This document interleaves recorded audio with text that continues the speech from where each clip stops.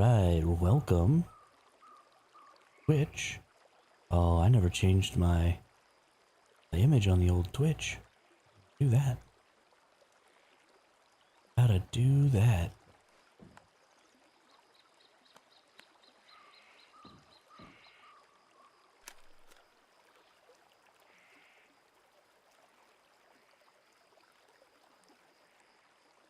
Whoops, whoops, whoops.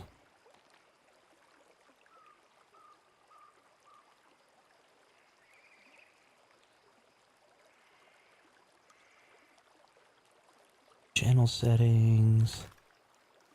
Standing. Update profile. Upload a photo.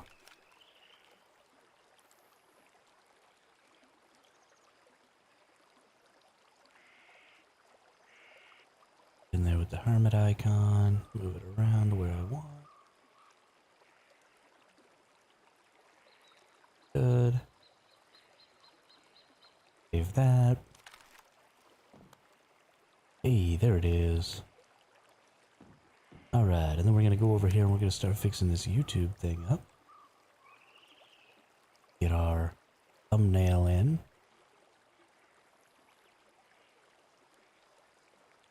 Because that's important.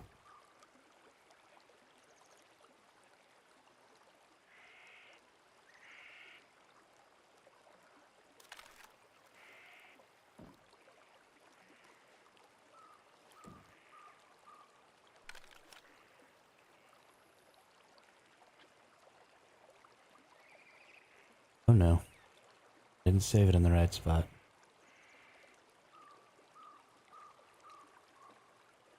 Ruh-roh, y'all.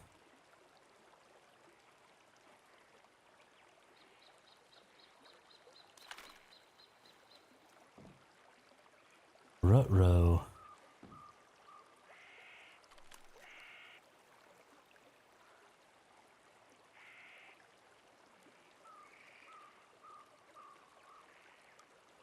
Oh no.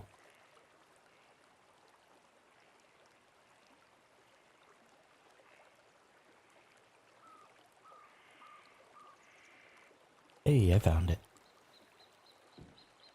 I found it.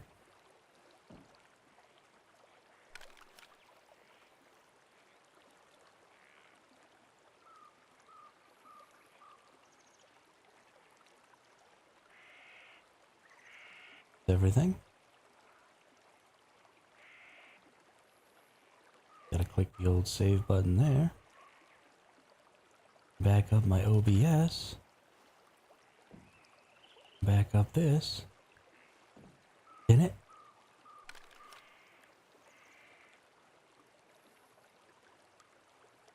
We're ready to rock and roll.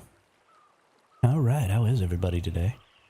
Let's get started on the old base maintenance. Oh, you know what? I didn't do. Do the self-promo stuff. And as uncomfortable as that makes me,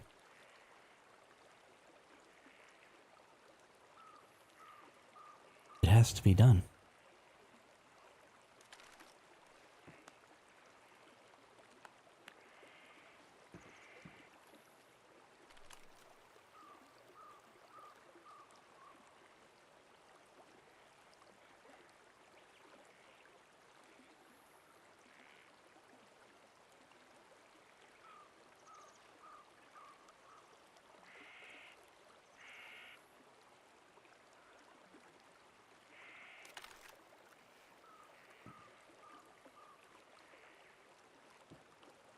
There we go. Do a little self-promo. Hey, what's up, Spudniks?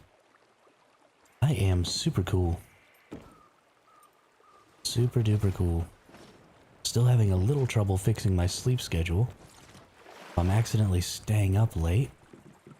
And so I'm waking up late. And so these streams are slowly drifting. I'm gonna have to just bite the bullet and set an alarm or something. Make myself wake up on time. Khaleesi, good day. How are you? How are you?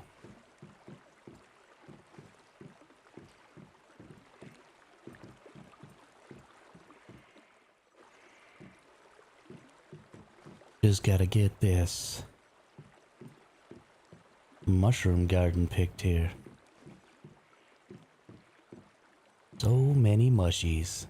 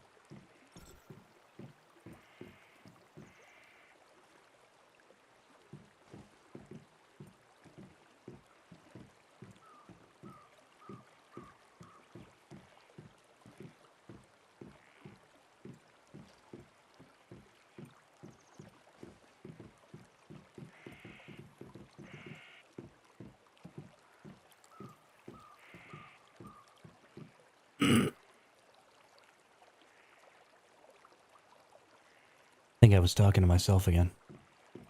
Whoopsie.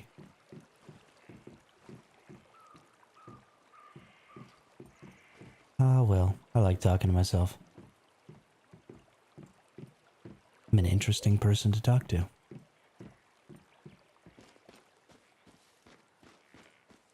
Alright, now we get our deviated mushrooms. Which, hey, we got 2 gross rooms here. What do we get? Hey!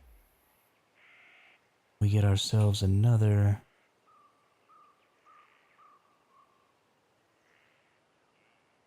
shiny there. I get a lot of shinies from these gross rooms that you get. There we go. I get so many shinies from those.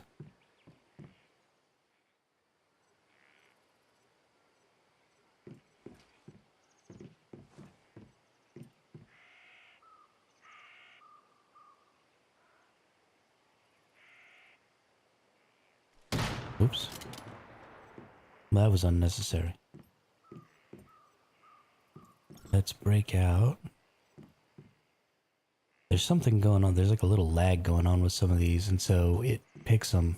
I don't know what's going on with me. I've been so tired the past 3 days. All I want to do is sleep, you know? Sometimes you just gotta take a break. Sometimes your body's just a little worn down.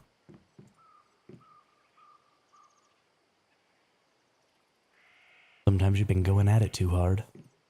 And you just gotta get some extra sleep. Every now and then I'll sleep for like a whole 12 hours. I don't even care. If I wake up and I don't feel like getting out of bed, I don't.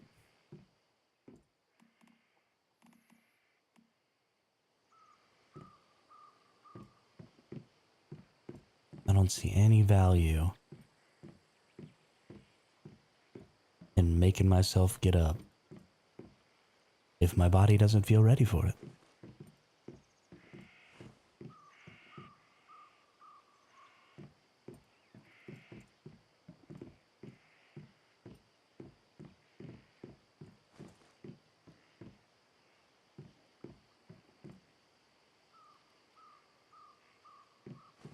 Hey, what's up, Charles? How was your weekend? You have a good time?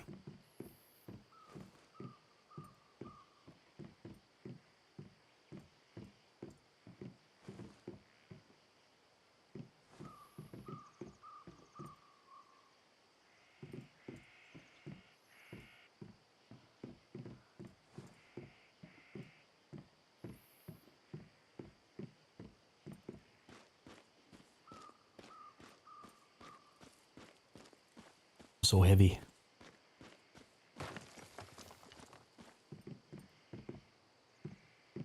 Did a bunch of hard mode silos with the wife. Got some more shinies. Sold another puppy. Hey. Sounds like a good weekend to me. That was the last puppy, right?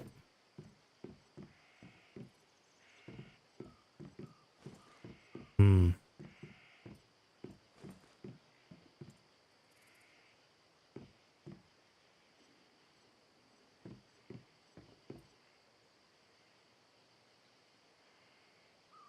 I hope so too, Khaleesi. I hope so too. But don't let your worry make it even worse. Stress and worry will literally kill you. If it is a problem making a comeback, then there's not really anything you can do to stop it. So take the appropriate steps and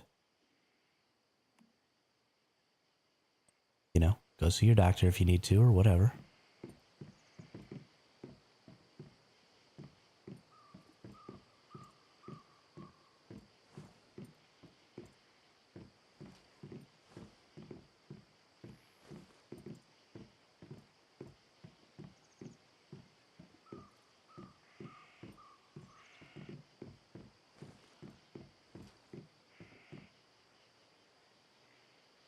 Great Danes.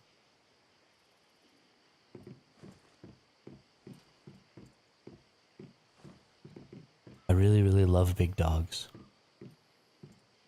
Me and my family have owned a couple of Mastiffs in our time. Big dogs are just so freaking goofy, man. Just so freaking goofy. I love them.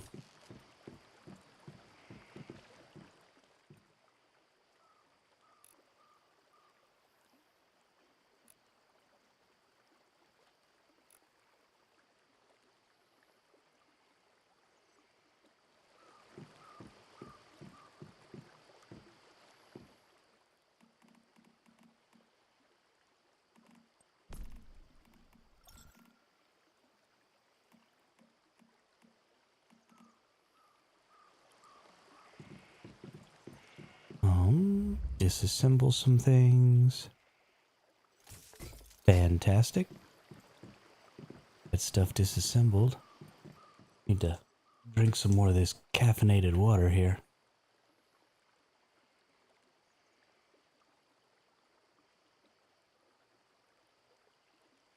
My brain is not quite all the way focused.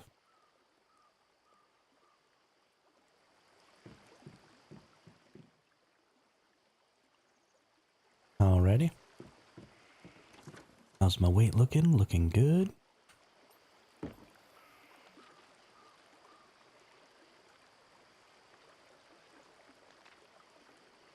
Man, I miss having dogs. What am I even doing there? You know what? Let's see if I need anything repaired real quick. I think we look good. We're good. Do I have any armor that needs to be disassembled? For sure I do. I don't like this though because it doesn't have... Oh, okay. It does have if it's equipped.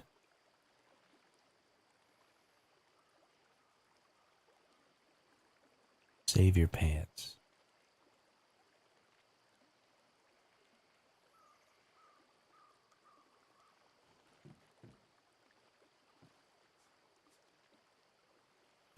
That's a whole lot of animals.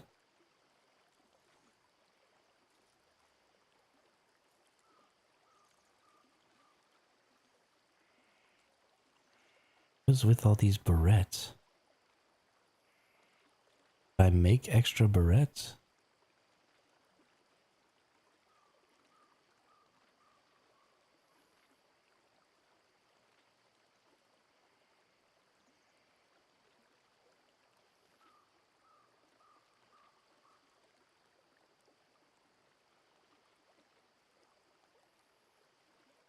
I think these are the 4 items here.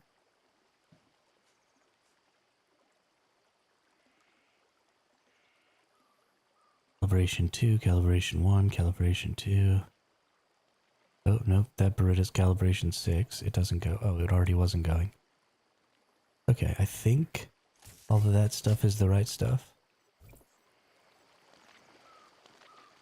Well, yeah, I mean, I already have a shrapnel build. That's what that calibration 6 Beretta is for.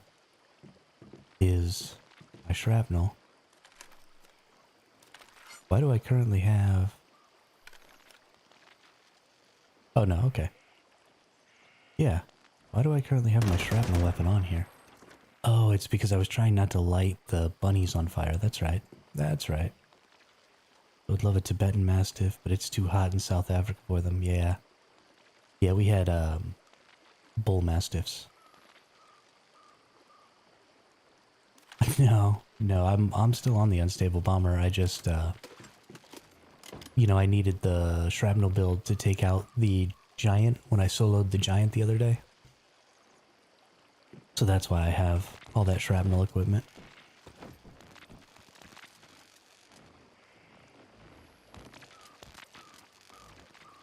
Definitely didn't switch off the unstable bomber. I'm enjoying this sniper rifle way too much to be switching off of it.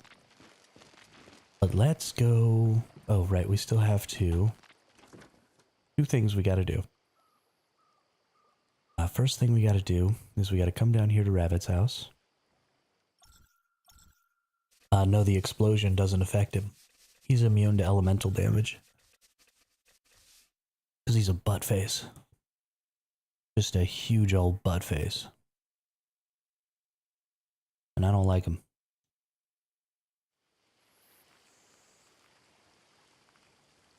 Don't like him at all. Let's get... No, can I not? That's cool. Real freaking cute game.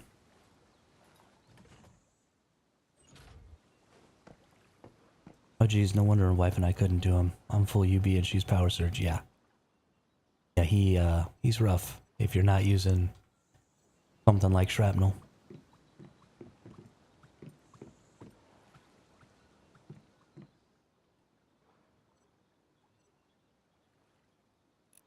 Giant ain't messing around.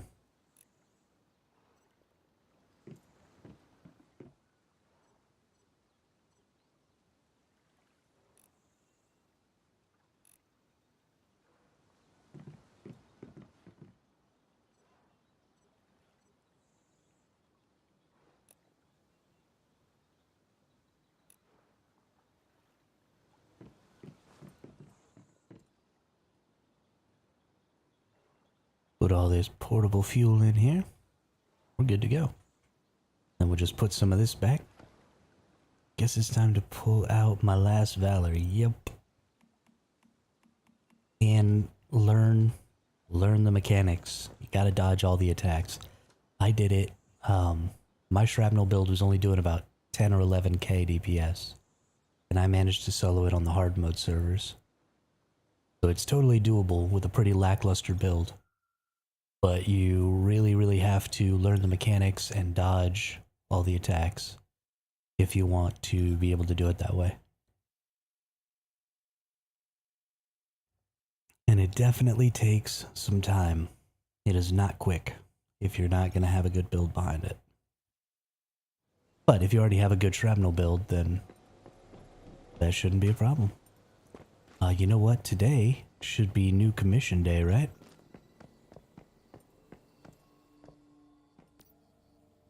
Yeah, week 5 commissions. Let's get some new controllers. 150 shotgun or sniper rounds. Beat 50 enemies. Doing like 5 comments.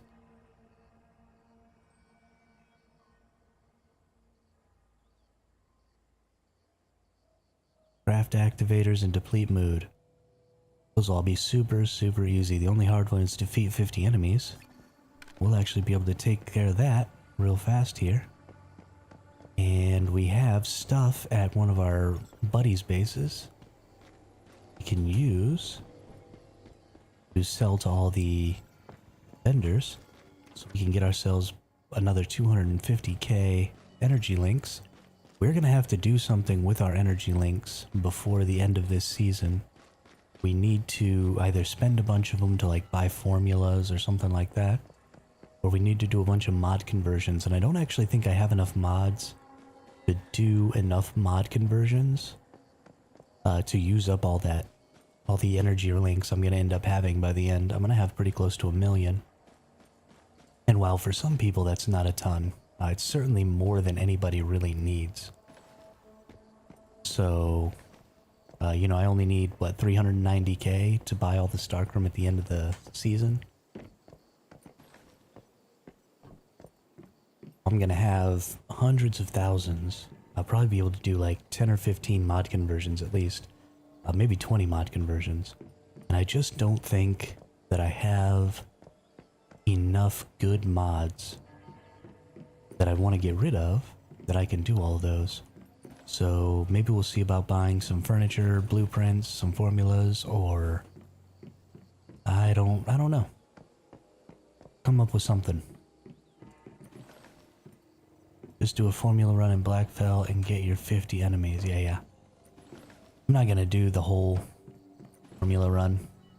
I'm literally just gonna get this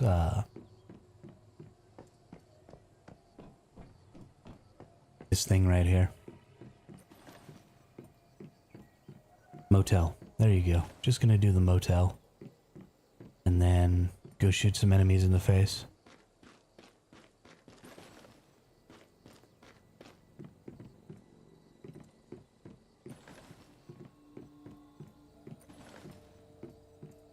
I wonder if the creatures count as enemies, because we're going to be doing some S-tier baby creature farming today.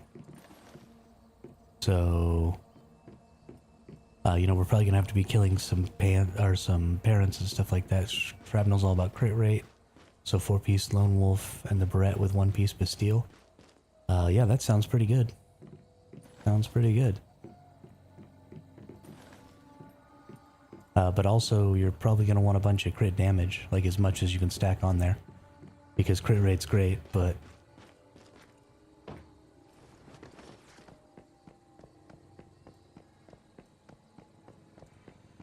Khaleesi, I really appreciate the offer. The Hive actually has a person who makes all those for us.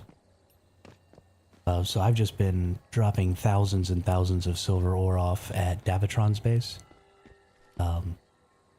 And they've made a couple 100 bars for all of us. I just go over there and get them. Because that's what I do. Because I'm a psycho. Where did you get your butterfly? I got it at the Ricci Securement Center. Deku. Right here. So you can go into this teleportation tower and you can climb up this cliff right here. And you go into this building. Nope. Go into this building right here. And down in the bottom there's a butterfly spawn. And that's where I got both my blue butterfly. And I also have the Starry Night butterfly. So I got them both there. Thanks, Charles. Yeah, no, we had really good... What's the stats? I think it's a 3-4 or a 4-3. I'm not 100% positive, though. But that's only a tier 3 zone down there. So you don't really get tier 5 butterflies here. You're likely... the most likely is you're going to get tier 3 butterflies. And every now and then I got a tier 4.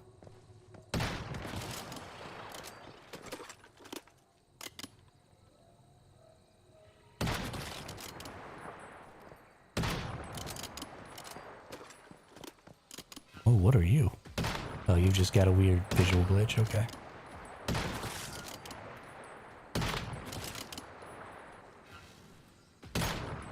Don't come running up on me.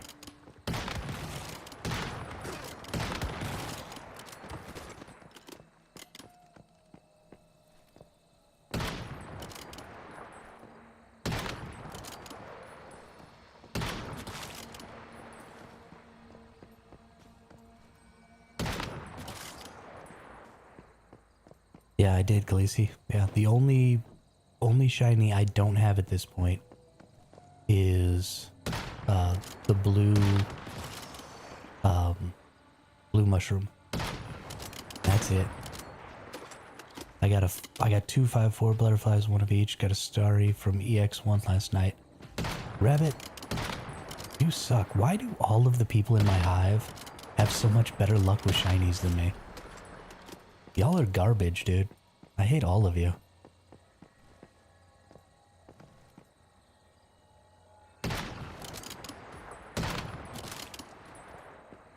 Missing pink gel. Ew. So I actually got a 3-3 blue gel from the normal mode of Ravenous Hunter.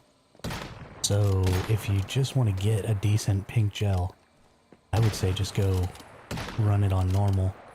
Because it's pretty easy, pretty quick.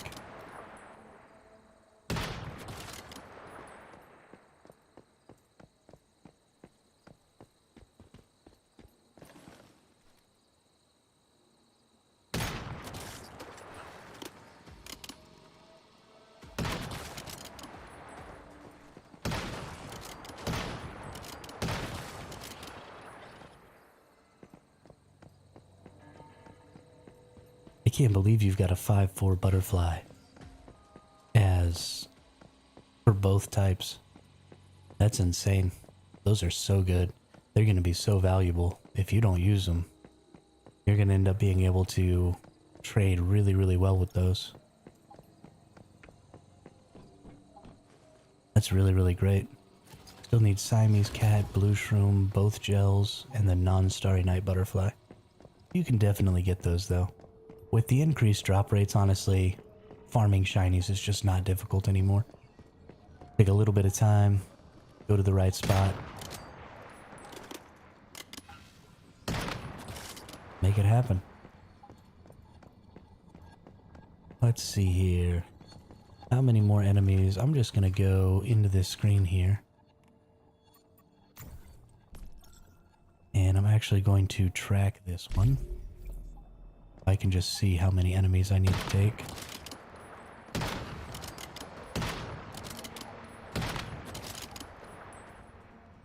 Come on, poke your head back up. Aw. Aw.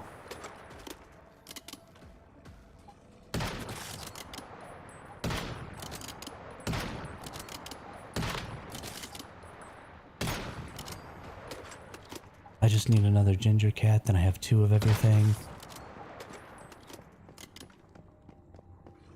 Khaleesi's a horrible person. I think Khaleesi is the new scapegoat today. Everything is Khaleesi's fault. 2 of everything. Been offering my extra cats, extra large shrooms, and extra gacha monies for the ones I'm missing. Don't buy shinies from other players, most they trolling others. Yeah, I could see that being a problem, Teku. Could see that being a problem since there's not a way to just straight up trade. KM, what's up? How are you today? How are you today? It's really unfortunate that in order to trade, you have to, you know, trust somebody and just drop your stuff on the ground. And then, you know, hope they don't trick you. And just run off with it.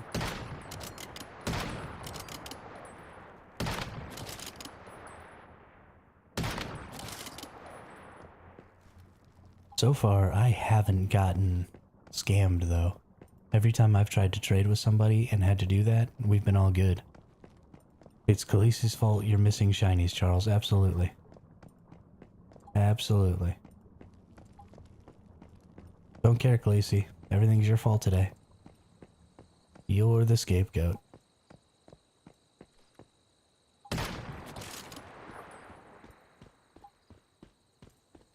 What is this person selling over here? I like finding vending machines in weird places. It makes me happy. I hate that all the vending machines are just in the main city.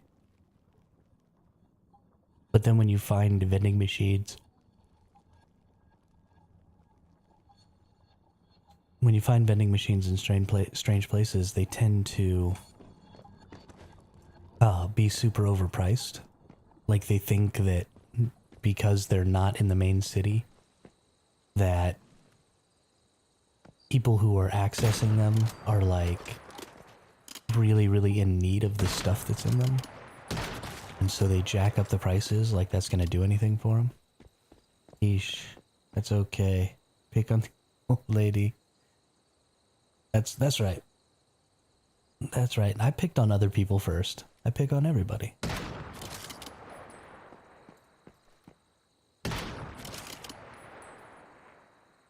$2K for fuel, that person is insane. Yeah, for real. For real.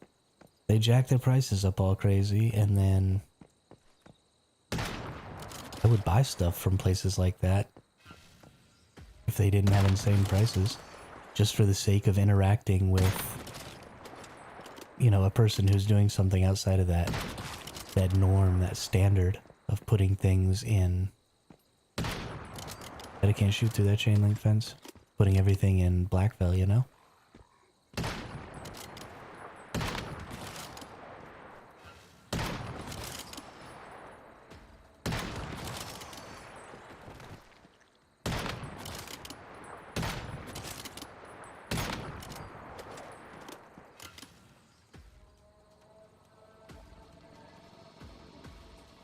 Do you have any plan to play New World Eternum? Absolutely not. Absolutely not. The problem with New World to me is that the core of that game is broken. Two things need to change. Number one, they need to go back to their old system of making PvP even across all levels. I don't know if you all remember, but in the beta, right before launch, they normalized combat stats, even in open world PvP. So a level 20 who had the best tier, or the best level 20 gear that they could get, could fight a level 50 player who had the best level 50 gear that they could get. So it made PvP really fun, and it allowed players who just joined the game to engage in PvP early and often. And I thought it was a really great system, and I really enjoyed it, and then when the game launched, they took it away. And I was really upset about that. But also, there's a problem of gatekeeping in that game, because you have the highest tier PvP is locked behind having to be a part of a company. Then the people in charge of those companies have control over who gets to participate. So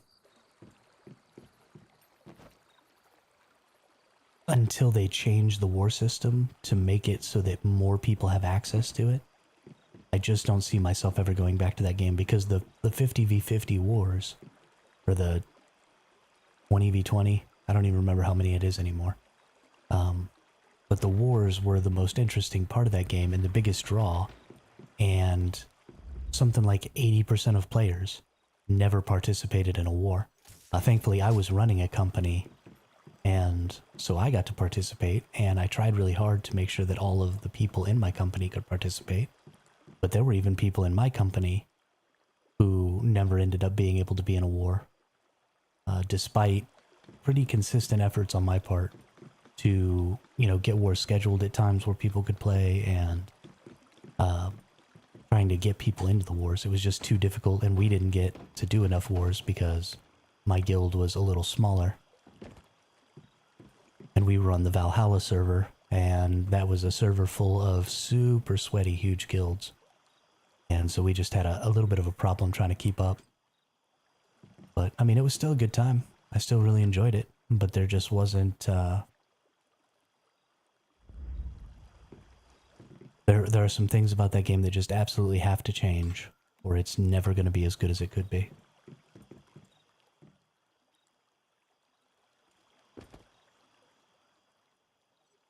And they already have the building blocks for it. They already have factions in that game. So stop making it a guild war game and start making it a faction war game.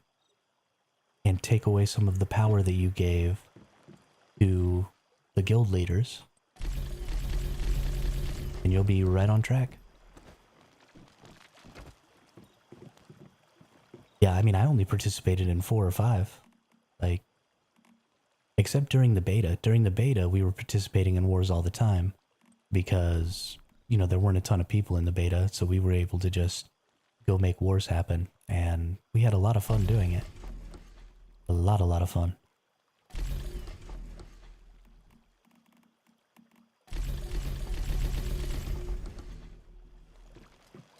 I had more fun playing the beta than I did playing the actual game.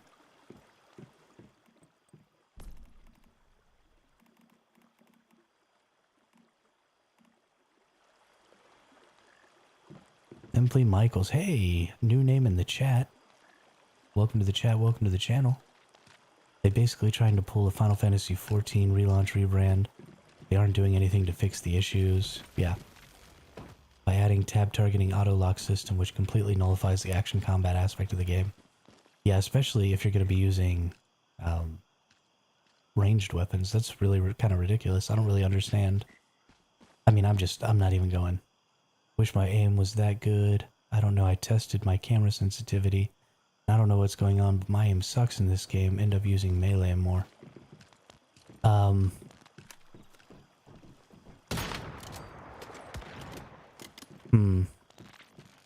I don't know. I mean, I've got my sensitivity. My DPI is really high, and my sensitivity is really high. I just play with my wrist. I don't do like a lot of pro FPS players do and play with my whole arm. And maybe that's it. This game isn't necessarily a super hardcore FPS like, Call of Duty or something like that. So maybe trying to use standard FPS systems is causing you an issue. But that's always kind of been what I've done for my entire life, is I always just play with my wrist. I don't know. Don't know.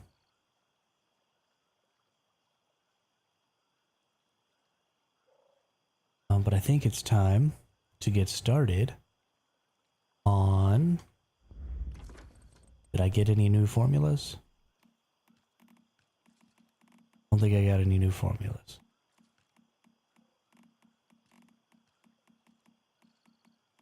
Summer. I think it's time to get started on finding some S tiers. I would like to know why my sniper after each shot jumps away, and it takes me a bit to retarget, where yours barely jumps at all. I mean, mine jumps pretty huge, but the reason for that is stability. So, when you have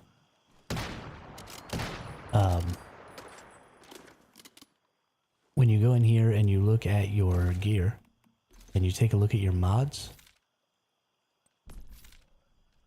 I try to get mods that are increasing my stability as often as I can.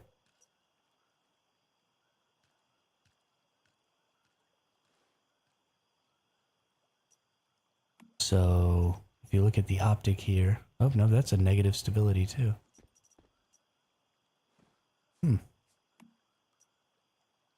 Wow, I don't have any stability.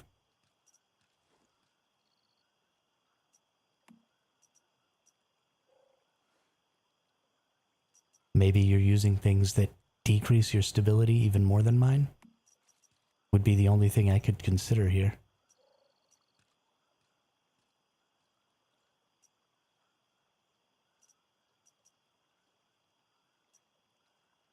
Or maybe it has to do with my blueprint. My accuracy is maxed. I mean, that might be it. Let's do a little A/B testing. Let's make another Gulped lore. And let's not have any of the bonuses that I currently have, any of the accessories that I currently have on it.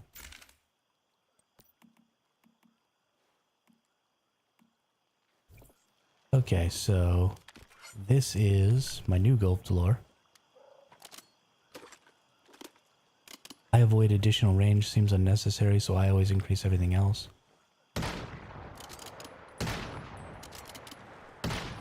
Honestly, it just must be the Gulped lore.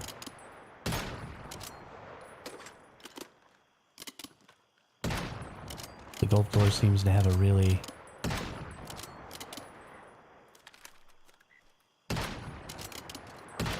Yeah. The Gulped lore just doesn't have a very bad recoil.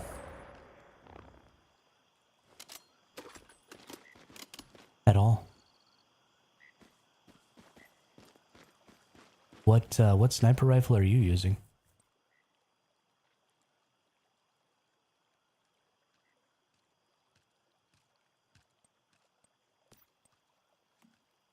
Maybe these AWS sniper rifles have bigger recoil?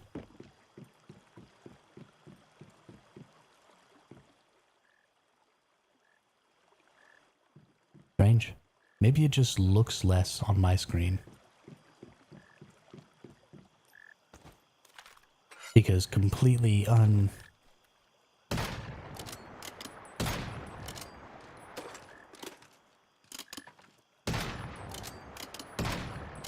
Yeah, maybe it just seems like less because you're not the one playing, you're just watching while I play. And so it just seems like there's less recoil there. I have noticed that the recoil while aiming down the scope seems way more than third-person aiming. I mean, it's just because you're scoped in so much more. I think that it seems that way. Let's get my other weapon back, and let's just break down this other Gulped lore.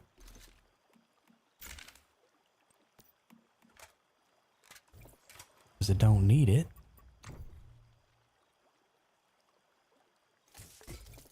Thinking of it could be that I do move my arms a lot. I can't remember where my accuracy is. I'll probably have to check my settings. Yeah, I mean, that might be. Most people do that, though. Most people who play FPS games use their entire forearm, like from the elbow forward. They use it to move their mouse and stuff, and they take big swings at it. Because the more you have to move per area, the easier it is to do like the really fine movements. So you'll see that I often, when I start missing, I'll miss all the way around a person. Like I'll shoot to the right of their head and then I'll try and correct it. And then I'll shoot to the left of their head and I'll try and correct it and I'll shoot to the right of their head again. And that's because my DPI and stuff is really high. And so it only takes a little bitty movement to move pretty far. And so I have a hard time doing the fine tuning with my shooting, which is not good.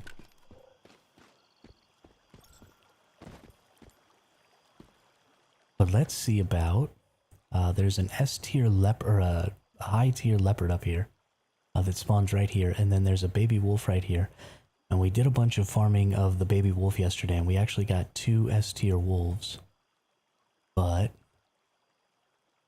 so let's go down here. We can get our baby bear cub here, and 2 baby crocodiles. So let's go do some baby bear and baby crocodile farming.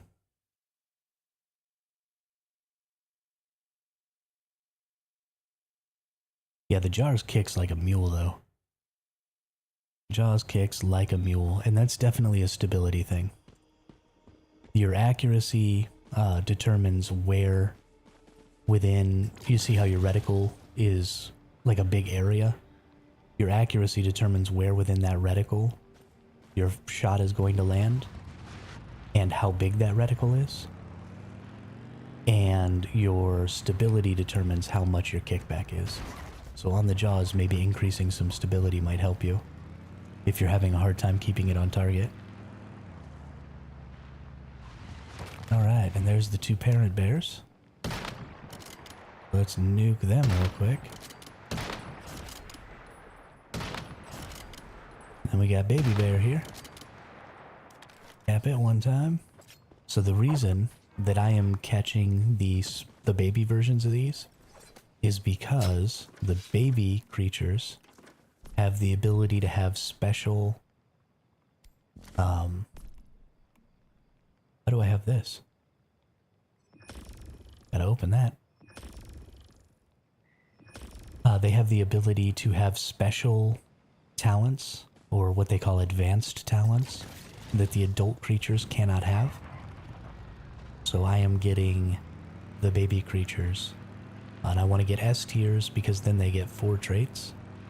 And I'm actually probably going to keep the A tiers because I actually got a really, really good A tier baby bear. And so I'm going to be doing some breeding when the new breeding system comes out, because they are going to be dropping a breeding system for us at some point, hopefully soon. I'm very excited about it. And they're going to be hopefully doing some tweaks and fixes to the ranching system. Maybe giving us the ability to do more ranching.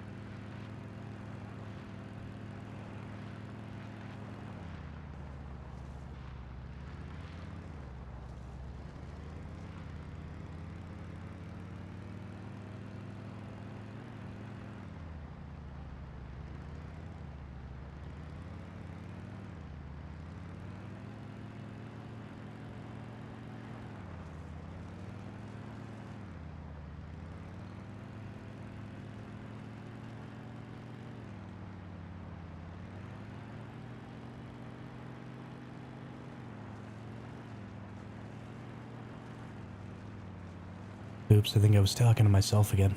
Wonder how long that was happening for. Oh well.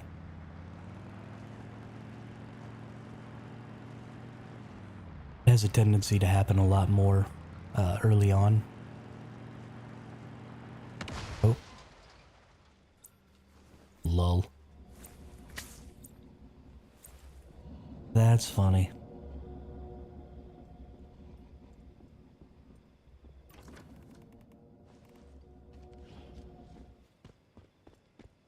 far away am I from...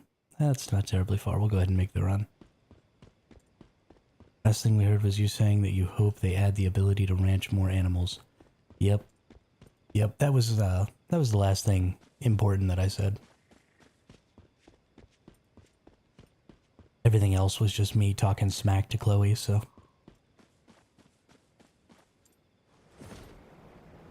Today I was like, what the fuck when I got Doombringer, Jaws, and Outer Space from Echoes of the Rift. Wow, that is some serious luck, Cam.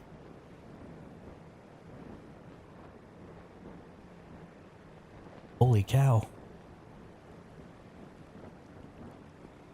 Holy cow. I can't even believe that. Might be the luckiest person alive.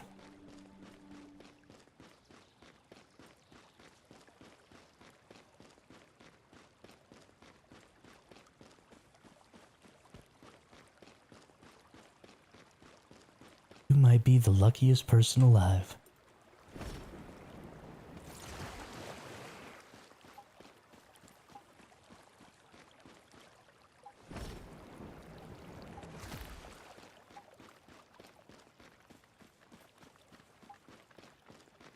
Holy crap, there's a lot of bases over here.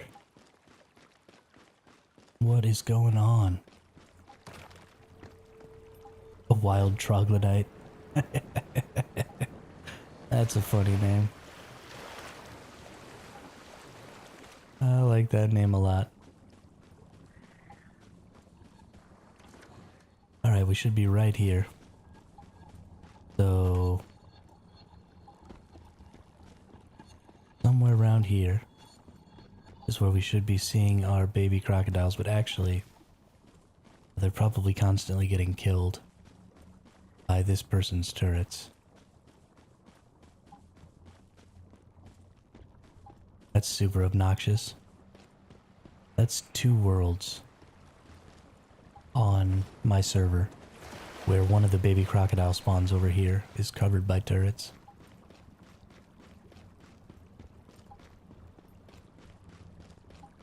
Which is just really sad.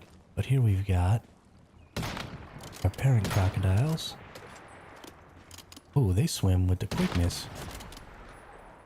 Need to relax there, bud.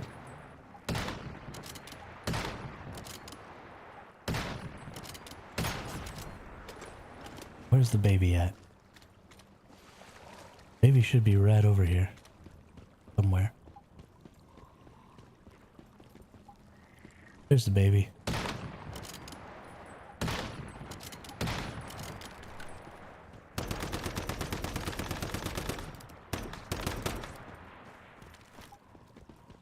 Where are you going there, bud? Going nowhere. Alright. Whoops. Let's see here. We've got a grade B bear. We don't want to keep that. And a grade C crocodile. We don't want to keep that.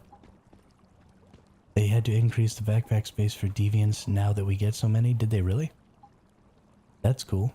There's a guy on my server in the Salt Lake area named Unhinged Alpaca. That's pretty freaking funny. I love some of the names that people come up with. Giving people the freedom to create like any name they want is sort of a double-edged sword, because sometimes you get really cool names and sometimes you get really, really ridiculous names.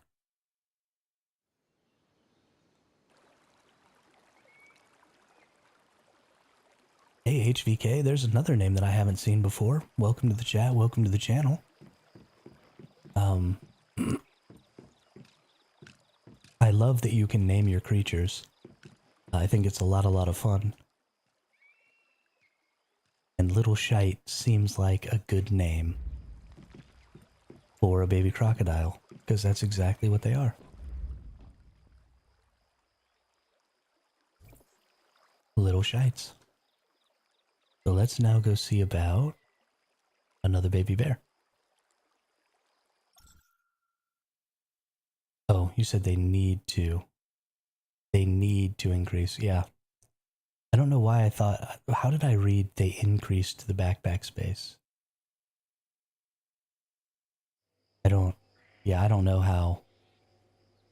I don't know how my brain read that the way it read that at all. Oh, it's too early. I just woke up like not even an hour ago. It is too early in the morning for my brain to even be remotely beginning to function.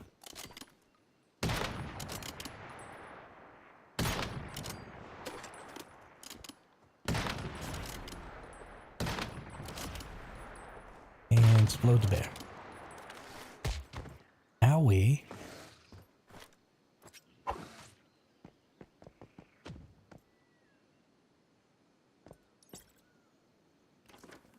What'd we get there? A grade A. Yeah, we're gonna keep that one just in case it's got good stats. And we'll worry about dropping them on the ground later after I've had a chance to look at them. Honestly, I'm probably going to need to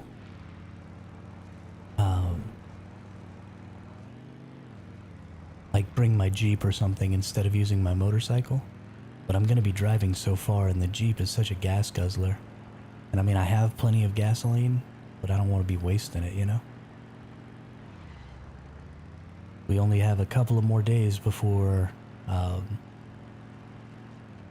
Nightmare Prime Wars come, which is very exciting.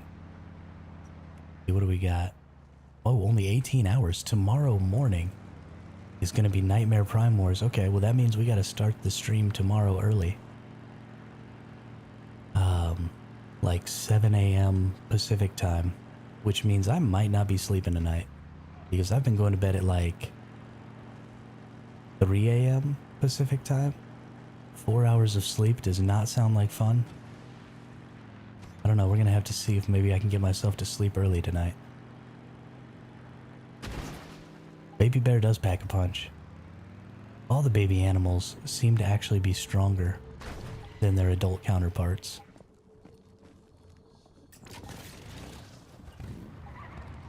I don't know, we'd have to do some testing with that. I just crashed the shiznit out of this. Oh hey, this person... Oh nope, they definitely have their turrets here. Let's see if I can get this baby crocodile before the turrets kill it.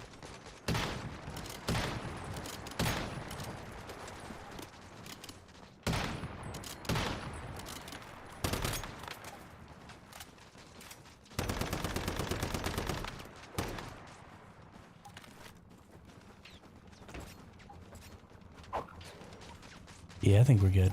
We got it. We got it. On my server, I already did Nightmare Prime War. That's why I played some gacha game. Are you still on the first season there, KM?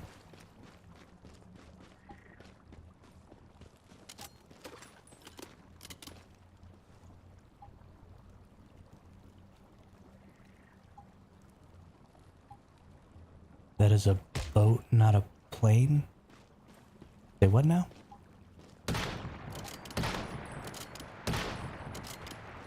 A bike, not a plane. Oh, I get it now. I get it now.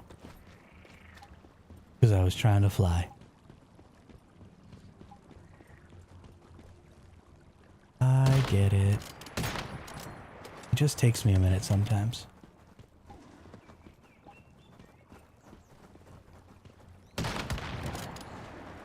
Stupid crocodile. Explode you in the face. Explode you in the face. Where's the baby at? Oh, look at him. Look at him lunging at me. Oh my gosh, he attacks so fast. That was hurty. That was hurty. I'm gonna be your new papa. Why are you trying to hurt me?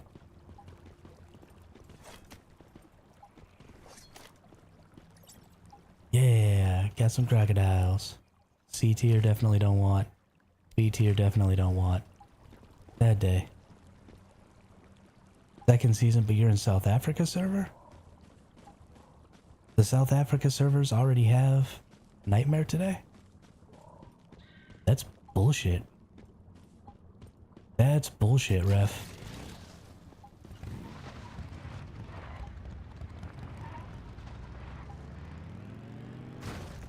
How are y'all 18 hours ahead of us? Like, that's not even kind of fair.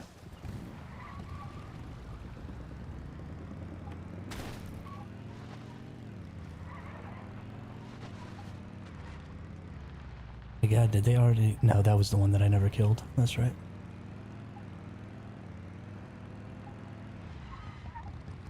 That is bullshit.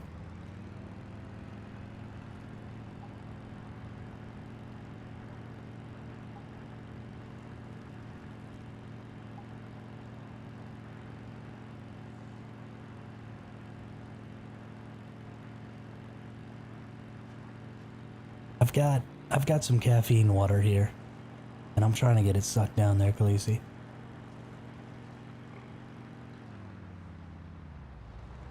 I'm trying. Oh shoot.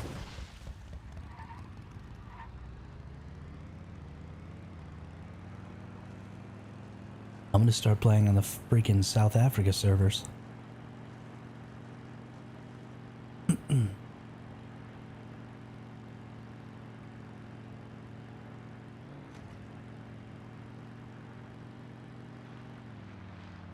I don't care if I'm gonna have 2,000 ping.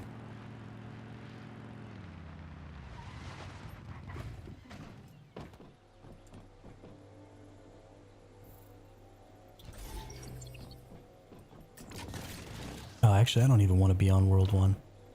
Those other people are in the way. Let's just go to World 2. World 1 and World 6 both kind of sucks. Do I wear glasses? No, I do not. I do not wear glasses, although my vision is not 20/20 anymore. But I do have pretty decent vision. I think he's still half asleep. Yeah, I'm definitely half asleep. That's definitely the problem. Like I said, I've only been awake for like an hour, so...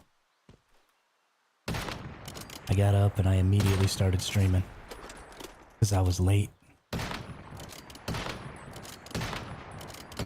Why will you not explode? Holy crap.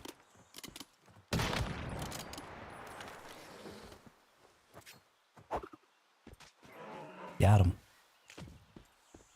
We got him, chat. What do we got on this baby bear? A B grade baby bear? We're not keeping the B grade. Not keeping the B grade.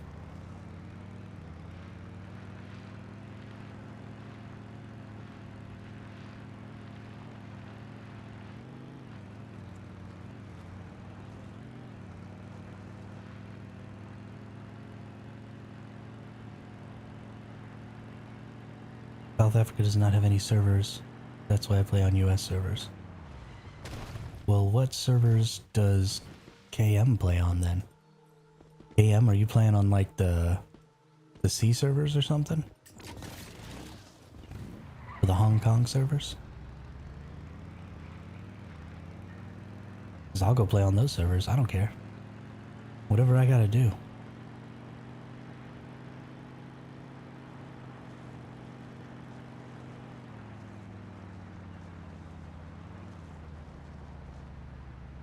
Oh, you said South America, not South Africa. See, I'm having a really hard time. Jeez,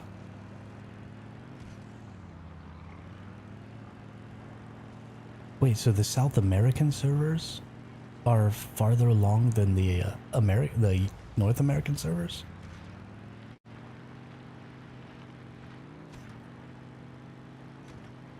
How are the South America servers further along than the North America servers? That doesn't even make sense. I call shenanigans.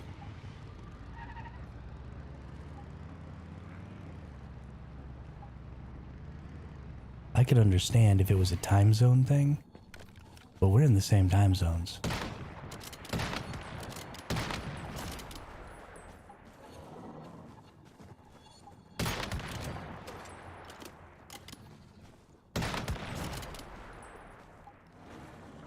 Oh, baby crocodile.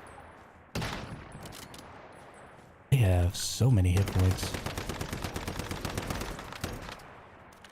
Crocodiles are tanky boys.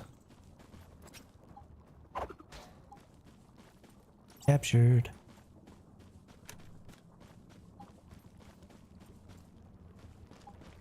I mean, if there aren't any South American servers, then Khaleesi doesn't really have a choice. Gotta play on that high ping. Which is unfortunate. Are you killing my crocodiles over here, Nutcrackers? I will kill you. Better not be killing my baby. You are killing my baby. Alright. You shoot him. I'll try and trank him. And then capture him. Got him. Get wrecked. Get wrecked.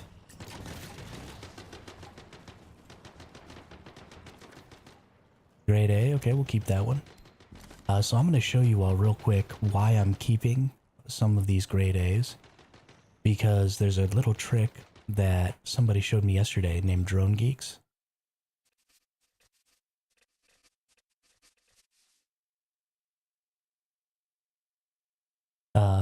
And he's one of the really consistent viewers here on the channel. And they showed me that if you lay a creature out here, so you can put your creature out, and normally you just go up to him and you press F to see this detail screen right here. But if you press F again, you'll see a new detail screen. And this new detail screen actually tells you what traits they're going to get, instead of just showing you that they have these unlocks at these certain levels. You can actually see what the traits are going to be before you even level them up. So I can see here that this person's going to get dieting, which reduces energy and hydration loss. Then they're going to get, when HP falls below 30%, gain invincibility for 5 seconds, which is huge, and I want that one. And they're also going to get Storm Child, which is during rains and thunderstorms, damage plus 10%, and attacks inflict power surge. So these are actually really good from a defensive perspective. So I'm probably actually going to go ahead and keep this crocodile. And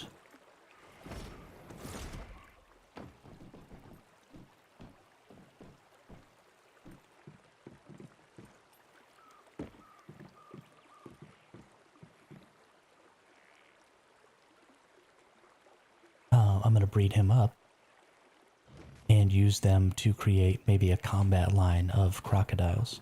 So what I'm looking for is either really good combat stats or really good production stats, like a really high chance to get quality meat or to get quality eggs or something like that from the crocodiles. A really high chance to get quality meat from any of the other creatures will be really good, so that I can get those pristine meats, so that I can make pristine meat foods.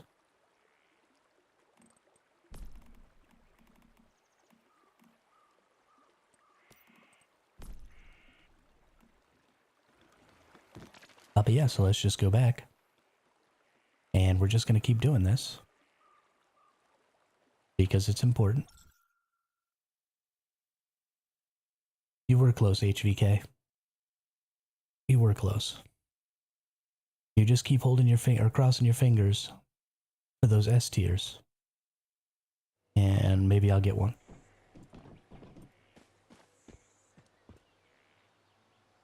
Summon my motorcycle. Are you freaking kidding me?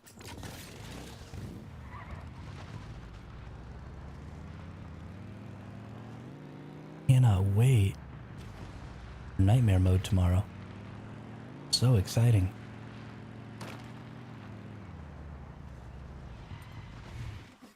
Oh, these ones aren't back yet. Oh yeah, they are. What's up? That took a little while to spawn this time. Can I please get my explosions? That's super cool. I love it when my unstable bomber does an unstable bomber.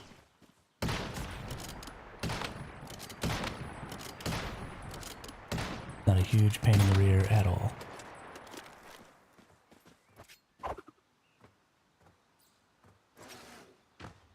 What are you doing over there, bear? Just go to sleep. Just just go to sleep. I think exit lag.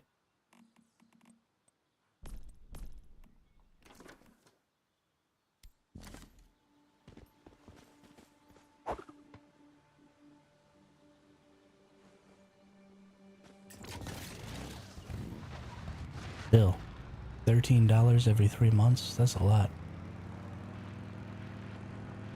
That's a pretty big expense.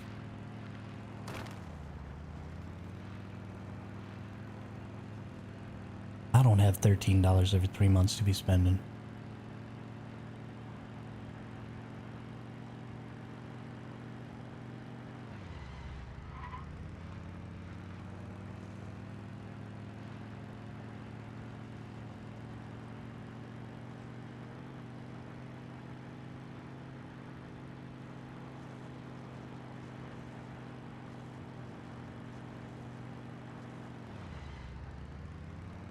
All right.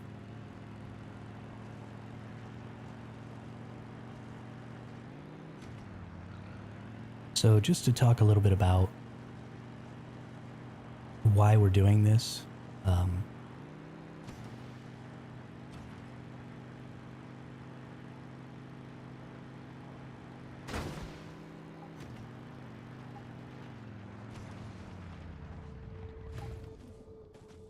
Okay.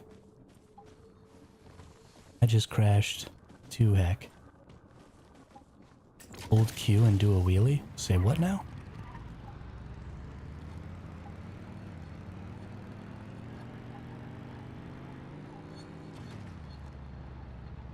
Holy crap.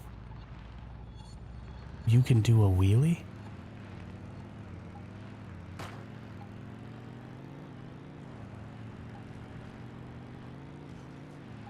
I mean, it's kind of broken, but that's awesome. How fast do you have to be going to do it?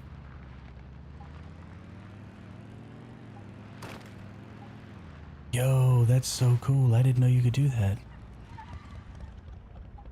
What is Q actually for?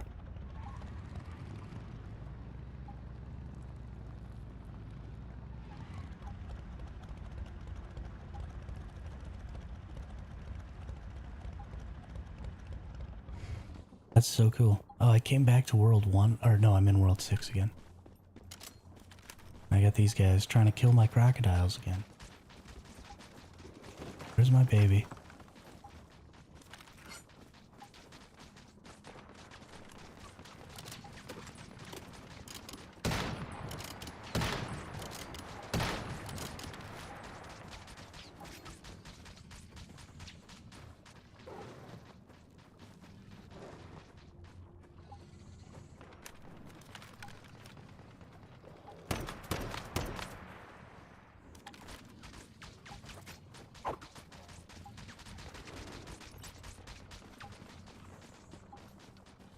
Why are these people's turrets always trying to kill my crocodiles?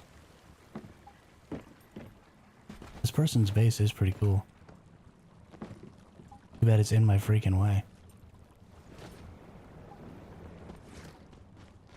He was lean forward. Okay. Okay.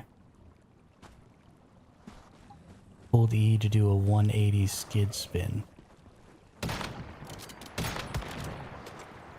Interesting. No. Oh my goodness.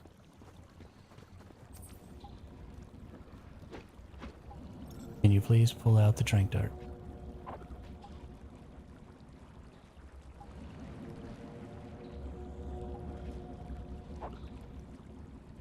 Okay, that's fine. Some of you have to die. That's just the way it is.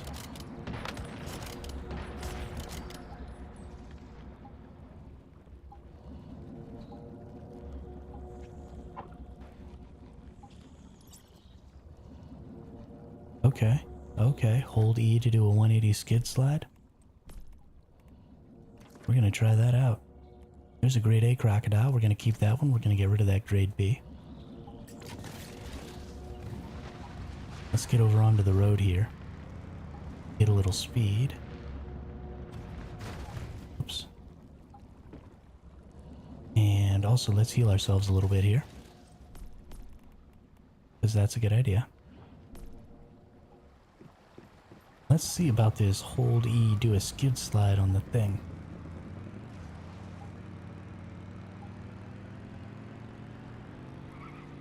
Yo. Yo. Does that stuff work on the Jeep and stuff too?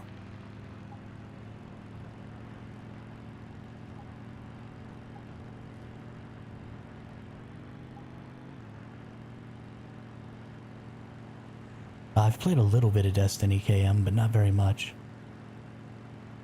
I'm at least somewhat familiar with the mechanics of the game, though.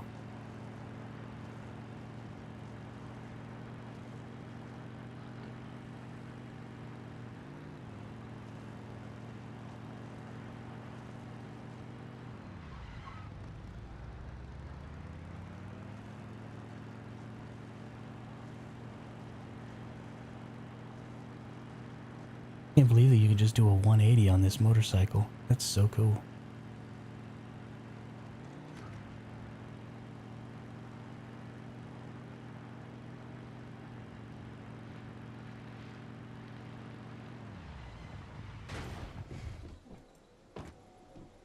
Not sure about the cars. I'm a bike person. They're just faster. The muscle car is actually faster than the motorcycle. New logo, who dis? Yeah. Yeah, you like it? I'm gonna do like a Tiger Hermit theme. Like it'll be fun.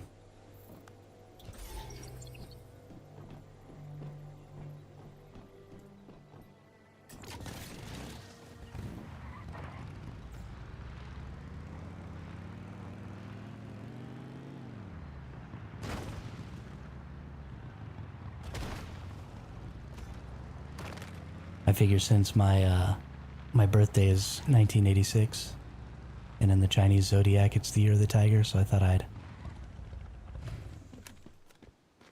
do a little tiger motif.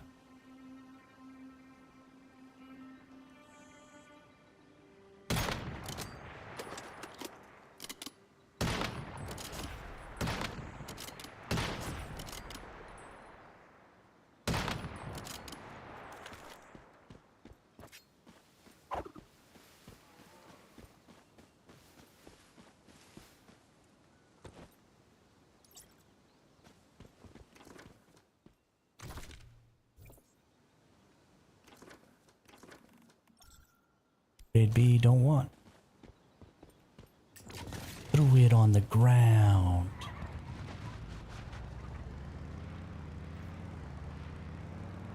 How's your workday going today, Fluffy?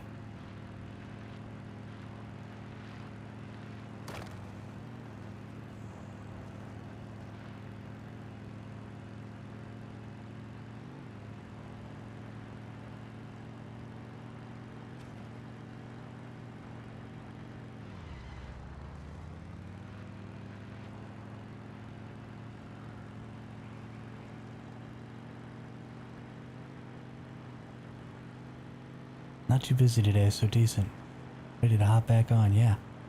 Tomorrow we start getting Phase 5. Are you going into Phase 5 tomorrow also?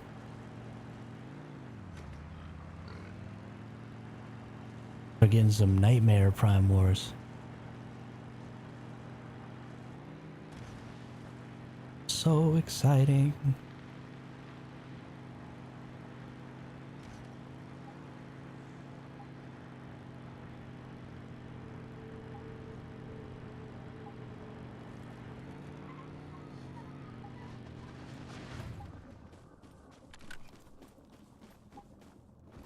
Heck yeah. Heck yeah.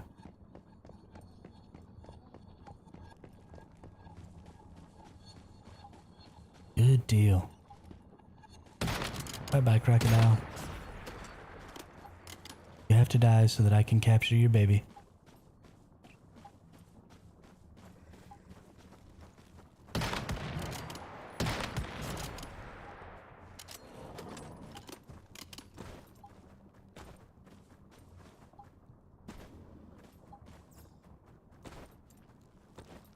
Heck yeah, we all gonna be together next season.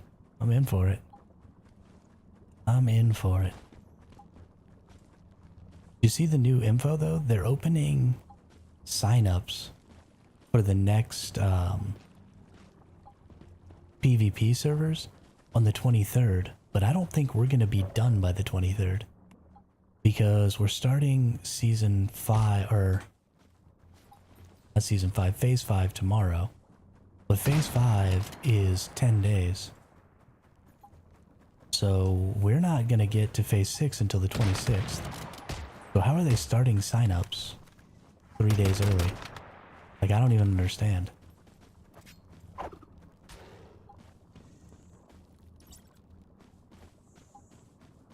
I'm really, really concerned about that. And I mean, they're not supposed to launch until the 26th, but I don't want to end up like not on one of the first servers because I can't sign up. Well, they let you sign up, but you signed up before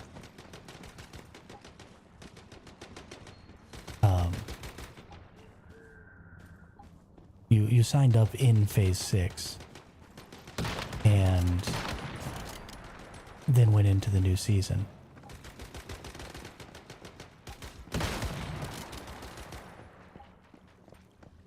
And so it's still, you had to wait 24 hours or whatever for the new season to start.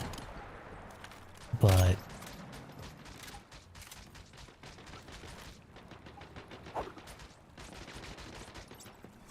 got him. But it wasn't 3 days. And you still had to wait until phase 6 to sign up. So I'm confused. Are they expecting people to have not played this second season, or negative? No, we did it in season 6. At least I did it in season 6. Or phase 6. Maybe I was wrong. Maybe you can do it at the end of season 5. Or phase 5, not season 5. And I just never saw it, so I was late.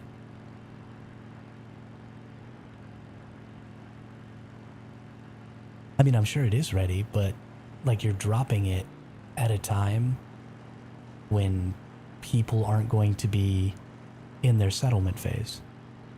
And that just doesn't even make any sense to me at all.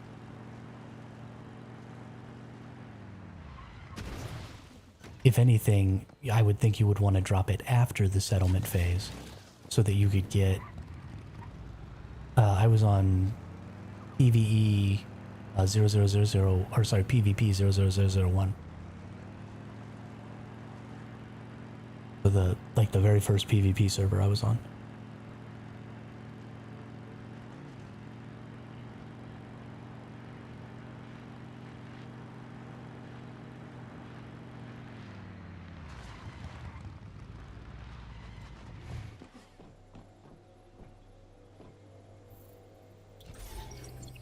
I didn't check. Grade A, grade B, bye-bye. Grade A, grade A. Keep both of those.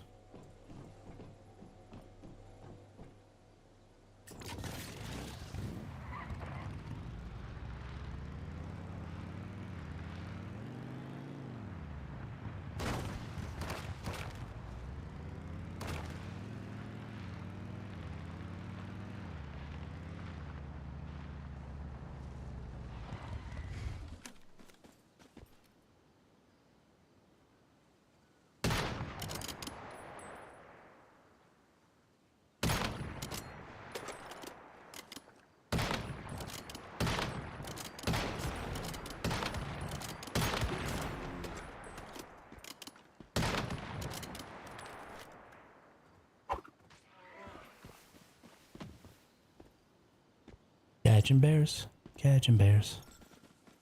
Always gotta catch the bears.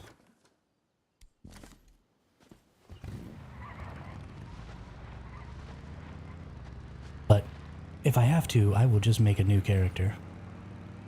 Because I am getting in, or use one of my alts, because I already have some alts. Because I am getting in the first server for whatever that new scenario is that's happening. And then I'll use one of its invites or something like that to invite this character if I have to.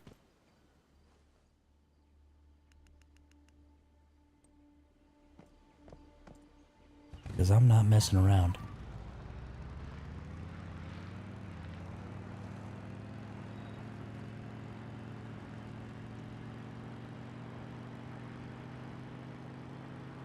Not trying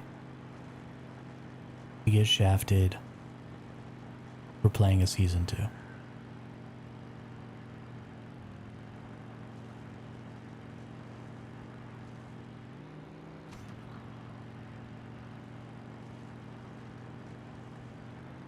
Wheelie Rin. Yo, I'm so excited about this.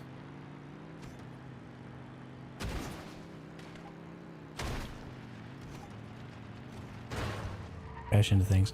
I'm too busy doing wheelies.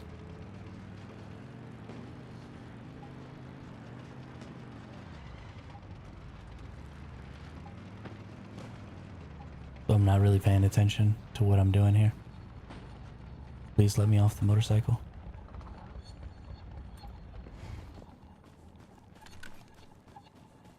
Yo, this lag is so bad.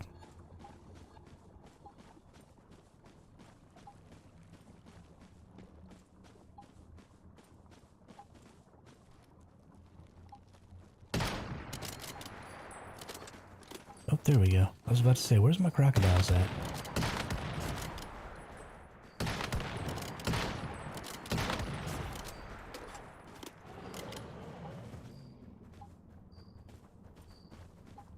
Oh, there's the baby. You're just a little slow, ain't you?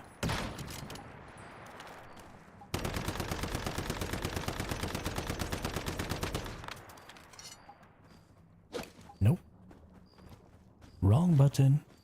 I'll take a day off to touch that snow first. Oh, yeah. Well, that's... So, what's coming up is the PvP season, is what I'm talking about. Is allowing signups for the 23rd. That's not the PvE season. They haven't announced when the PvE season is going to be getting its signups yet. But that's happening this month in like 6 days or 7 days. We're getting signups for the new PvP season. I know you don't care about that. But I'm just confused as to why they're setting it up that way. And if that's going to be a trend, like, what the?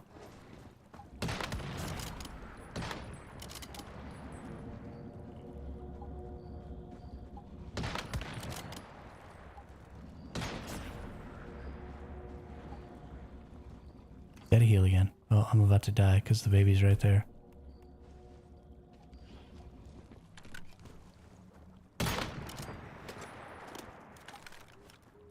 Yeah, no, they don't have a day set for the snow yet.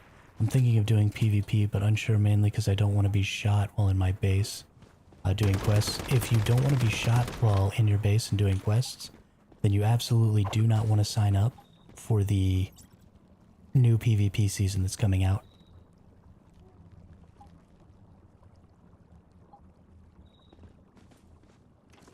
Because the new season that's coming out is going to be a faction warfare, like always on forced PvP season. So if you're not interested in always on PvP, then this new PvP season is not going to be fun for you. Yeah, Khaleesi, I feel really bad for people who don't want to play the PvP because they are kind of trapped because this PvE season is going to end and then they have like 4 weeks until the new PvE season comes out. And so either they play the PvP season or they have to literally sit around waiting for 4 weeks on their current already ended servers to wait for that new PvE season to come out. The actual benefits of PvP, Fluffy, are just being able to shoot other people. There aren't any... You don't get any extra stuff. You don't... anything like that. It's just being able to shoot people. Which is fun. Like, I enjoy shooting people. So I'm all for it.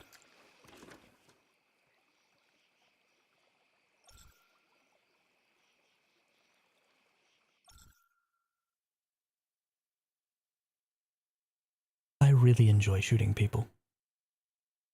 I don't so much enjoy getting shot, and that's usually most of what's happening, is me getting shot. But, you know, whatever.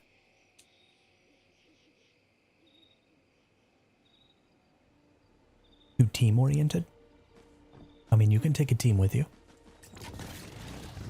Oh, I forgot to... I went back to repair my motorcycle, and I forgot.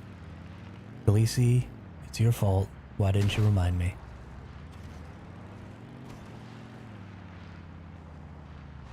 So disappointed.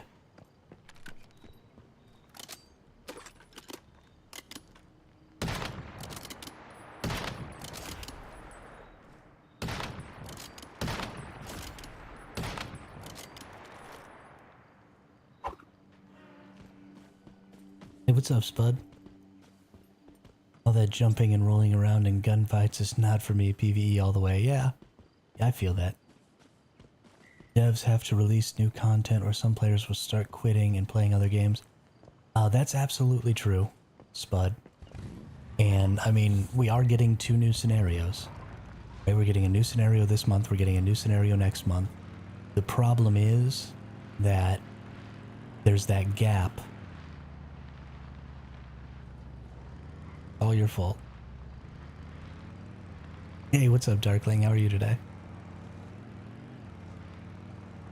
There's just going to be that gap for PvE-oriented players where they're just not going to have anything to do for 4 weeks, and it's going to wreck the PvE player base, which is super duper unfortunate. Hopefully, you know, we already have games like PoE that see like huge dips in their player bases between seasons. So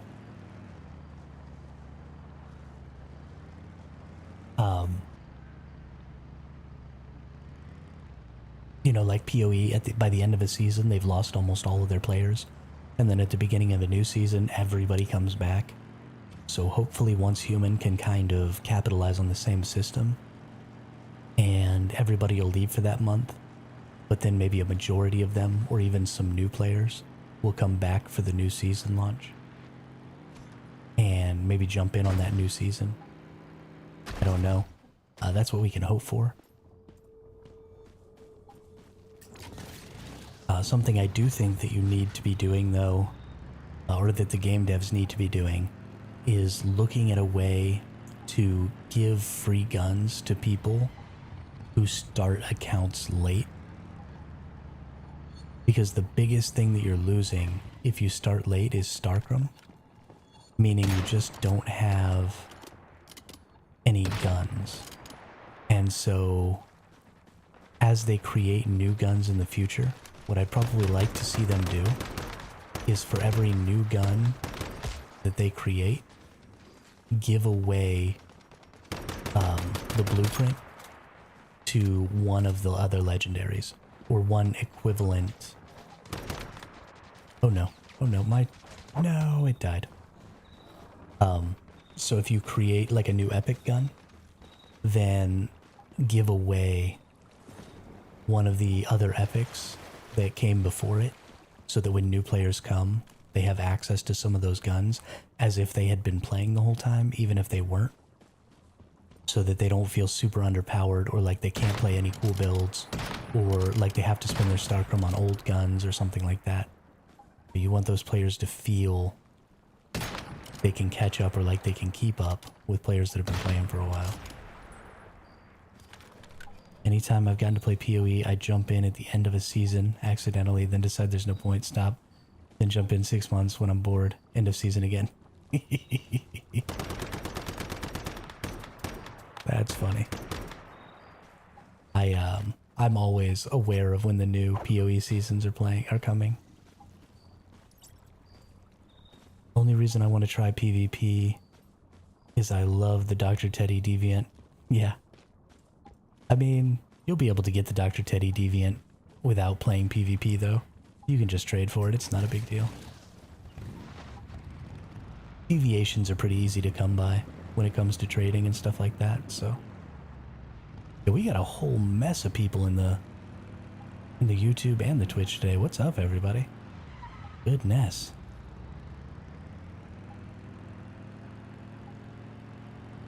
I don't think Mr. Wish is in the game anymore. Mr. Wish is in the game, Khaleesi. You just have to go to a PvP server to get it. At least as far as I'm aware.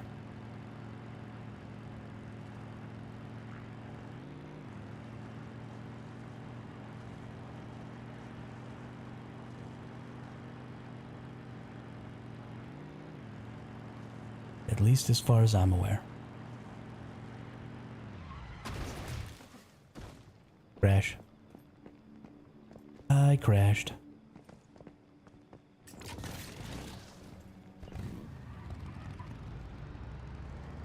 It was lucky last season got Dr. Teddy and Pup Buddy before they took off the PvE servers, yeah. Yeah, I'm sure there were lots of people on the PvP servers who like got Buzzy Bees and stuff that were super happy as well.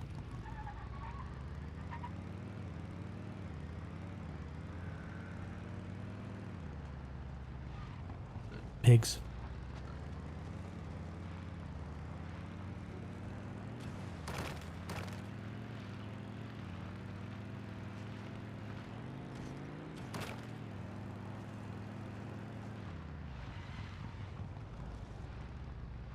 Not as far as I know, Khaleesi.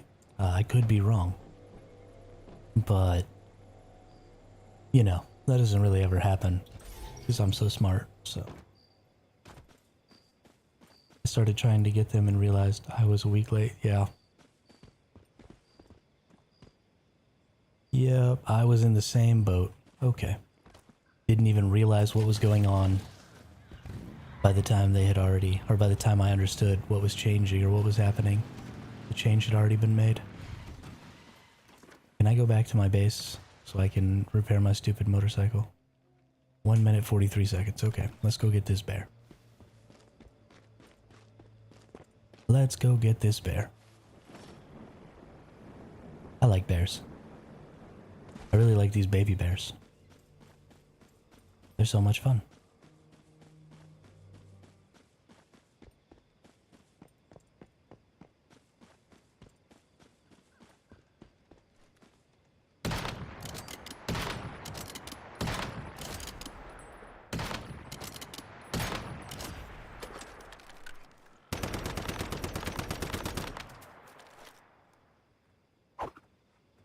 Hey. Hey. You get tranquilized. Got a Dr. Teddy day before they did the patch. That is lucky. Because I don't even think they announced that they were gonna do the patch. They just like did it.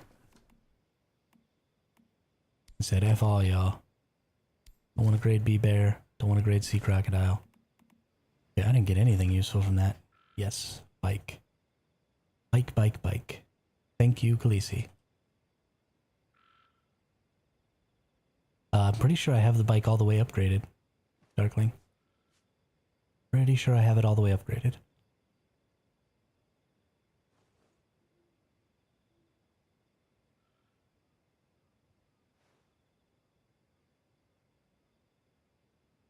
No, HVK, I don't think they're bugged. They just eat a freaking mess ton.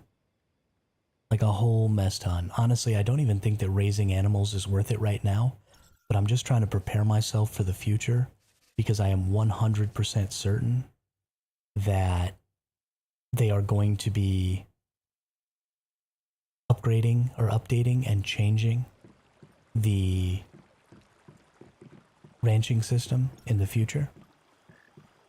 And so I want to be prepared for that because, yeah, I do have the most upgraded bike. Because I think ranching is really cool and I think the pristine meats make really good foods. So I really want to have access to that stuff. So it's just very, very important to me to have all the S tier creatures that I need in order to be able to deal with that system in the future.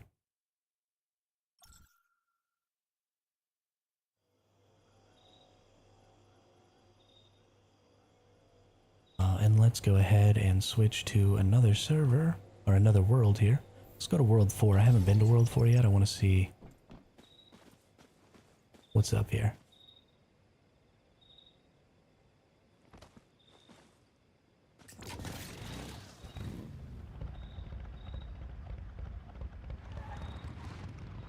They just eat a shite ton. I've got 2 bears, 2 crocs, and now 2 leopards. Full-time job.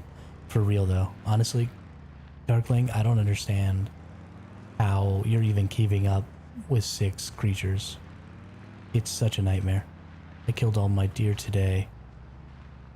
It was just too OP to keep up with their yeah. Yeah, I've ended up slaughtering all of my animals too.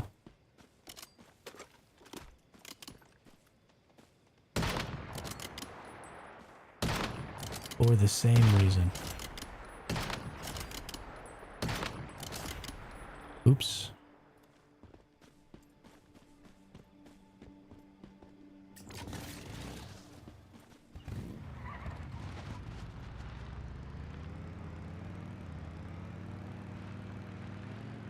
Go on bear runs. Yeah, I mean bear runs with the chef's knife is great, but like holy crap, you have to do it every 4 hours.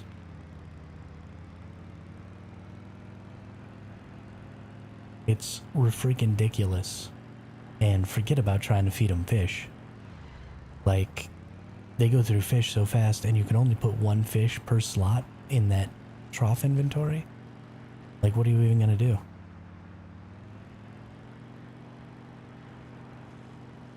Turn it, well, so if you turn it into the feed though, you don't get the bonus taming.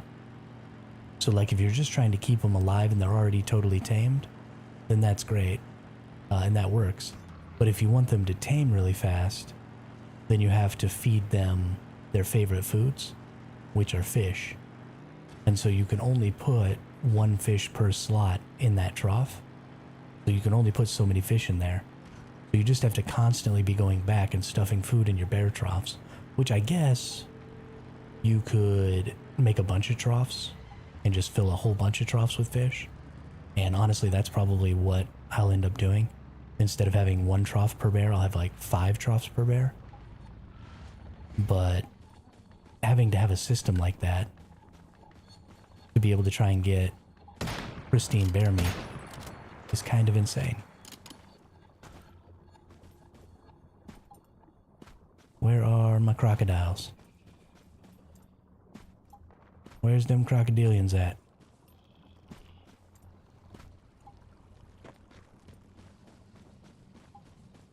Oh. Owie. Oh.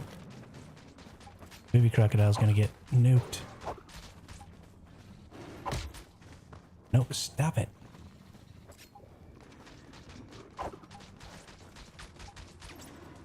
Ooh.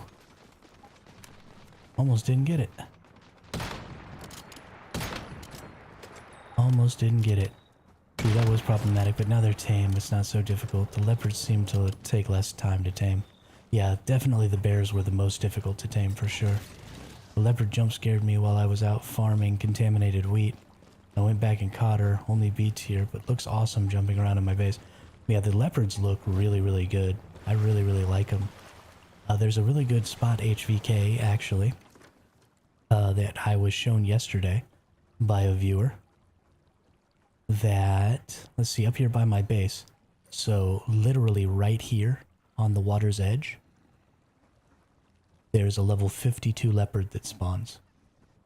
And if you come, if you teleport here, you can ride down this road a little ways and come out right here.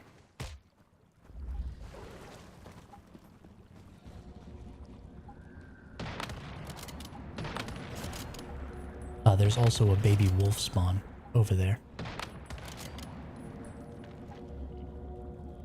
you can go farm a baby wolf and then go farm that leopard and sort of kill two birds with one stone, which I think is super cool.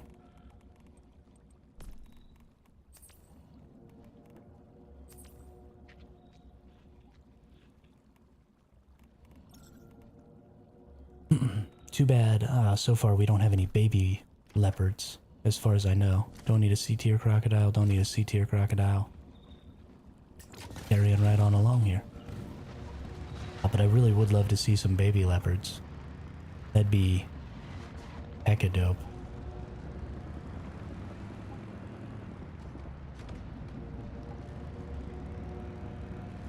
Yeah, definitely. I have 2 leopards that I will keep getting food for. Not so bad, and I wanted them as pets. Yeah. Yeah, I definitely like... For now, if you enjoy having the creatures in your base, and like Lacey's saying, if you want to have them for pets, then it's kind of totally worth it to raise them because they are super cool. And especially if you're keeping the carnivores, you know, they'll defend your base during purifications and stuff, and that's really cool. And I really like that mechanic. And so I think raising 6 carnivores for base defense at this point is valuable, but I definitely don't think that raising them for their meat and stuff is valuable at this point. But hopefully soon.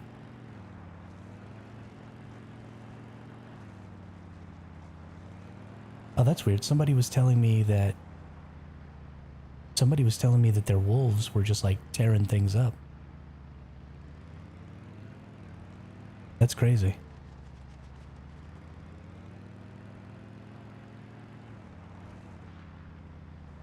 Maybe it's just the wolves then. No, because the bears definitely say, because they've got like the storm fighter. Yeah. Yeah, I definitely want to be able to tame some more of the little creatures like foxes and stuff. I think that'll be super cool. You can tame capybaras, so we're going in the right direction. But rabbit walks into my territory, all out war. That's actually kind of funny. That's kind of funny. Wolves are the best territory animals I found. Bears are too slow. Malo, what's up? Or Mellow Mark. Hey, you're in the right place, Mellow Mark. Welcome to the chat, welcome to the channel. Love seeing new names in there. I agree, I think wolves are probably pretty good. Have you tried leopards yet? Do you have any leopards? Because I imagine leopards and wolves are probably pretty similar. Because they give like the same kind of meats, and leopards are just kind of reskinned wolves. So you'll probably end up... Yes, absolutely. Resilience, ferocity, and the HP one. So there's actually 2 HP ones. There's bonus HP, and then there's refill HP over time. So those little foxes are so dang cute, absolutely. They are pretty adorable. So you actually want all 4 of them. You're going to want ferocity, you're going to want resilience, you're going to want HP regen, and then you're going to want base HP. Are your 4, I think, stats that you're going to want, which is kind of what I'm out here looking for. And why I'm going around just gathering up all these creatures over and over again. Is I have a bear that has Stormchild. I think it's Stormchild, ferocity, and the HP regen. And so I'm looking for some stuff to pair with that. I don't really know how the breeding's going to work or how trait inheritance is going to work, but I'm going to assume that the babies pull from the parents' traits at random. And so I'm going to try and find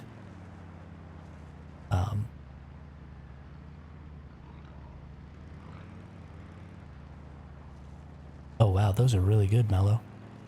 Really, really good. Yeah, that's going to be a great line. That's going to be a really great line once breeding comes out.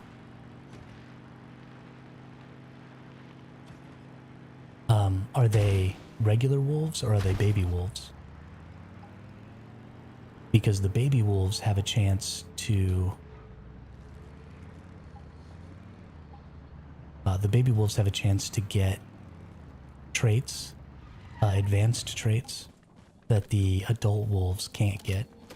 Which is true for all the different babies, which is why I'm out here farming baby crocodiles and baby bears. I'm gonna go farm some baby wolves.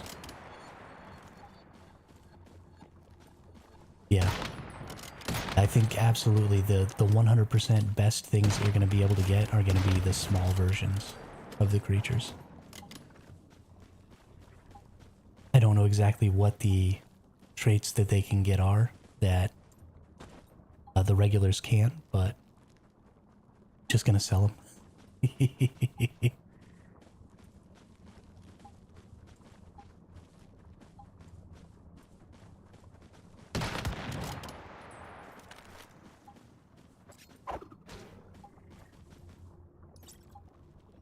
Yes, yes, you can flame. You can tame flamingos and capybaras now. So those weird little giant rat-looking things in the mushroom cave. You can tame those now as well, and they'll just continue to put out more and more creatures as we go. Oops, I forgot to get the second baby crocodile. I would give you at least 100,000 energy links for an S-tier baby gator, but also I would expect you to know what stats it was going to get, because you can check the stats before actually taming it now.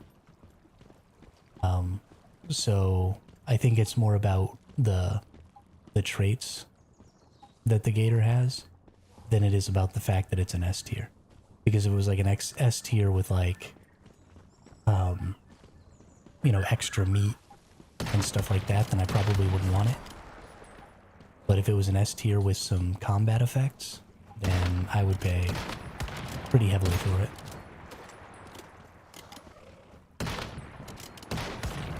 What was the season goal? Honestly, Darkling, I have no idea. Did I complete a season goal?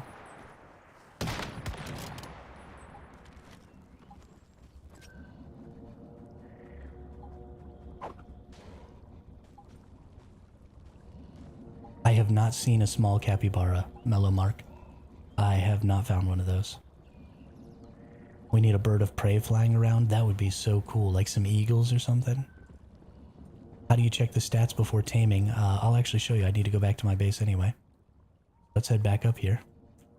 One of my viewers showed me this yesterday when I went in the water. Interesting. Interesting. There are flamingos, Khaleesi, and you can tame flamingos. You actually can't tame the pelicans yet, but you can tame the flamingos. The flamingos, all the ones that I've seen, are way down here in this delta area. And there's also some over here. You can find flamingos kind of all throughout this southern area here. So let's see, Mellow Mark, let's show you how you can look at the stats early. So if you put a bear out, which thankfully they also don't attack you anymore before they've got higher tameness. So this is the normal screen that you look at, right? You press F on the bear and you can see like it has these unlocks when it reaches 20 and 50. So just yesterday, one of my viewers told me press F again. So if you press F again, it brings you to this screen, which tells you it's going to get acidic meat and dieting 1. So you can know before you even tame them what you're going to be getting out of them, and it tells you how many times they're going to be able to breed too. The S tiers breed 7 times. The A and B tiers, it looks like, breed 6. So exactly, and that's why I'm doing what I'm doing today, is because I'm trying to get, like I have these 2 grade A bears. Let's get rid of that. We're keeping that grade A crocodile. I want to check it. Ooh, I want to check that grade A crocodile too. So I'm keeping just all of my S's and A's, and then I'm bringing them over here and I'm checking them. Because I want to see if they're keepers or not. So, and you don't even have to switch which one you're looking at, right? You can access anybody's from this. So slightly increased HP, True Grit recover 4 HP per second while in combat, that's great. Thick hides, increase hide yield. But these two HP ones, especially True Grit 2, is so good. So I definitely want to keep that guy. And then, or girl. And then I press F again on this one, acidic meat, dieting, docile. So this one is kind of duty. I'm actually going to go ahead and pick that one up. I'm going to drop it on the ground. But then I've got you're being now. Never go there, that's why I haven't seen the yeah.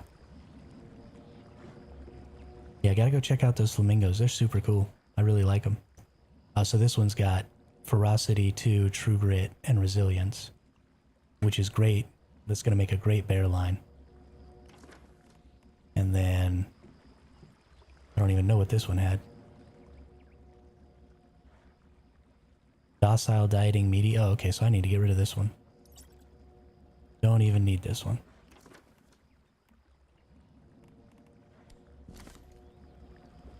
But yeah, then I just pick these bad boys up and put them away. And let's go see what this seasonal goal that I completed was. Complete territory purification 10 times. I think I was standing inside of somebody's area when they completed territory purification. And I think I just got... That's weird. That's really weird. Cool, I guess. I wonder if parents say a S tier and an A tier could have S tier offspring. So my assumption, Mark, is that if you use an S and an A tier, that you're going to get a chance to get either an S or an A tier as the offspring. I'm going to be really disappointed if the very least having S tier parents doesn't increase the chance of getting S tier offspring.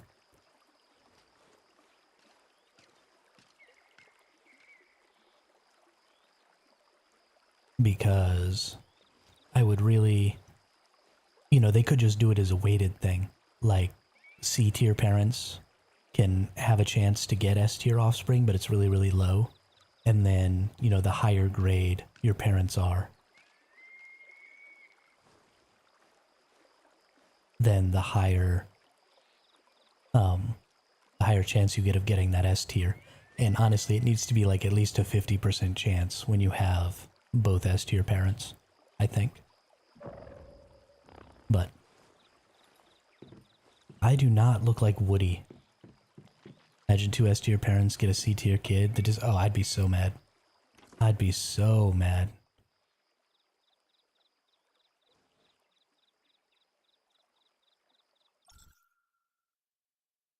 That would be totally unacceptable to me.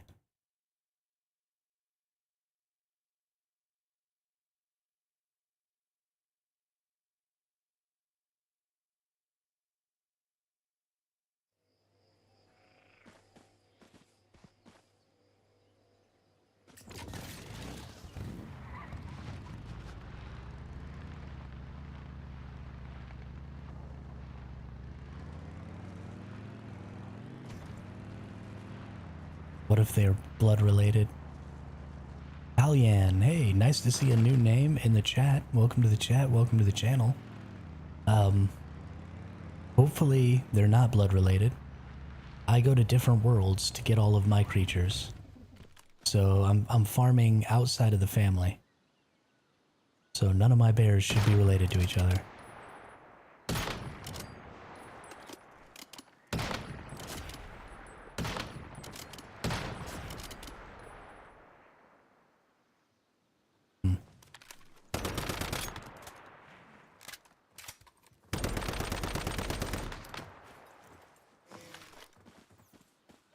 I still have the wolf I caught last season in my Eternaland backpack, so we keep them.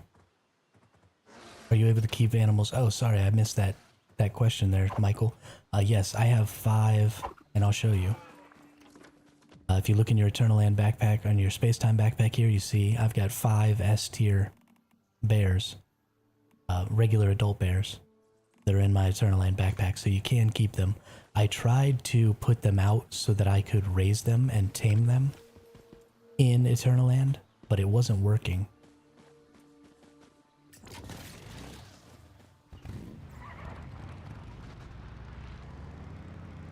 For some reason they weren't going out, so I don't know if they already need to be tamed or if there's just a glitch in Eternal Land right now. But what I'd really like to do is start raising up some of my creatures in Eternal Land so that I can see, you know, what kind of stats I've got and stuff like that.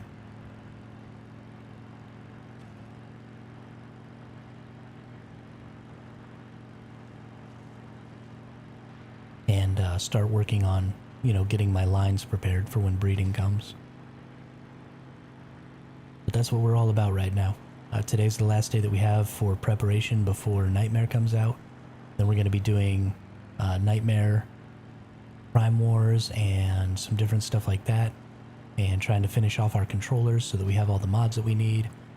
Then at the end of the Phase 5, we're going to be back to sort of a preparation mode, where we're probably going to do some more S-tier creature taming and getting some more shiny deviations so that we have some good shinies to trade just in future seasons, like maybe a year from now.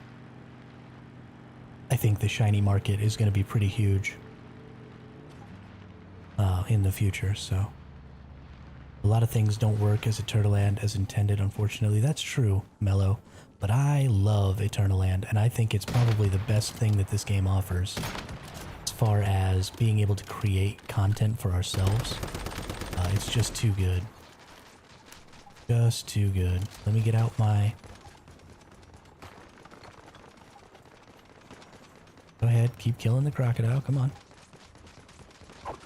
And then I trank him, and I catch him. Thanks, guys. I appreciate it. I still have the wolf. I got only 300 points. I couldn't leave my baby croc. Yeah, we go way back. You know, that's cool, though. I really like that you brought it over. That's cool. Then, in a way, I do wish Eternal Land, you could do a lot more stuff. So there is a lot you can do in Eternal Land, and one of the big things you can do in Eternal Land is you can PvP in Eternal Land.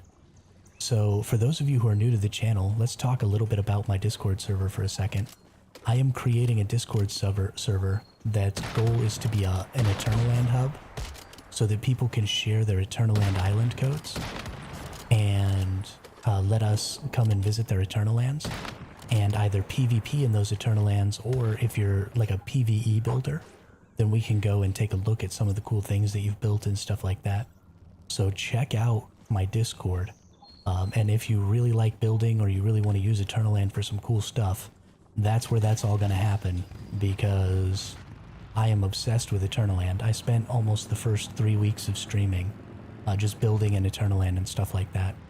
I built a roller coaster that's now broken, just all kinds of stuff like that, because you can't use the roller coaster anymore because they fixed vehicle physics. So the roller coaster doesn't work. You can't do the loop-de-loops. But definitely take a look at that, and take a look at the Eternal Lands. My Eternal Land islands are in the description of this video and of pretty much all of my videos.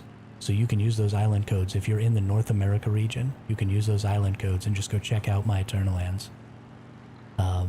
And we're gonna continue to work on those things, especially as this community grows and as Eternal Land gets more cool stuff. For example, I'm hoping for a horde mode in Eternal Land, where you could like trigger a deviant attack, where a bunch of enemies come and fight you, or like a Rosetta attack or something like that, and you could team up with some friends and build a base to defend and stuff like that, and just have this like super cool big event that you can do in your Eternal Lands. And we could bring in different people, you know, because that's all cross server. It doesn't matter as long as you're in the same region. All of that stuff works, and you can just go cross server on it. So I am really, really looking forward to Eternal Land becoming a bigger part of this game. And I kind of want to be on the ground floor of making that happen, you know? Hey, Drone Geeks, what's up? welcome to the chat today. How are you?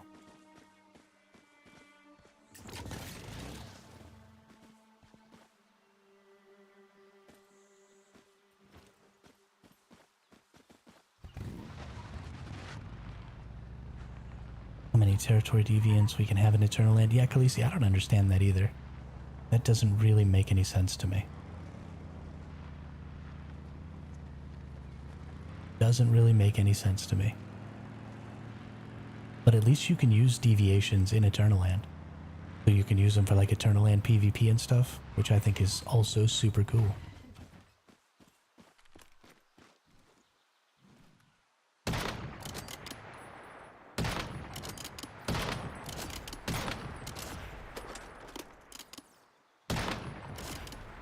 Well, poop.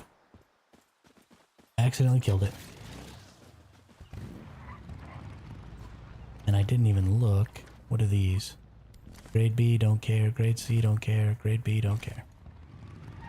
So explain something to me in an Eternal Land noob. If I come to your Eternal Land to build a base, do I use my Eternal Land? So you can build in other people's Eternal Land. And yes, you do use your Astral Sand. Queen Miki over on Twitch with the follow. Thanks a lot. Welcome to the chat. Welcome to the channel. How are you today? Yeah, so you do use your Eternal Sand when you build in my Eternal Land. But I have to give you permission to build in my Eternal Land in order to be able to do that.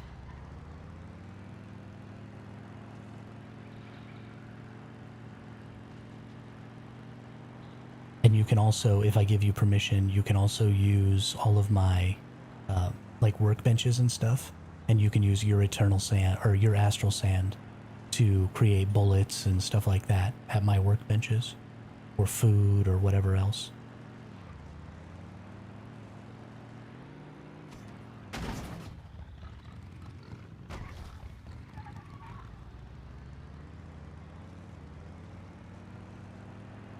Yeah, you can absolutely store your deviants and stuff in securement units and all that stuff.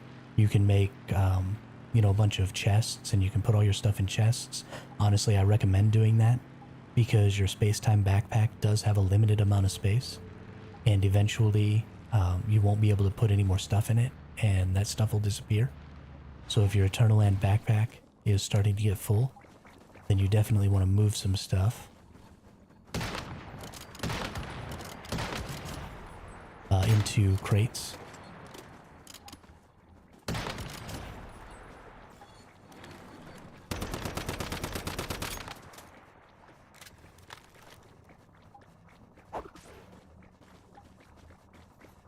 Why is this turtle trying to kill me? I'd be down for that. Let's build a little village for members. We can have discussions there. Sounds fun. So Drone, the only issue is you're in EU and I'm in NA. So your EU character can't come to my NA Eternal Land. You have to be in the same region. That's the only restriction on who can come, is it's region locked. But I am totally, like I said, I mean, we've got that Eternal Land hub Discord, and so I absolutely think it'll be cool if people even just create some PvE islands and do stuff like that, where we can just come and hang out and do some fishing, right? It's a big island, so there's lots of water around, so you could make a cool little fishing village, and then we could all come visit and just do some fishing, and that'd be super fun. Or, you know, we've got PvP islands, so we can go fight each other. We've got... Well, that's really all we can do, is hang out and talk, and PvP at this point. But one of the biggest things I think that people should do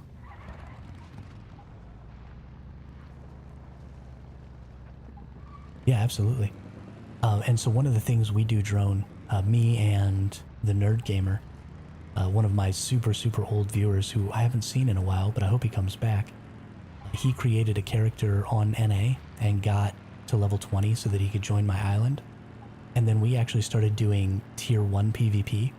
So I would just only make the weapons that he was able to make, like the green weapons that you start with, and we would play in tier 1 gear, because your HP and your damage are based on your gear level, not on your character level. So I could go fight him in tier 1 gear, even with my level 50 character versus his level 20 character, and we'd be super evenly matched. And the time to kill on tier 1 gear is like really, really high. So it takes a really long time to kill somebody. So you just have these super long, fun fights that go on, you know, for quite a while. And we had a lot of fun doing that. Just him and I, when he was kind of one of the only people that was watching my streams. And we would go in there and just kind of mess around and have a good time. So tier 1 PvP is totally an option. So if people from different regions want to be able to PvP together or want to be able to hang out, it's really, really quick to make a new character. Just make a new character that's in week 2. And you can literally get to level 20 in about 15 minutes. You just do the week 1 and 2 commissions, and when you're done with the week 1 and 2 commissions, you'll be level 20. And then you'll have access to your Eternal Land and access to other people's Eternal Lands.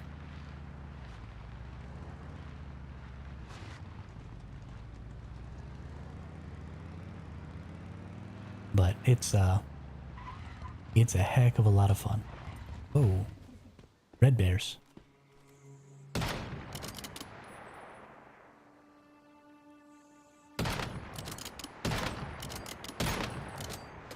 In my explosions, please kill people. Hey, Skeptic Illusion with the sub over on YouTube. Thanks a lot. Really appreciate that. Welcome to the chat. Welcome to the channel.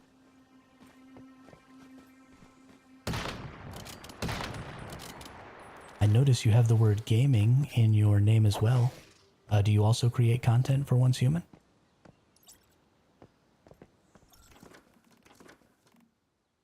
Hey, there's a grade A bear.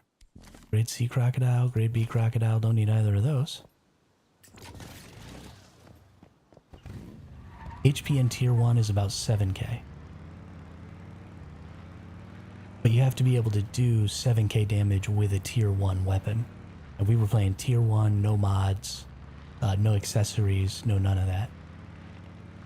And doing 7k with a tier 1 weapon is... Well, and so you wouldn't even be using the Black Panther. You'd have to use the green sniper rifle, because a brand new character doesn't have access to the Black Panther. They just have access to the green guns. So you're playing with the green guns in tier 1 body armor, and it's not the legendary body armor. It's like the regular green body armor. So you're just all greened out in tier 1 gear, because brand new characters only have access to that stuff. Yes, my friend recently started streaming. Hey, congratulations.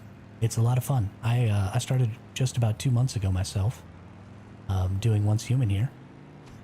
So that's awesome. Really happy to see more people starting streaming with this game. You know, there's not a ton of big content creators that are making content for Once Human right now, so I think it's a really good game to sort of start that journey on. We definitely need some people to be making some good content for this game, so... Gonna be straight up, that wouldn't personally interest me. I mean, that's fine. You don't have to do tier 1. But it's just a way for people from different regions to actually be able to fight each other. Because otherwise there's no way to even the players out. And that's just the only way it's possible to do it right now. Maybe in the future they'll change it so that you can actually like share weapons. Because I would make a person gear, no problem, and just give it to them, but I can't give you gear. So we can't put you in any better gear. So we just don't have a choice but to do it that way. So that is one of the things that happened. There was another player, Death Knight Pro, who again is one of my super early viewers, and he actually came and built one of the COD maps on my PvP Eternal Land for me. So that is definitely one of the options, is to remake COD maps or remake any FPS map on Eternal Land and then PvP in it, which is absolutely super fun. Love your content. You're doing well for a couple of months. Hey, thanks, Skeptic Illusion. I appreciate that. Really appreciate that. I'm having the best time of my life with this whole streaming thing. It's probably the most fun I've had in years. Hey, Bamo, capture me another crocodile. Alright, what do we got here? Grade B, don't keep that. Grade C, definitely don't keep that.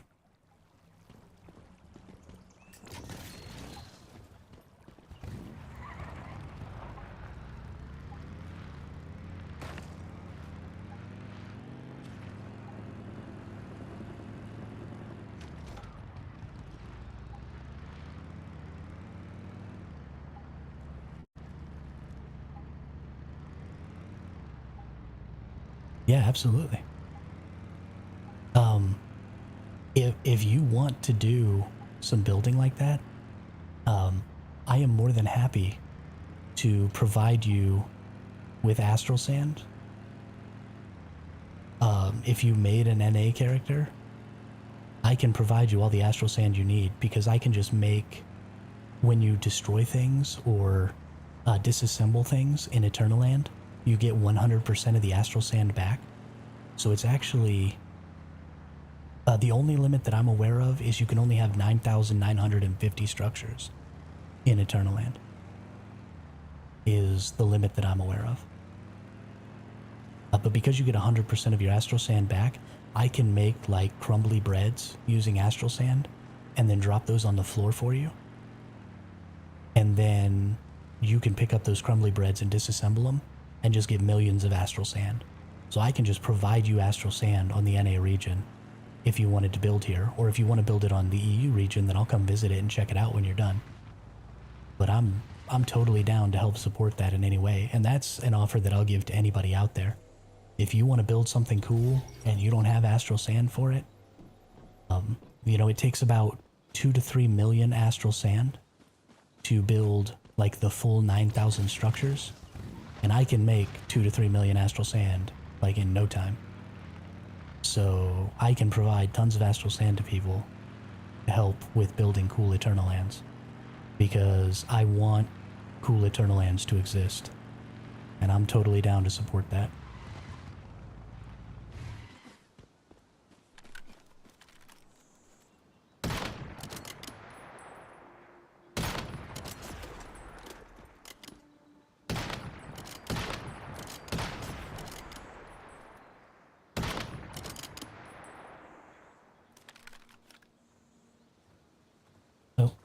Am I out of tranquilizers? Oh.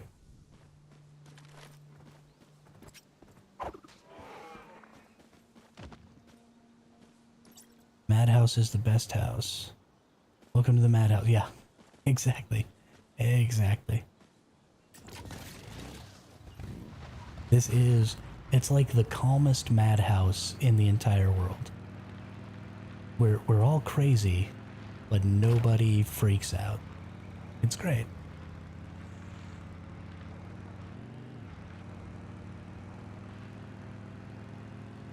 No one is doing Eternaland content, and I think it should be great for the channel as well as your little community here.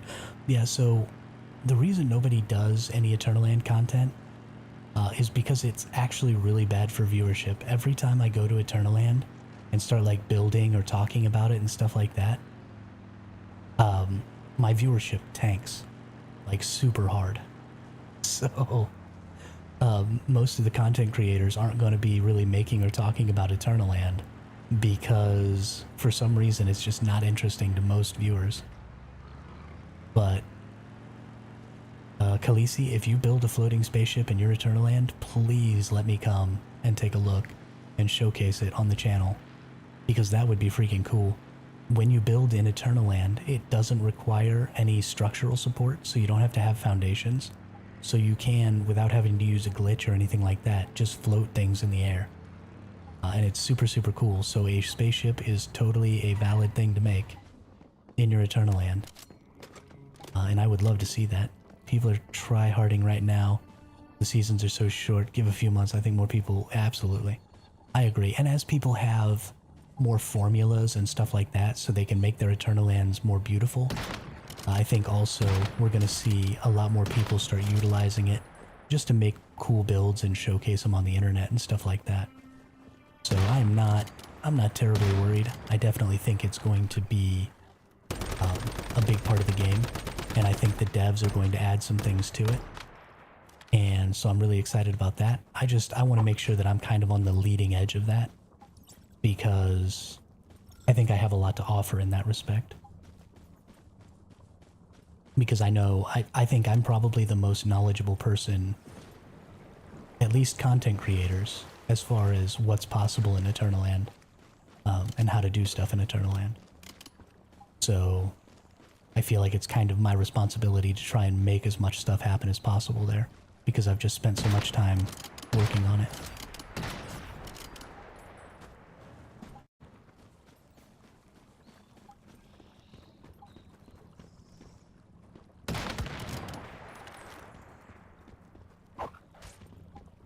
And we got our animals. Why is this? I can't wait until I can capture turtles. I want turtles. I want turtles. Seen some great floating base videos, but of a glitchy process in normal servers, but Eternaland is more forgiving. Yeah. Yeah, there's no problem floating things in Eternaland. It's super easy. Super duper easy. Get rid of these. Get rid of that.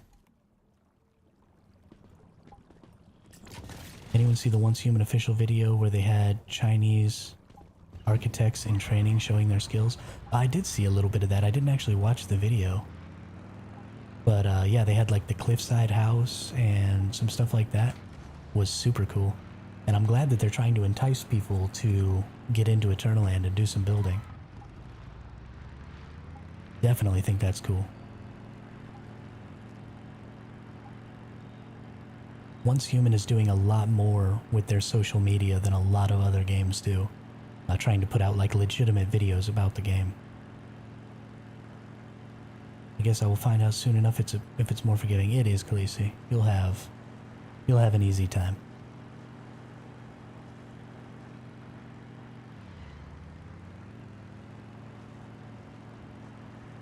And it's super fun. Super duper fun.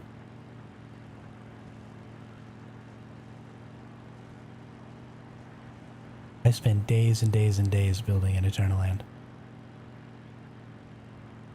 Honestly, Fluffy Sifu is always trying to make cool builds, and he's normally doing it in seasonal play. Need to get him more invested in Eternaland, and get him to start making cool stuff in Eternaland, because he's a much better builder than I am.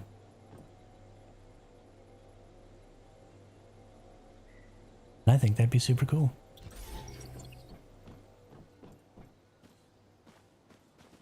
I think that would be super cool.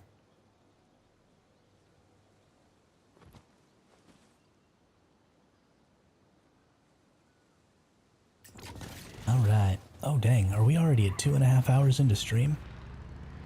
Holy snap. We've been talking so much today, there's been so much activity in the chat, it's been wild. I've barely been able to keep up. Thank God I'm doing like a really, really simple activity. So if I was trying to do anything that required me to actually pay attention, I would be failing right now hard.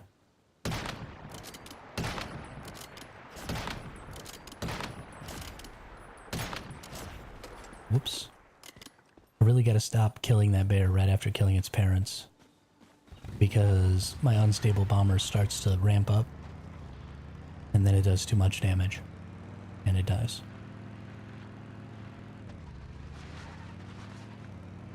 Does womp womp.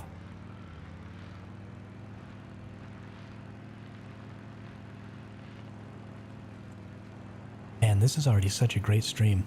Thank you all so much for coming and hanging out and watching the stream today. I'm having such a great time, and it improves my mood. It makes me feel so good to have so many people in the stream. Like, I'm just having the time of my life right now. Being able to talk to all of you and share, you know, some of the things I'm passionate about this game and stuff like that. It's just so much fun. Always start off with a grand idea and end up with a square box. I mean, Khaleesi, you've seen my base. I get it. I get it.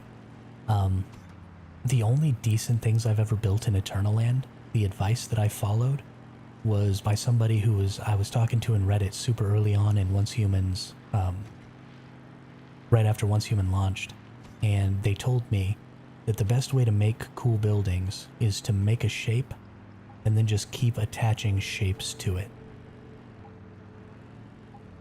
So just make a shape and then make another shape and then make another shape. And then just keep adding shapes until you get what you want. But I've made a couple of interesting buildings that way. They're not practical and they would never exist in real life, but they look interesting at least. I love how these crocodiles are just like totally hidden in this grass, especially this baby crocodile. And then they just come out and start attacking you. And it's friggin' awesome. It's great to be here as an early supporter. I feel you bounce off our energy. Yeah, absolutely. It's literally, to me, it's just like I've been a stage performer for a really long time, ever since I was 10. I've been an actor in live theater, primarily musical theater. And so it's very much that same thing. When you get an audience that's really invested and laughing or sighing or whatever at the jokes and things that are happening up on the stage, it's so much easier to provide a good performance and to do a good job. And that's the exact same thing that happens here when there's people in the chat asking good questions, giving good information, just being a part of it. Like, it just wakes me up and makes me so much more active and so much more entertaining. And I just love it. Just love it. Did a lot of drama, theater studies in my early days. I understand that. Yeah, absolutely. To be honest, building-wise, I'm not usually the most creative, but this game makes me want to impress people going by. Absolutely. So that's one of the cool things about the MMO aspect of some survival games like this and like Ark, like Rust. Is just building cool things that people will see even when you're not there. And that's another reason that I'm so interested in sharing Eternaland Islands, is because those islands are persistent. So even if you're not online, those islands exist. So people can come and visit them. And you'll actually be able to see when you're in your Eternaland, you can press F7 and it'll show you a list of all the people who have visited and how long ago they were there.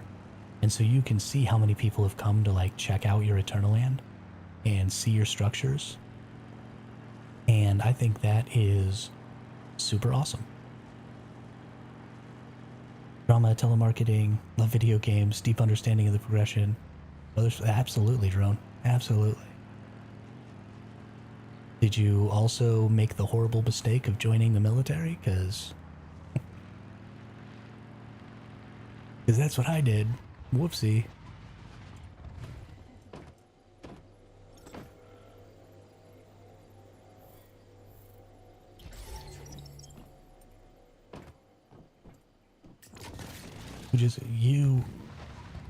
Did you really, Darkling?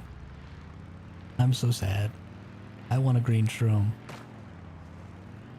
I want it.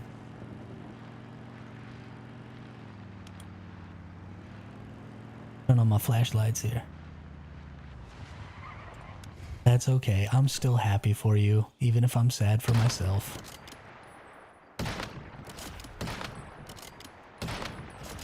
Alright. Gonna wait a minute here. Went to murder bears, then a shroom.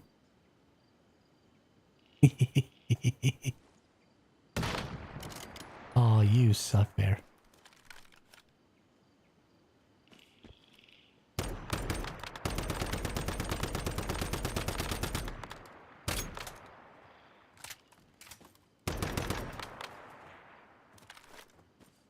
Interesting, you mentioned my whole family lineage was the military.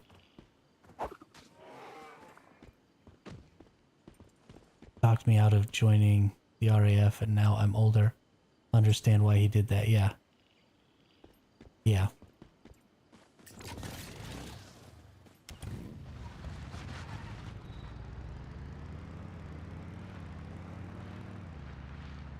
Good timing, because I used to go clean because my mother arrives in a few hours.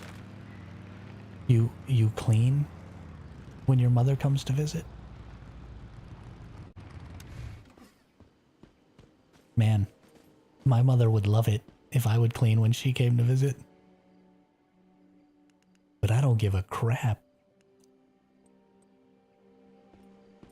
Yeah, that my house is always a wreck. Dishes piling up and trash needs to be taken out. I'd rather just play my video games though. Forget housework.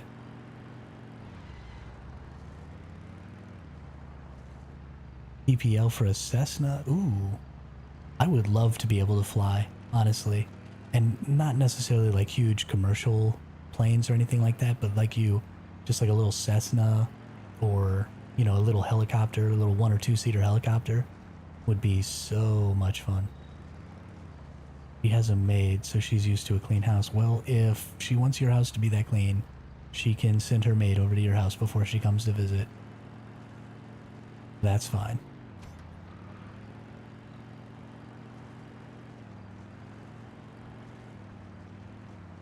No, thank you.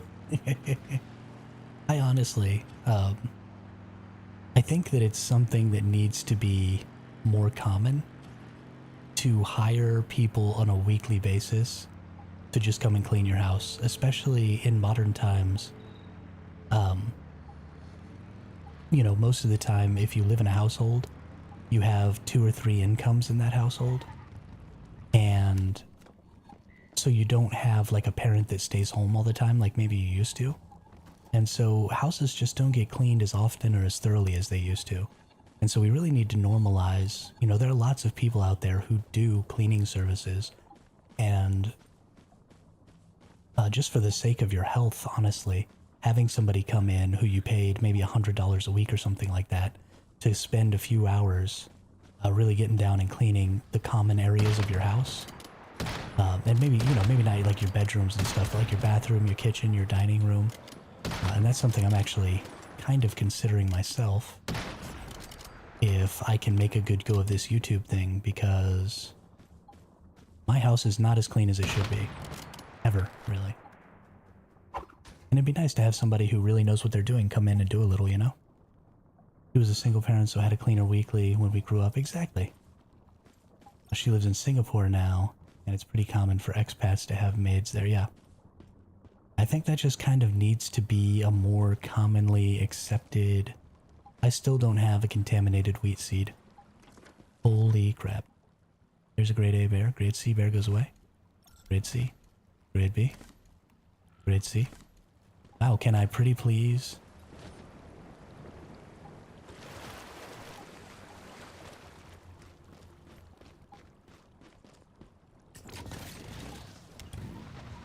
Hey, sold the gator. Nice, for 100k. Holy cow. Holy cow.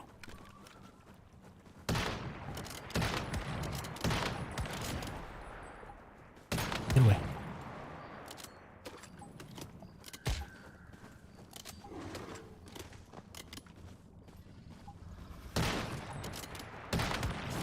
The angry turtle got me.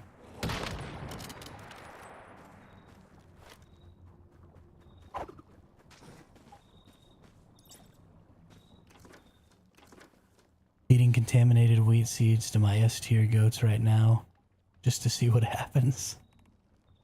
I don't think anything will happen, but honestly, I'd be excited if something did happen. That'd be huge. You can milk acid. Yes. Yes, Spudnix, you can.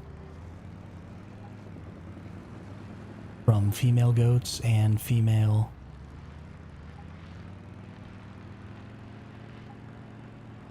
deer. Have you seen Iron Eagle, the film Hermit? Please watch it if you haven't. I think you will enjoy. Okay, I'll check that out. I don't think I have ever seen it. I've been kind of needing some new stuff to watch. I'm gonna finish... I don't know if any of y'all are familiar with... There's a Chinese anime called Quanzi Gao Shou, or The King's Avatar. I didn't realize that they had a 3rd season out, and so I started watching the 3rd season last night.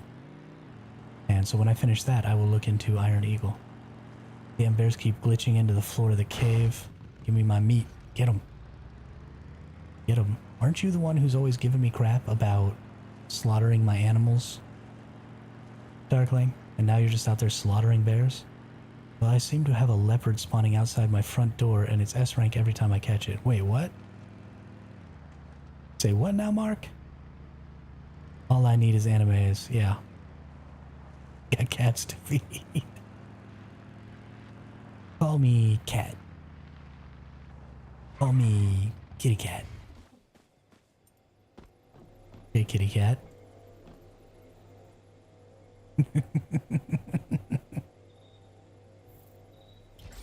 The game wants you to stop murdering bears. Stop killing all the bears, Darkling. It's not nice. Go pet the bear. Well, gents and ladies, I'm going to drag my weary old carcass off to bed. Maybe you have more energy after a good night's sleep. Have a good one. I'll see you tomorrow. Yeah, see you tomorrow, Khaleesi. Great to have you in the chat, as always. And sleep in tomorrow.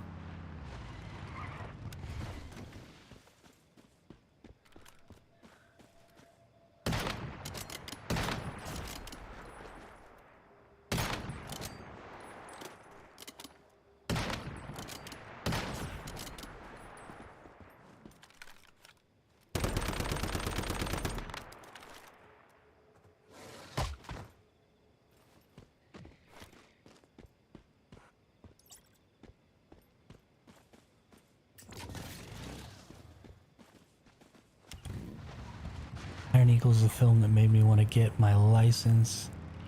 As I said, it's an 80s film. It's one of my faves. Cheesy, unrealistic, but wonderful. I mean, I love cheesy and unrealistic. I don't watch entertainment like videos or movies and TV shows because I want them to be realistic. That's just silly. Always great when Unstuck sticks you back in the floor. You're really having a rough time over there, aren't you? That's funny. That's real funny. I love it. Alright, Khaleesi's gone. So Khaleesi can't be the scapegoat anymore. Who's gonna be the new scapegoat? Who's gonna be the new scapegoat?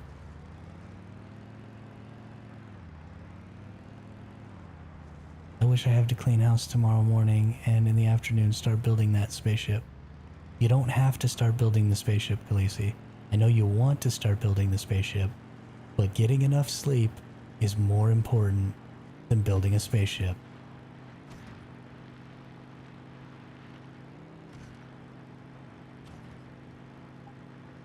I was in the Navy drone for 6 years. Served on a frigate and then on an aircraft carrier.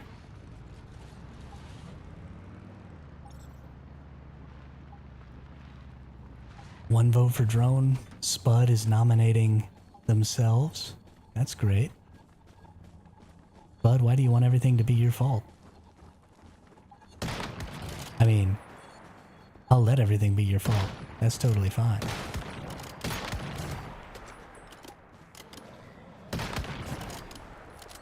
You got any other nominations for scapegoat? Oh shoot. I killed the crocodile. Spud. Why?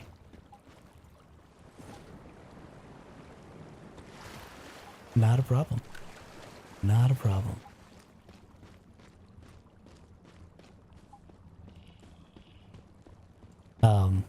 Spud, why did you make me kill that crocodile?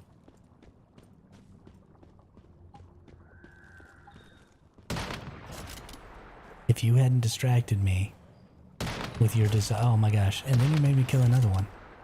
See what you're doing? I was doing just fine. And then you started talking about wanting to be the scapegoat for everything, and now I'm killing all my crocodiles. Why are you ruining my life? I don't even understand.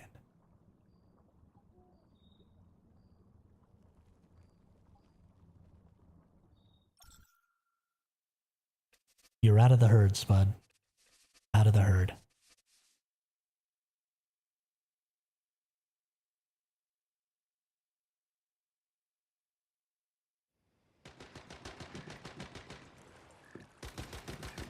Alright. I need food and beverage.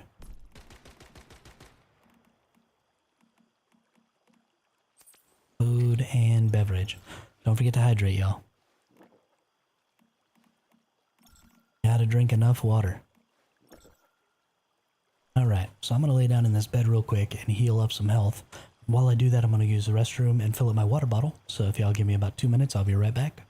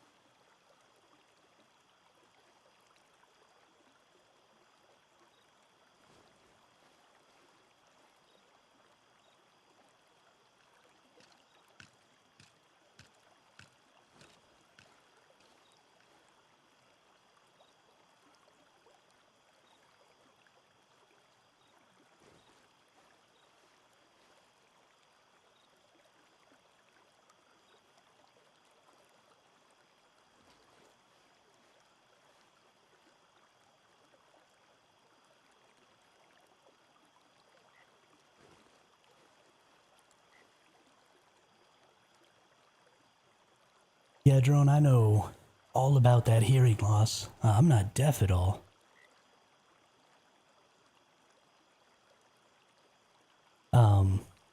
My hearing is definitely not what it was before I joined the Navy, and I've got a pretty persistent ringing.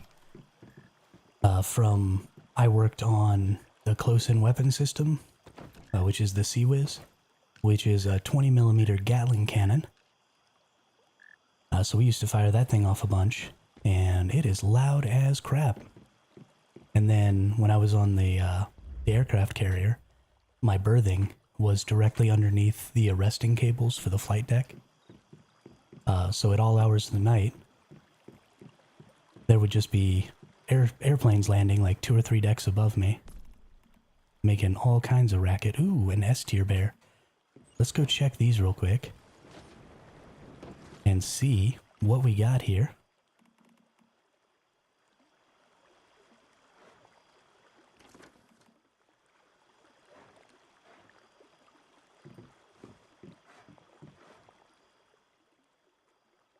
In our A tier, we got acidic, docile, quality meat. Probably not going to keep that one. And then in our S tier bear here, we got dieting, true grit, docile, and acidic meat. I might go ahead and keep this one. I do want the acidic meat because I do want to be able to get acid from the bears that I slaughter, because eventually I'll need to be slaughtering some bears. Yeah, it's really loud. Like, really loud. Let's see, so we're just gonna drop this A tier bear. keep this S tier. Just for now. And yeah. That's a female, so I've got two baby females.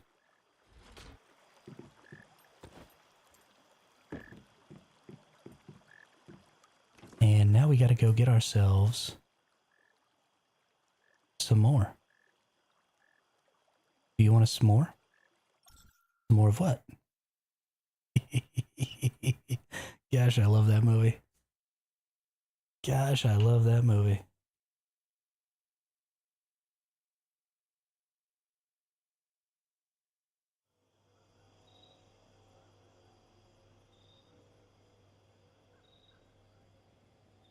All right.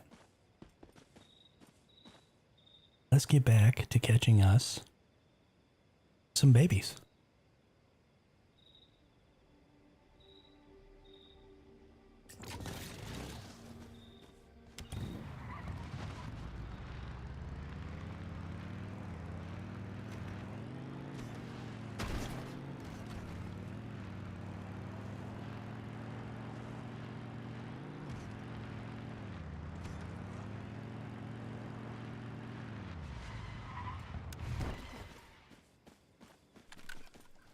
Oh, you know what I should have done too is I should have started getting some more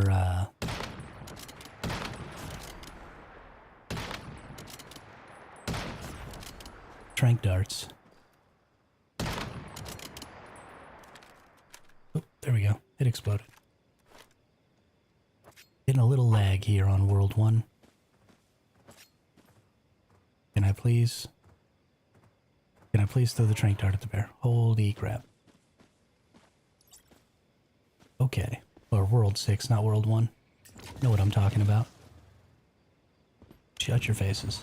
Shut your faces. I know what I'm talking about.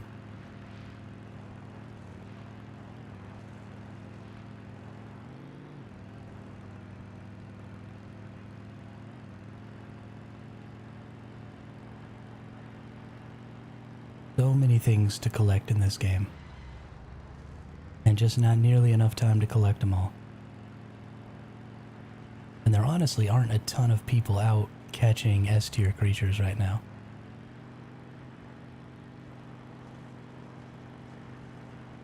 I wonder how much I could just sell random S-tier leopards for. Especially considering so many people don't know that you can check their stats before trading them. So I could get S tiers and check their stats, and if they're bad stats, just trade them as a random S tier, which is kind of a shiesty thing to do, and I probably won't actually do that. But you totally could. No one would ever know. Why am I getting notifications like there's something going on in my Discord? There doesn't appear to be anything going on in my Discord. I am confused.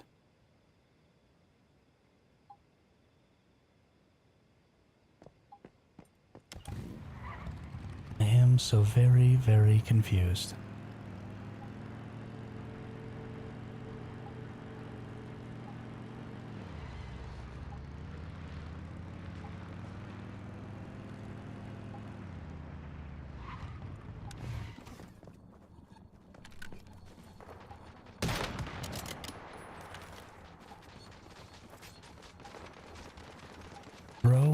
Throw the thing. Oh my god. Throw it. Throw it. Throw it.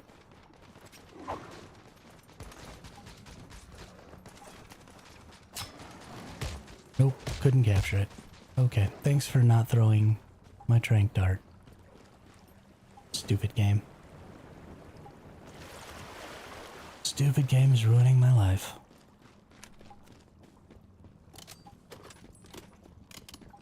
I just want the baby crocodiles, dude.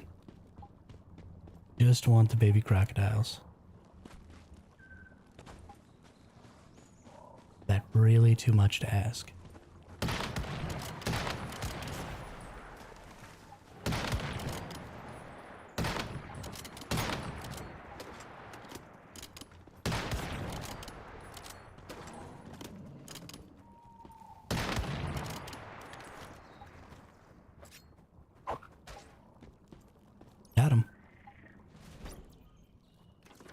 We got him.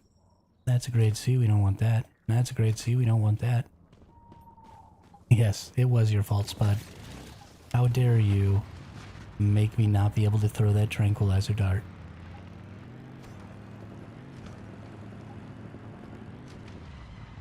I thought we were friends. And here you are just sabotaging my farm.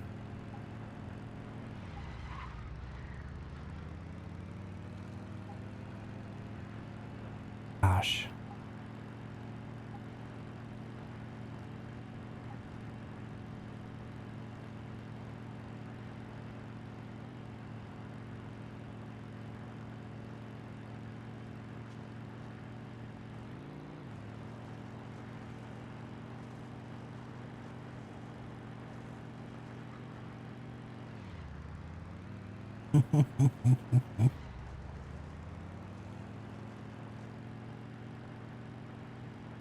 You know, honestly, that devil face that you just put up there gives me a really good idea for an emoji. So the emojis that I want to make for the channel, I want to get like a caricatured tiger, like a caricatured tiger face, and have it have emojis, like regular emojis, like the smile, the cry laughing, all that stuff.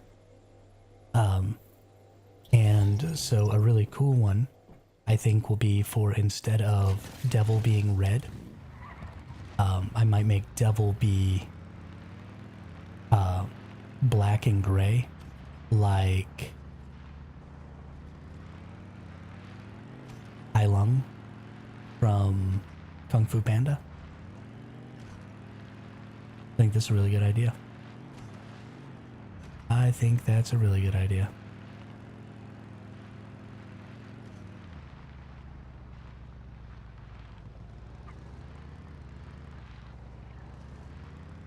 Oh shoot. With maybe like gray and red instead of gray and black. So that way you get the red in there so you understand it's like the evil tiger. I like that. I like that a lot. It's definitely what's gonna happen.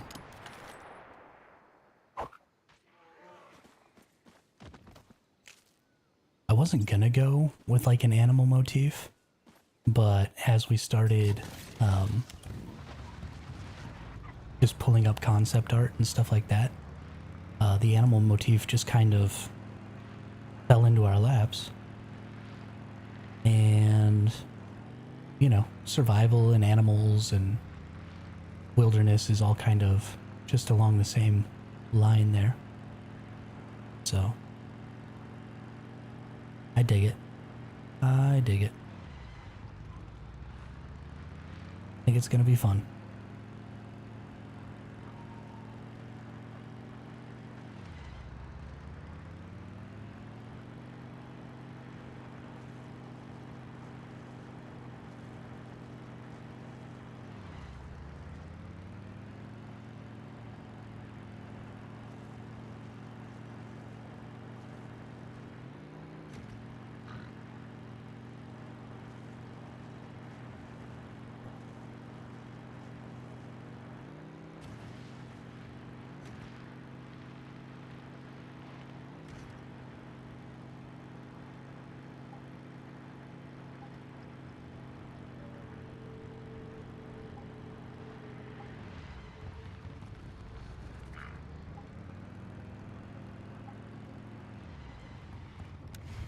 What kind of deviated veggie do we have over here? Deviated pumpkin. Yeah. Let's get us a deviated pumpkin. Explode some alligators. Really? Can you please explode when I shoot you? Where's that baby alligator at? Hiding in the grass, I know it. Waiting to sneak up on me.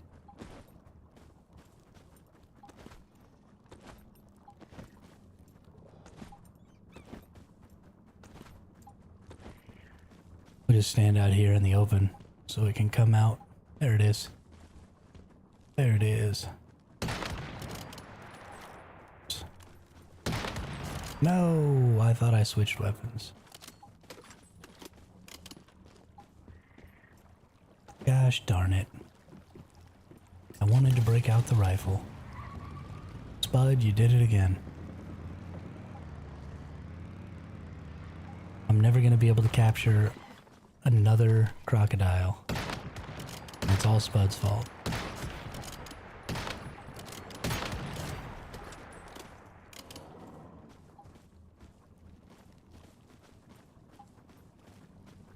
Oh, there it is. And now I'm being attacked by a turtle. Alright, we managed to capture one. You are too powerful. Yeah. Oh, man. So funny.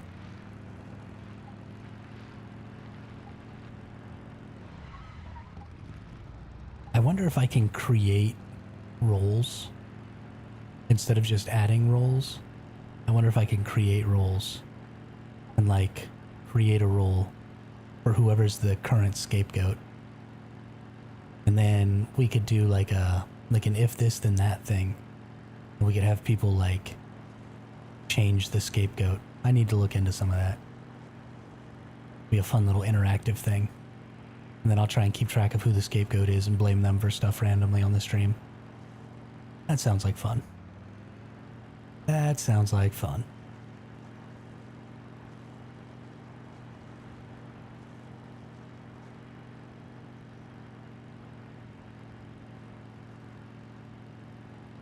I wonder if it's possible. Surely it should be. I think I just blew past a silver ore over there.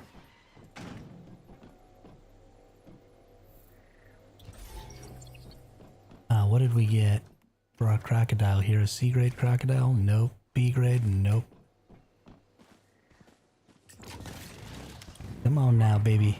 Baby creatures. Don't you want to be S tier? Just for me?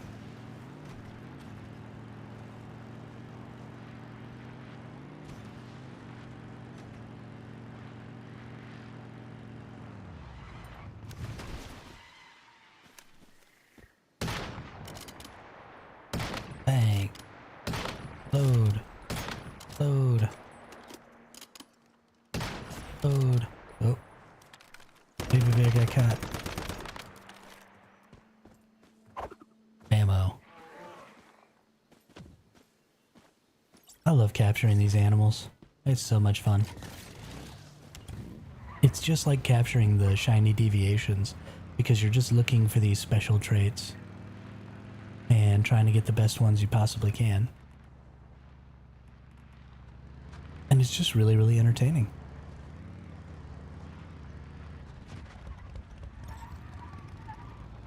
There's something about gathering something and looking for the best version of that thing that for some reason really hits my grindy gamer need really, really well. And so I can just do this for just forever. Just trying to get the perfect creatures. And just have a really, really good time doing it. Especially because I have all of you all to talk to while I do it. Which makes me much less efficient at it because I start running into things and crashing and getting sidetracked and... Hey, what's up, Mother Saros? I'm just glad you're here. This isn't a job, you don't have to be on time. But it's going fantastic. We're having a really great stream today. We are gathering up some S-tier creatures. We're doing baby bears and baby crocodiles right now. And just chit-chatting, having a good time. We actually had lots and lots of new people in the chat today. I don't know if they're still here. But lots and lots of new friends to talk to. Which is just fantastic.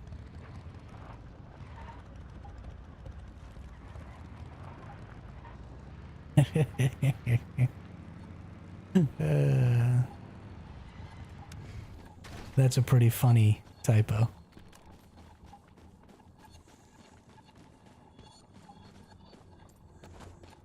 changed worlds, right?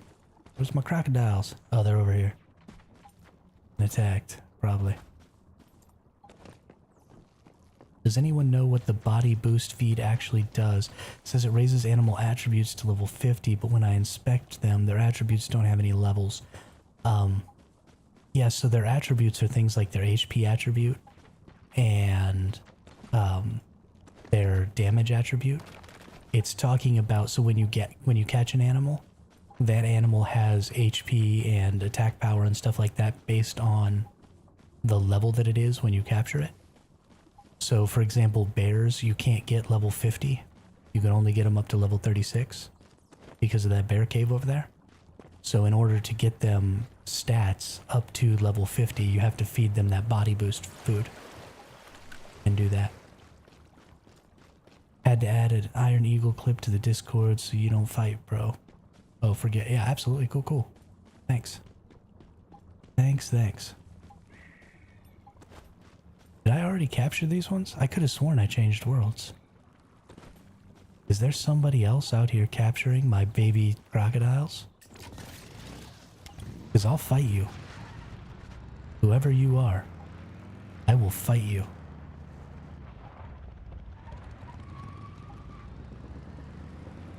I know it's one of you nerds in the chat. Ain't nobody else knows my secret spot except Fluffy Sifu, and he's not even on this server.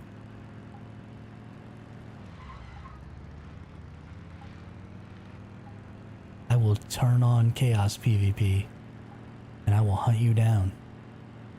Murk you.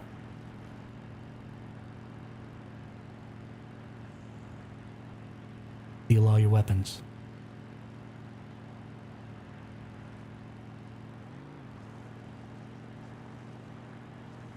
Be trying to steal my baby crocodile farm.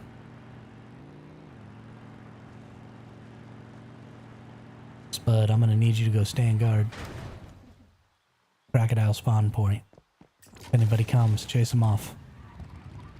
Wave your arms in the air and scream at them or something.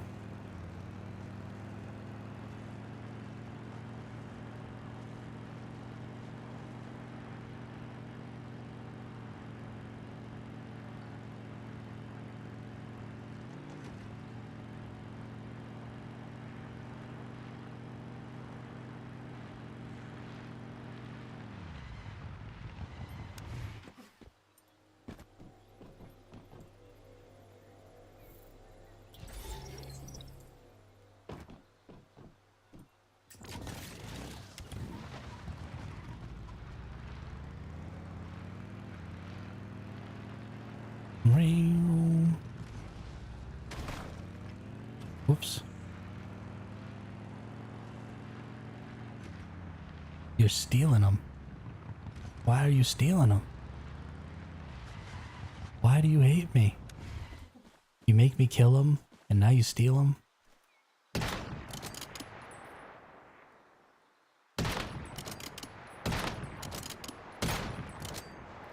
Yeah, no, that's fine. Let's not have any unstable bomber explosions. That would be just goofy.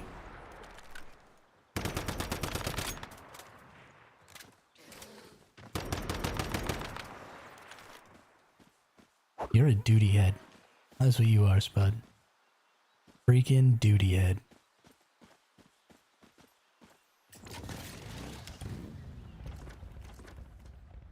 Grade B, grade B. Well, we don't want either of those. Away we go.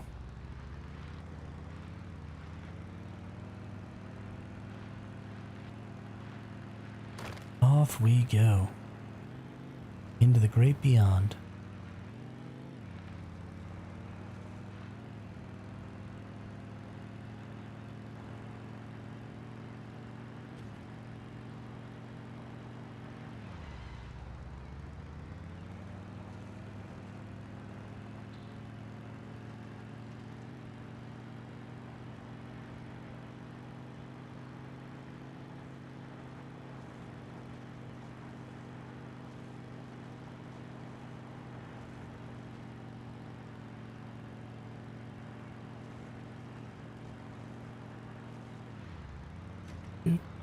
Boo-doo. Boo-doo, boo-doo. Boo, boo-doo. bim, bim. Doo-doo, doo-doo, doo-doo, bim, bim.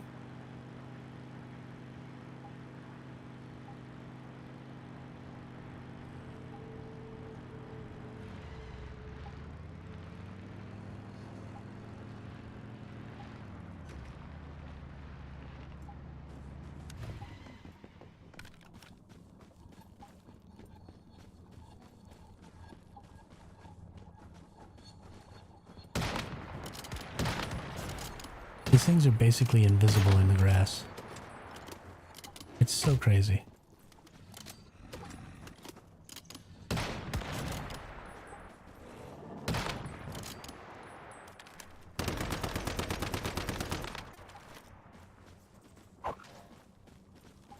So crazy how invisible those alligators are in the grass.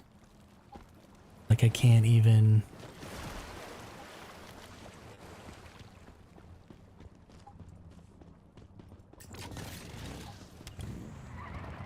Can't even finish sentences. It's so crazy.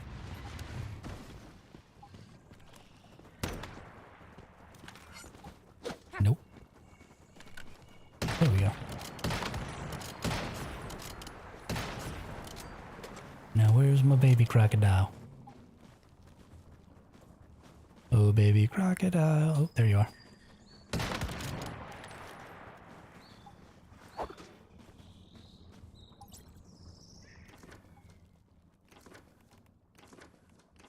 What do we got here? Grade C, not keeping that. Ooh, grade S. Heyo.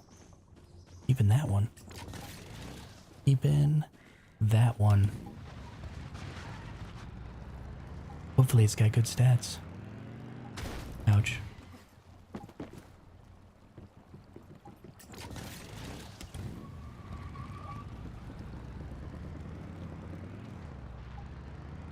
Public crisis events, Operation Chiron. Ooh, gotta go to that one. Gotta go to that one. Any reason you're going for the baby ones? Seen you do a couple now. Yeah, the baby ones are... they have access to what's called advanced traits that the regular adults don't have. So I'm trying to get some good traits to try and breed into some lines. I don't know what traits the babies have access to that the adults don't. It just says in their tooltip that the babies can get advanced traits that the adults cannot.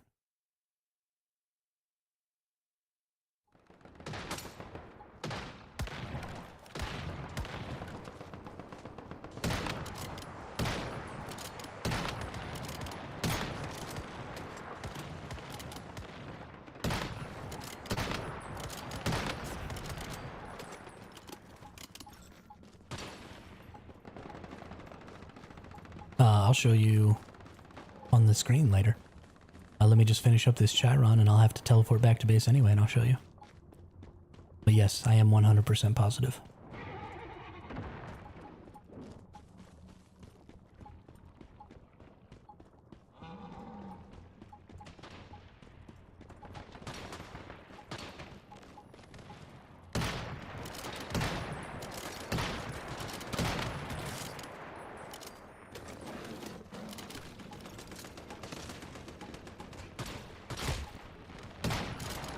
What the heck just hit me?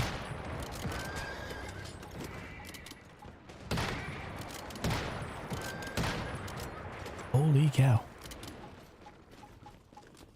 Some C-tier bears I have picked up have the best traits. Like it's trying to get me to up them in XP. Yeah. Yeah. Does a C-class animal ever turn to B or above, or are they fixed on pickup? They're fixed on pickup.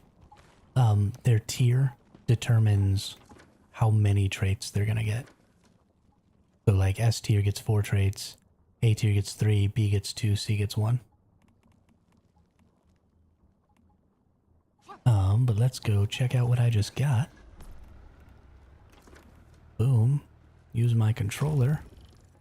Obliteration Frost Vortex, Lingering Frost Vortex, Thunderclap Power Surge. Alright. And let's teleport back up to base here.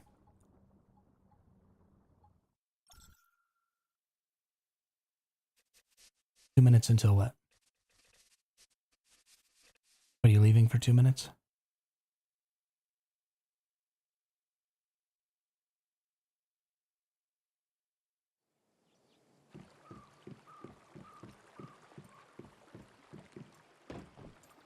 Let's see what we got from our little baby crocodile here.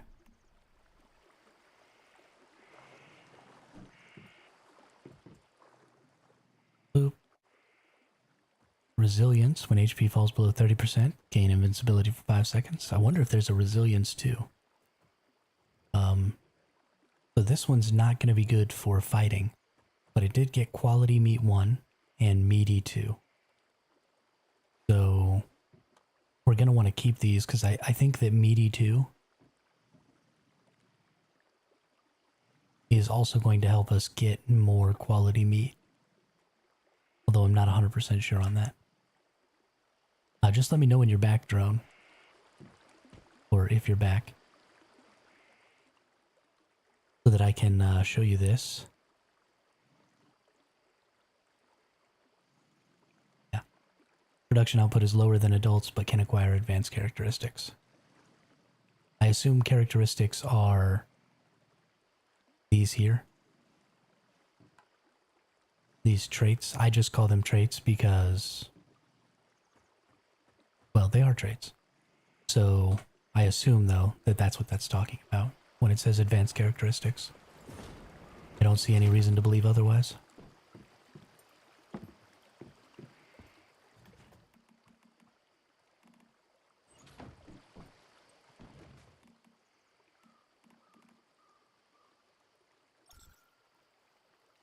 I've got a whole lot of A tier crocodiles.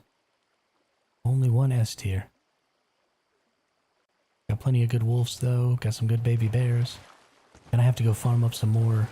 So a C tier 1 class, then stepped up, seems like 2 for B, 3 for, yeah, that's exactly correct. That is exactly correct. The number of traits is determined by the tier. And that's pretty much the only thing the tier determines as far as I can tell, is just how many traits it's gonna get. I don't think it has anything to do with how much damage it does or anything like that.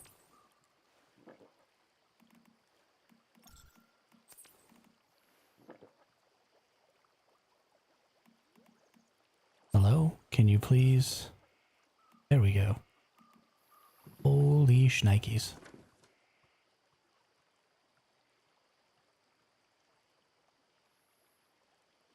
Yeah, of course. Good question. Good to have good questions.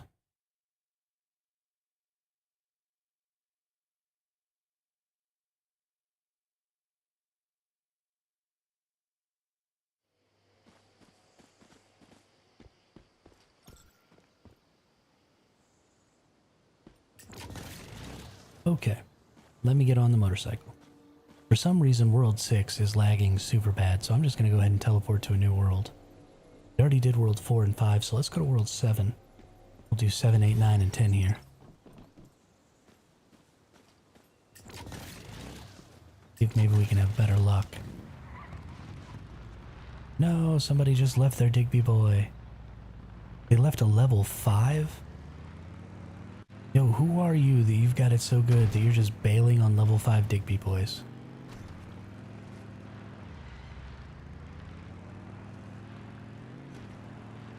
What a freaking bum, dude. What a freaking bum.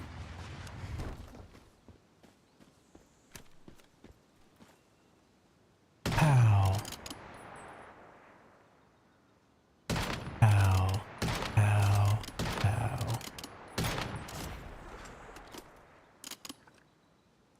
Boop.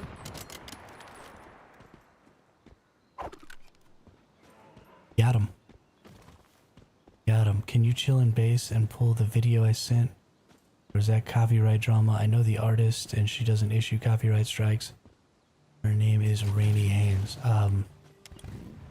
I would love to be able to just believe that.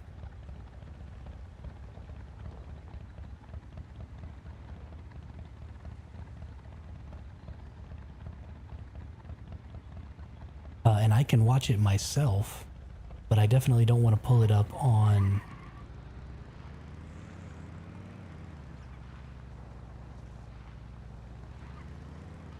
Oh, yeah, well, my audio wouldn't be able to be heard anyway. But I'll watch the clip after I'm done with stream. You know, I can't just be interrupting the stream for something that I would only be able to see. That doesn't seem good. Especially since it's just a personal thing. And isn't about like information or something that I would be sharing with the chat or anything like that. You know, it's just for me to watch so that I'll be interested in the TV show or in the movie.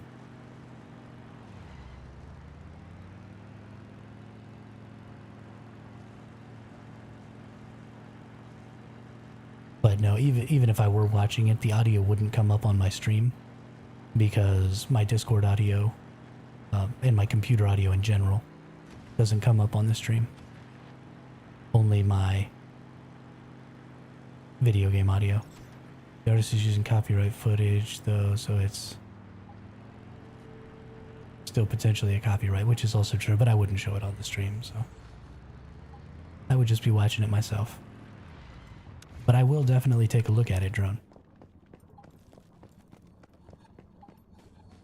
I do like a good movie. And I do appreciate the recommendation.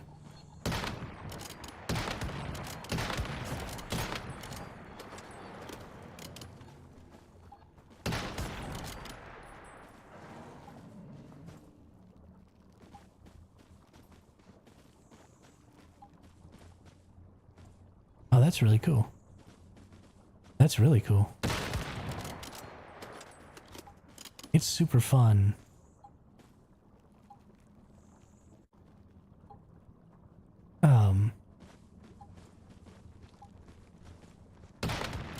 It's super fun to get to meet artists and stuff like that and to...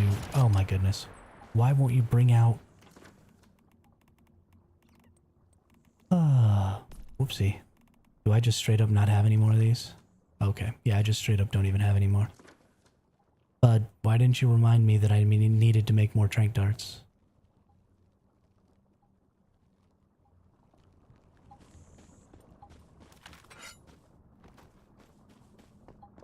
It's all your fault. It's all Spud's fault.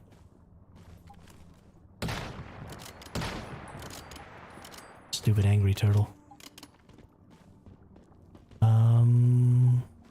What do we do for 2 minutes while we wait to be able to teleport back to our base? I guess we could just go up to this teleporter and then just teleport and ride our motorcycle to our base. Rubber heavy these trank darts. Go capturing was not fun. Yeah, it does take a whole lot of rubber, and I actually sold like 1,000 rubber or 2,000 rubber early on.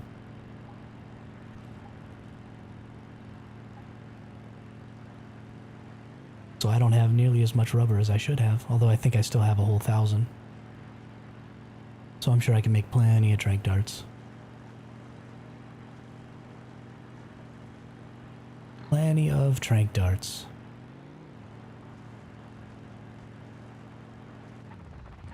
Oh, okay. Thanks, game. I really appreciate that. Just go ahead and...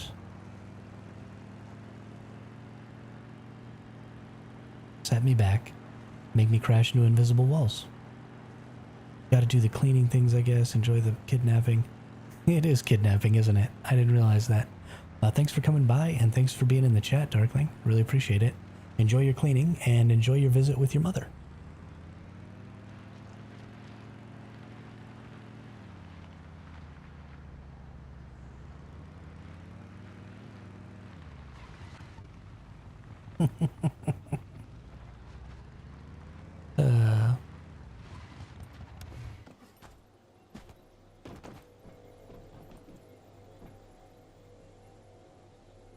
And away we go. Over here.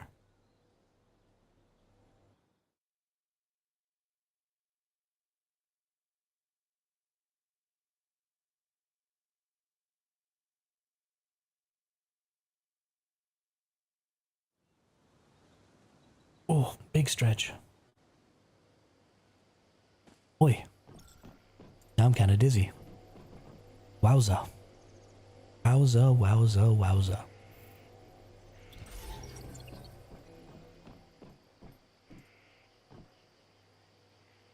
There were so many vehicles parked here on this world. That's so weird. So weird.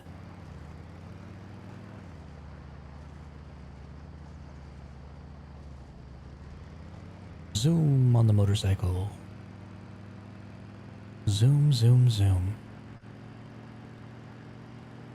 Boom, boom, boom, boom. I want you in my room. No. That wasn't a whole wall. That's super weird.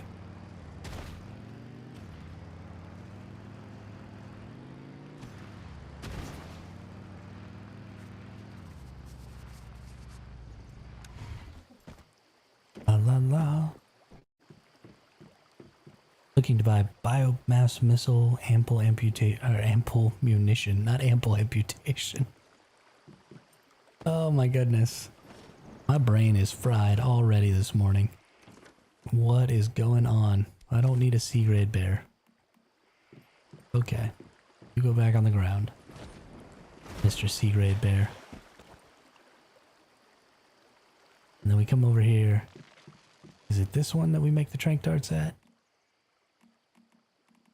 Negative. It is this one that we make the trank darts at. Throwing needle. I can only make 27. What's that all about? Engineering plastic. How do I not have enough engineering plastic?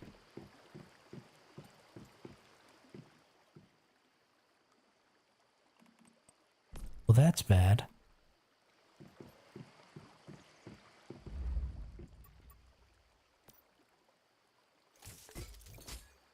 Gonna have to get back on those freaking Blackfell runs, I guess. Can you maybe give me some engineering plastic? You did not give me engineering plastic. How about you, Mr. H37? Fireproof plastic. No engineering plastic. How about this one? I've been a singer for most of my life, Blaze. Thank you very much for the compliment. And welcome to the chat, welcome to the channel. It's always nice to see new faces and new names in here. But I've done a lot of musical theater in my life. Although now that I'm a little bit older, my voice has kind of stopped being as good as it used to be. I haven't practiced as much in the past 5 or 10 years as I should have. So I'm sort of starting to lose some of my range and stuff like that. But yeah, no, I have been a singer for most of my life.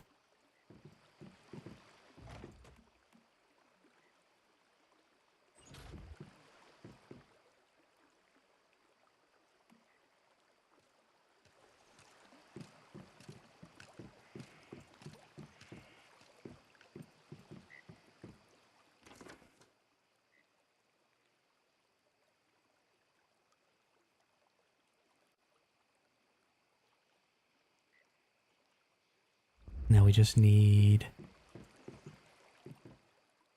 my tranquilizer darts. I'd also love you to blast out a song one day when you're in the mood. Because of the way my audio is set up, because I have other people who live in my house, if I were to actually start singing, it would be way too loud. I'd have to significantly change like the gain and stuff and the output volume on the audio. But maybe one of these days. I might, I really like sea shanties, and I really like the idea of changing sea shanties for, like, different video games and stuff like that. So maybe I'll come up with a sea shanty and rewrite some lyrics for it. Les, hey, thank you very much for the subscription over on YouTube. I really appreciate that. Welcome to the group. Hope you stick around. But maybe I'll rewrite some lyrics to a sea shanty or something like that, to make them pertain to Once Human, and then I'll make a video or something like that of me singing it. Could be entertaining.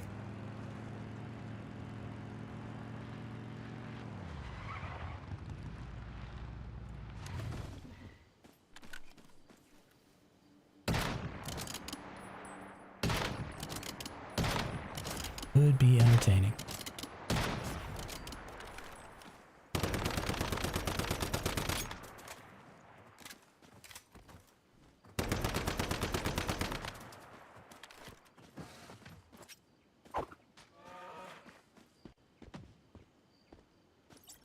Could do some sea shanties. I'm a pirate legend in Sea of Thieves, say no more. No, I don't know Spanish ladies. The only one that I really know the entire sea shanty to is,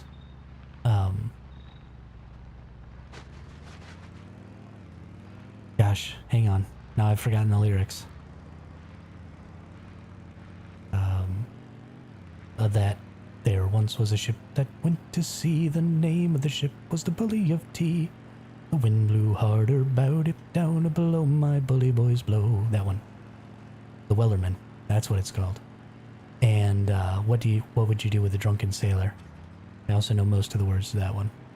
Because, I mean, I was a drunken sailor.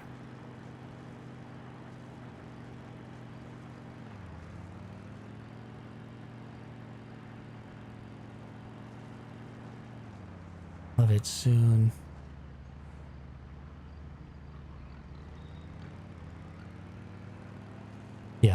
Yeah, no, I love the Wellerman.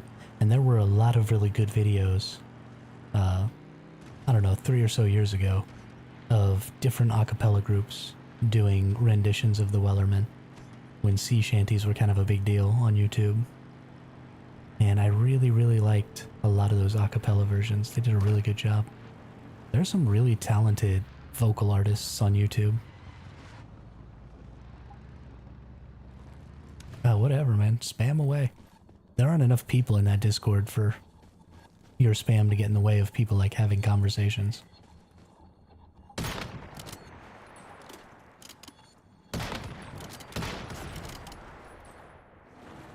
You should try and put that stuff in the clips and highlights, though.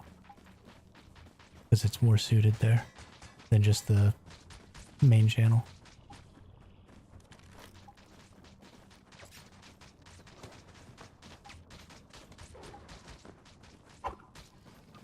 Oh, come on.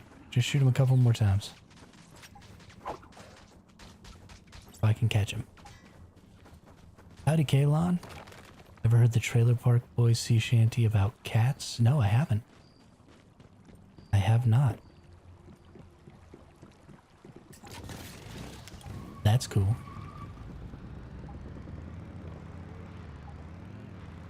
Sea shanties are just so good.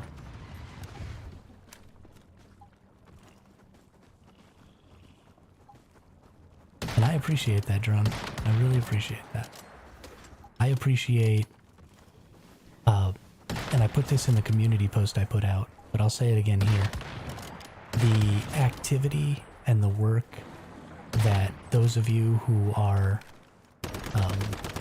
you know, subscribed to the channel or following over on Twitch, just every time you all come into the chat, and every time you all lurk the stream, and every time any of you all do something, it is so much more valuable for the growth of this channel than anything that I do. Because it doesn't matter how good your content is or how often you're online. If there aren't people actively watching, then you just don't get recommended. And people don't even have an opportunity to see and try and look for your content. So, you know, every time y'all watch a video, every time you get in the chat, every time you make a comment, every time you like a stream, all of that stuff is just so important to growing the channel. And so I am so grateful that y'all take the time out of your days to sort of put in the effort, to put in the effort to make that stuff more inviting to other viewers. It really, really helps a lot, and I am so thankful for it. In the Discord, here in this chat, in the Twitch, it doesn't matter. Just all of that stuff. is so important. Too true. The algo will suppress you. Yeah, I mean, it would. It absolutely would.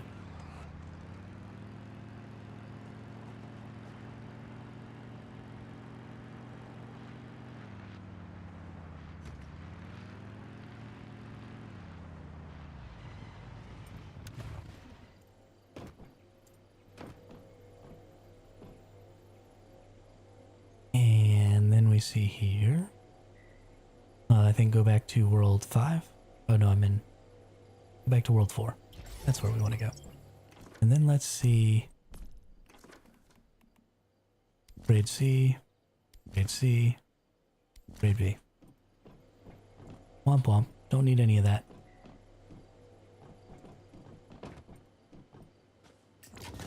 We're going to be totally out of daggers here real soon. I'm going to have to buy some engineering plastic. And I'm going to buy some engineering plastic. I'm going to go spend a stupid amount of money on engineering plastic.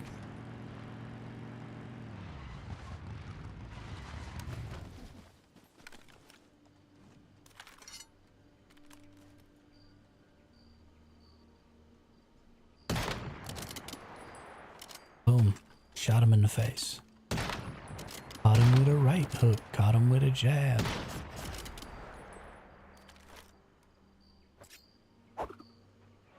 Ammo. A stupid amount. I'm gonna make like 1,000 of these trank darts.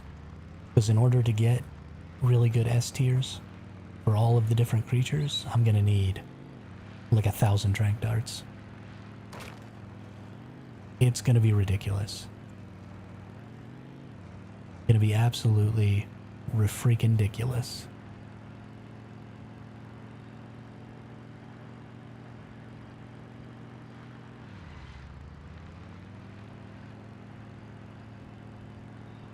Pretty cool. All the events are high risk now. High risk disco ball is no joke. Yeah. Kalon, and it's really important that you do those high risk events, because when you get the legendaries for like Chiron and some other ones, you can only hold, you can only have 6 animals out at a time in your base. But you can have as many as you want, like in your inventory and in your chests and stuff like that, but you can only have 6 of them out at a time. But Kalon, when you get these things here that give you the shrapnel mods, right? So this one has shrapnel weak spot damage and shrapnel damage. If you get the legendary chests from the high risk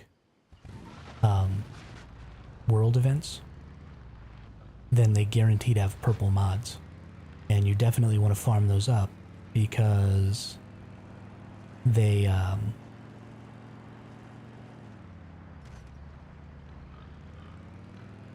you can use the mod conversion to create mods that have those suffixes. So if you want to have just like your best possible weapon and mask mods, then that's probably going to be the way to do it for each of your builds. And it's a pretty huge pool, because it can be any weapon mod with any suffix effect. So, well, the suffix effect will only be for the core effect that the weapon mod is benefiting. So if you get an unstable bomber weapon mod, it will have the unstable bomber suffix every time. But that's still 9 different types of weapon mods that it could be pulling from. So it's pretty difficult to get the ones you want with the mods you want.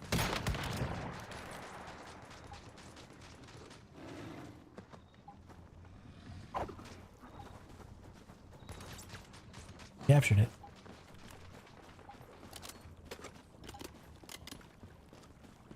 Yeah, exactly.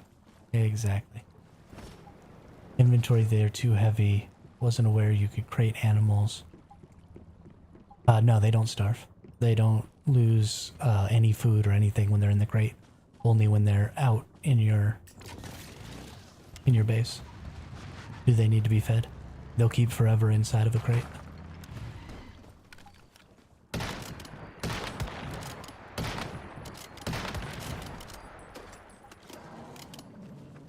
which is great. You can also put them in the back of your Jeep if you're out farming. This one followed me? What a jerk. So if you're out farming them, you can take your Jeep with you and just put them in your Jeep.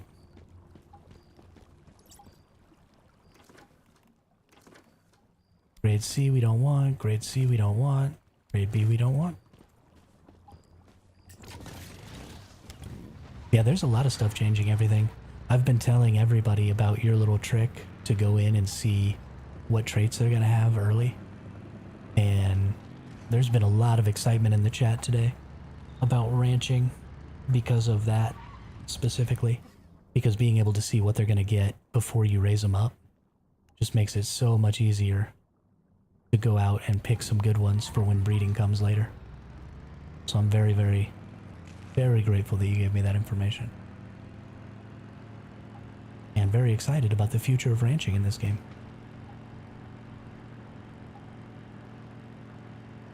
I mean, that's the best way to learn about stuff, though, is just somebody stumbling on it. So much fun.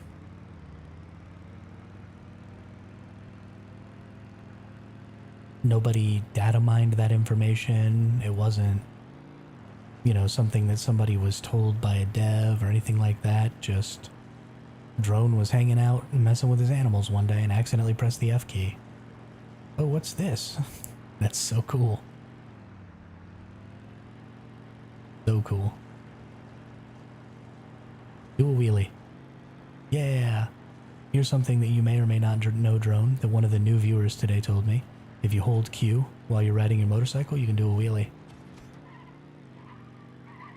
And if you hold E while you're riding a motorcycle, you do a 180 skid. So check this out. Let's get going here. So then you hold E, and you'll just totally flip the bike around in like a 180 skid, which is super cool. But I didn't know anything about that, and I ride a motorcycle everywhere. I think it might be time to go ahead and reload the game here. I've been switching worlds too much. Been switching worlds way too much.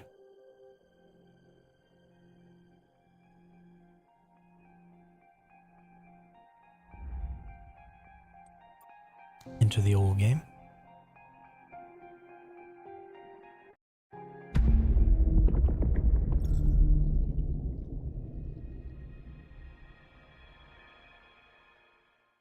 Did you level your bears up to level 50, Kalon?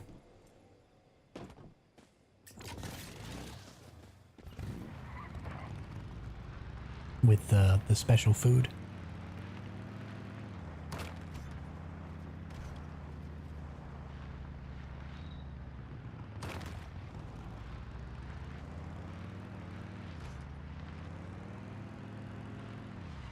And has anybody tried jaguars in base defense? Or leopards, I guess, not jaguars. Are they pretty good? Does anybody know?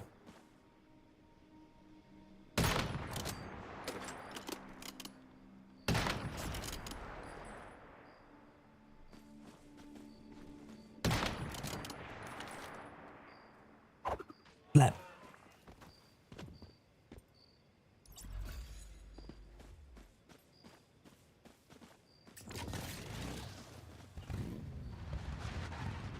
Okay, awesome. Let me know, Drone, when you get yours tamed up. That'll be great. Great information to know.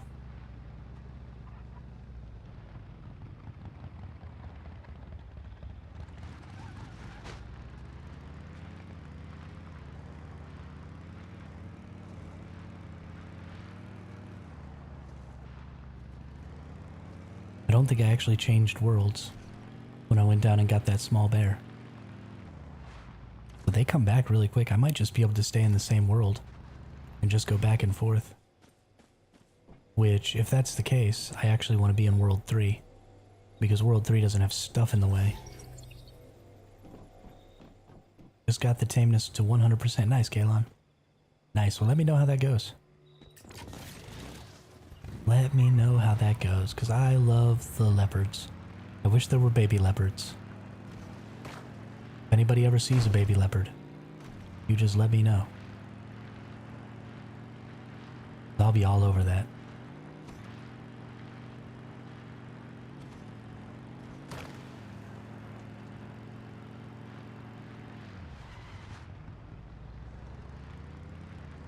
Oops, I went too far again. Pretty confident you will love the longest johns. Now we have okay, cool. I will look into that. Oh, I went too far again. Come here, bears.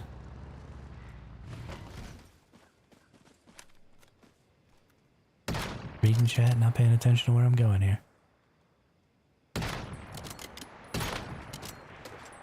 Oh, shoot. Made the daddy angry.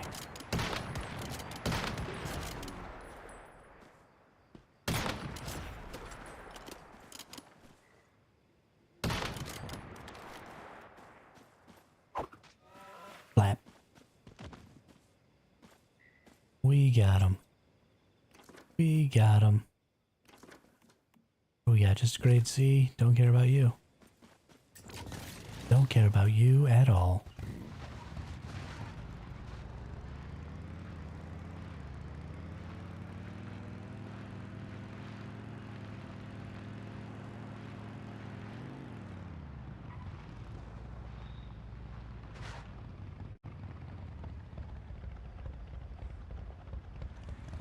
Leave her, Johnny, leave her.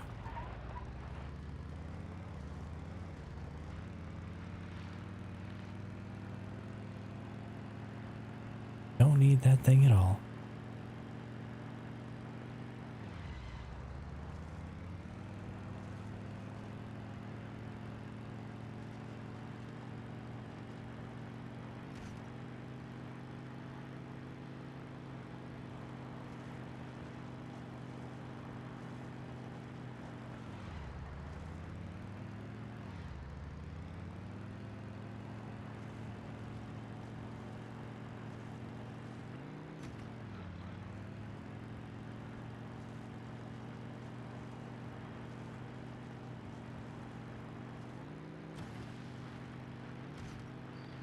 Zoom.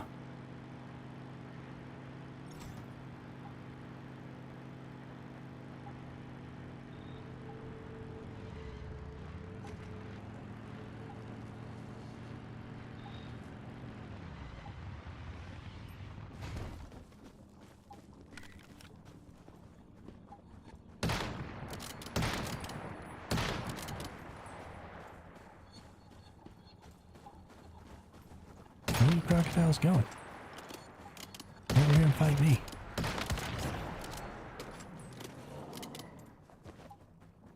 Hey, there's a baby crocodile.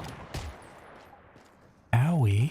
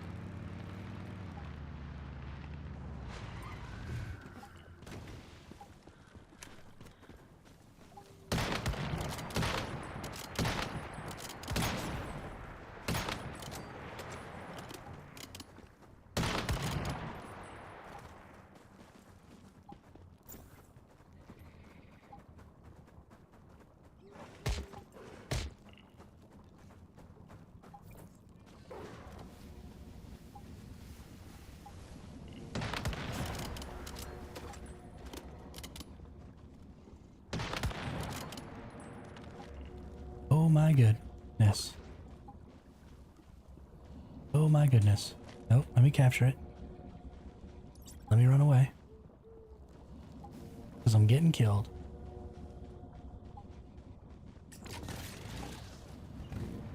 What was I thinking? Wasn't thinking at all. I was reading global chat. Which I never do. I don't know why I was reading it. And then I decided I needed to respond to somebody. Because they're talking about the Chiron event crates. And I needed to tell them that they can get special mods from those.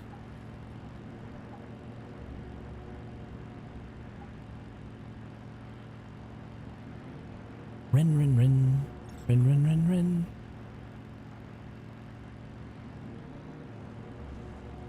Wheelie. Whoops. Almost crashed trying to do wheelies.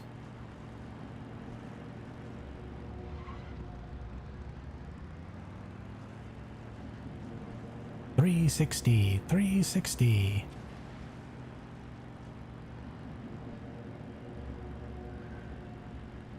Many people on my server are doing the same. Must have been something changed. Yeah, the high-risk crisis events just popped a few days ago with the most recent patch.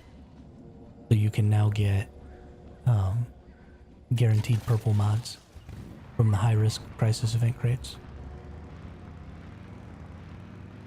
Instead of just getting random legendaries that have like 3 greens, you can get a guaranteed purple stat.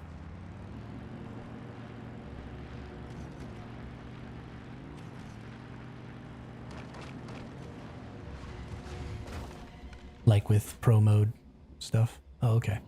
They don't come back fast enough that I can just stay on one world. That's too bad. It would be nice not to have to world hop.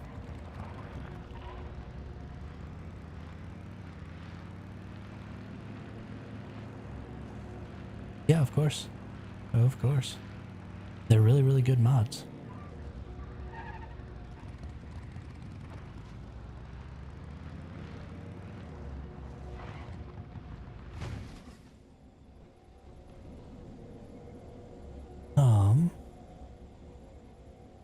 I am actually starting to get pretty hungry. Let's get back to base here real quick. And then I actually need to use the restroom again. And get some food in my belly. Because I'm pretty hungry. So if y'all will give me a few minutes here, I will be back after I make some food.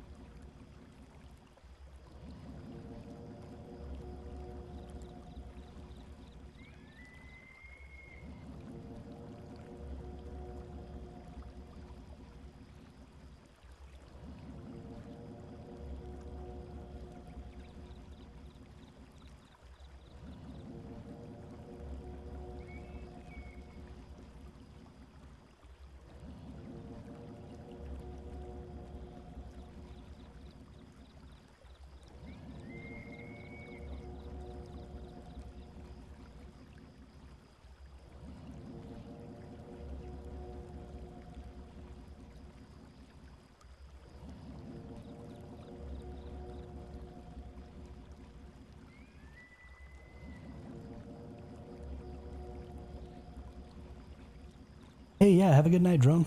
Sleep tight. Second birthday. Hey, congratulations. Good for them. Sorry, I probably missed you here and you probably didn't hear any of this, but still, have fun at the birthday tomorrow.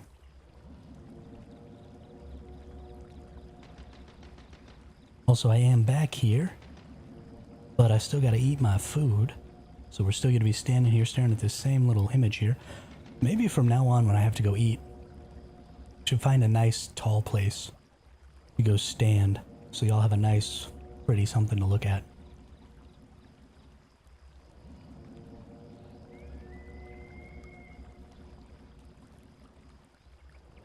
Night night.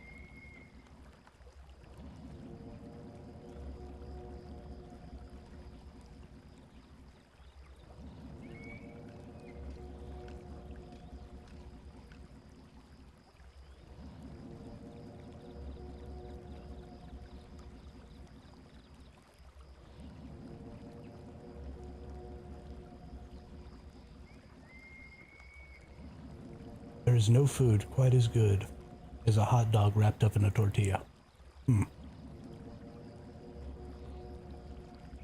I'm telling y'all, it is the best.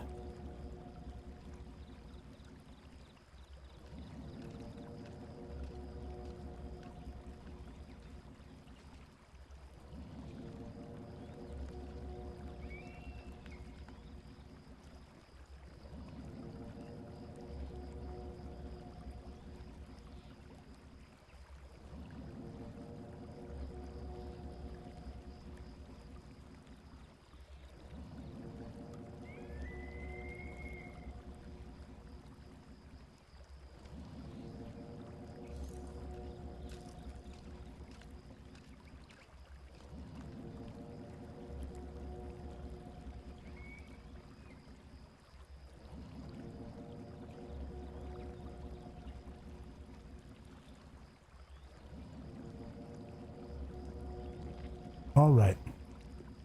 Sorry about that. I had to get some food in me though.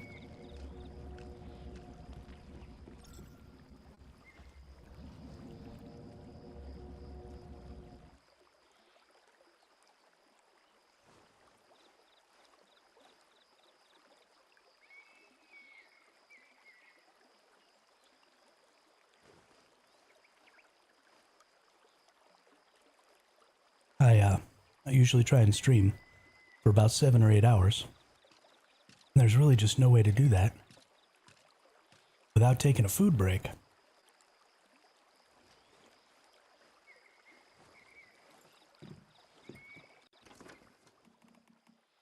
Don't need a grade C alligator or crocodile. Two grade C crocodiles, all right. And it looks like we only have 17 more of these darts left. So I know that a lot of people in my Blackfell this season are actually selling a lot of the different materials here in Blackfell. So I'm going to go see if I can find somebody who's got a decent price on them. See if I can't get some engineering plastic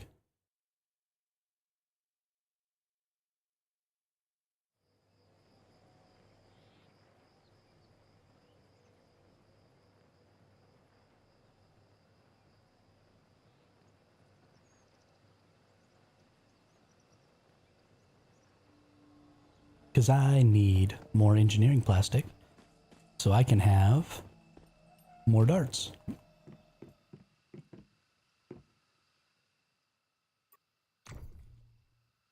Nope. Nope. Let's actually go look outside. Let's not give these folks in here. Actually, you know where we should go? I'm pretty sure that in World 1 of My Deadsville, there is actually like a supermarket.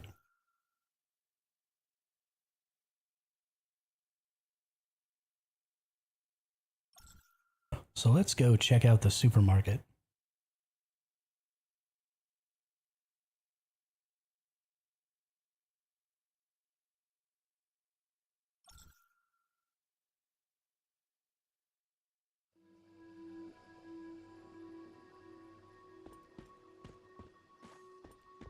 Not in World 1. Let's go to World 1. I'm pretty sure that's the world it's in anyway. Although I'm not 100% positive. Oh, somebody... Source for 50 energy links. And electronic parts also. Gardening gloves, harvesting sickle, rare crystal, electronics grabber, solar drill. Hey, those are all pretty good.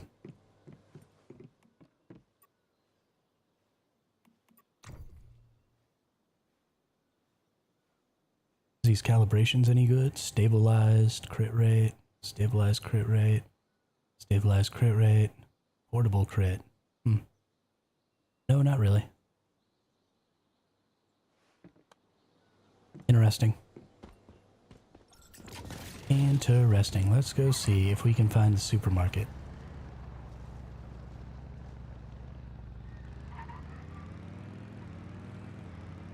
Yeah, I think it's right over here. Alright, we got 2 supermarkets.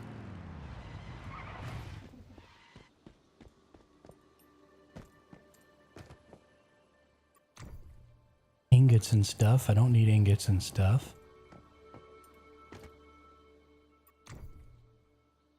Don't need any of this stuff. We are just looking for...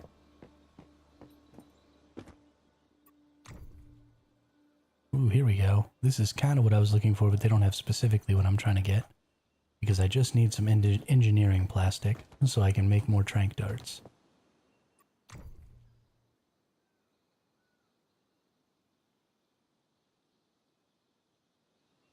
Person's ripping people off with their combo chipsets.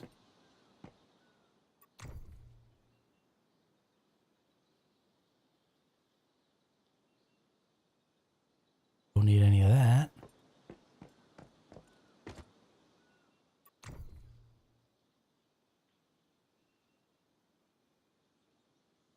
Don't need any of that.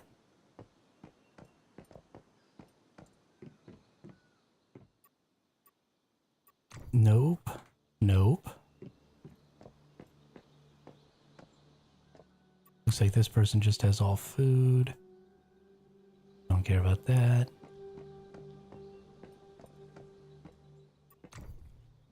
And don't care about that. Okay. Is there something up on the roof?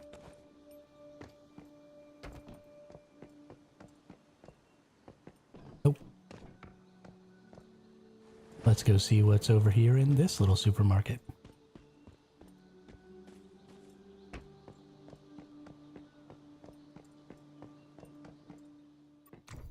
Doesn't look like anything I need. Ooh, here.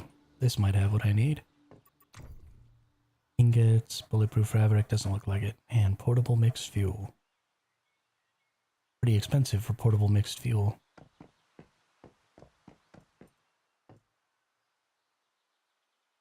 None of this is what I need. This could have what I need. Nope.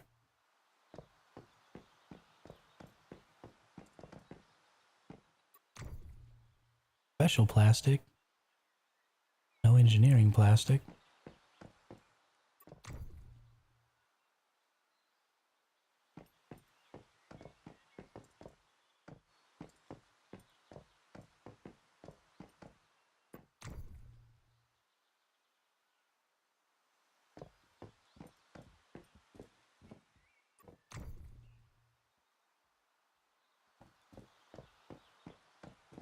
Ooh, here we go. This might be the one right here. Doesn't look like it. Just a bunch of Stardust source. Bummer.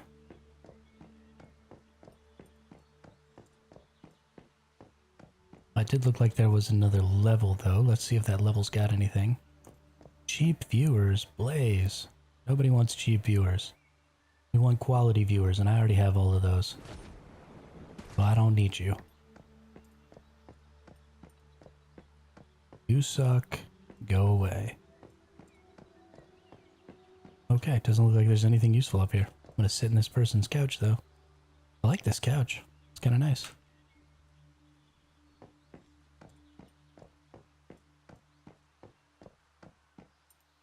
Okay, what a bummer.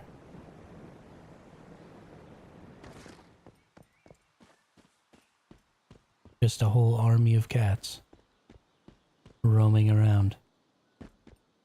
How ridiculous.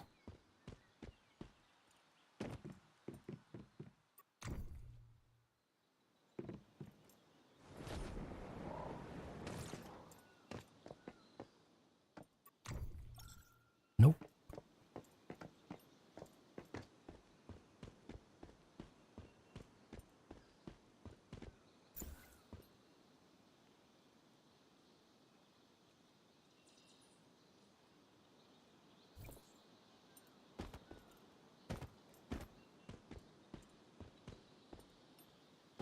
Get in the global chat, see if anybody in global's selling engineering plastic.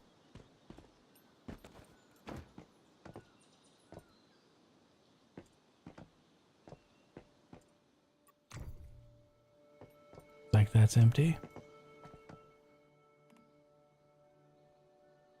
No engineering plastic.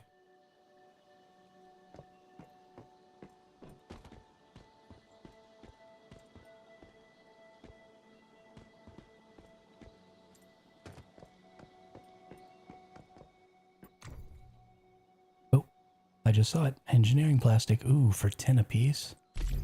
Heck yes. Yo, that's so good. I'm buying all of that.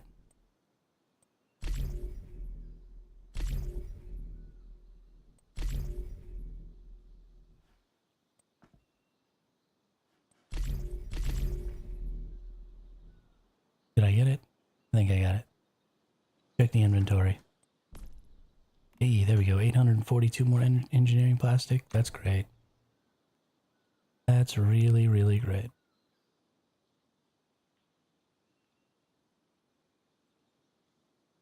How are we looking? What are these? That's not any good.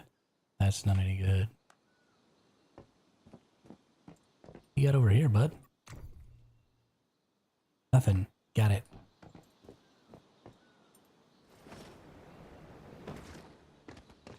I can't believe I just got all that engineering plastic for 10 apiece.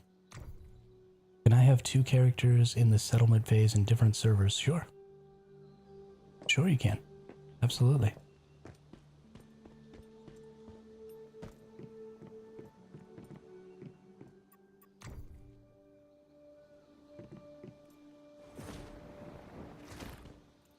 Yeah, all of your characters pretty much operate completely independently of each other. You can even friend your own characters and get them on your friends list so that you can easily access their Eternaland islands because each character gets its own Eternaland island. Also, nice to see a new name in the chat. Welcome to the chat. Welcome to the channel, Fawn. Ooh, what is this one? Oh, no double elemental. Ooh, lightweight double elemental for 10k? Yes. Yes, I am buying that.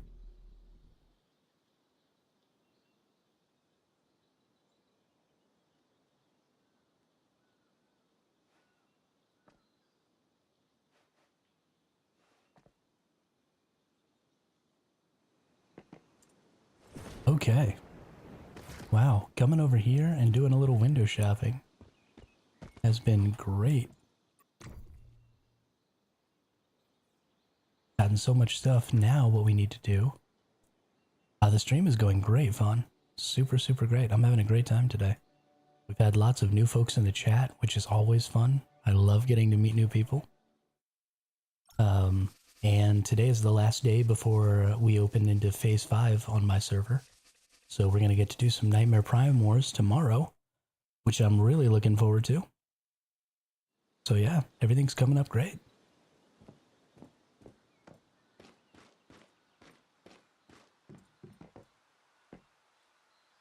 Where am I? Oh, I'm in Dab's house. That's right. That's right, I'm in Dab's house. Dabatron. We go over here, where he's got all of our silver. We just need 40 of these. Actually, we're going to take 5 for each one of them. Or an extra one for each one. Because I'm just going to waste. We get enough silver and we have enough silver that it doesn't matter if I just waste a silver ingot on the last 2k.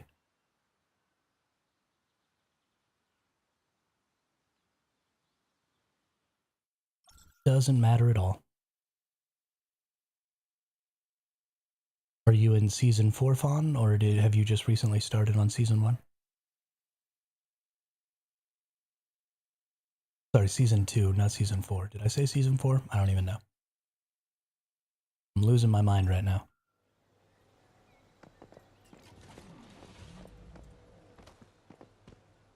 Need some food and drink for my character here.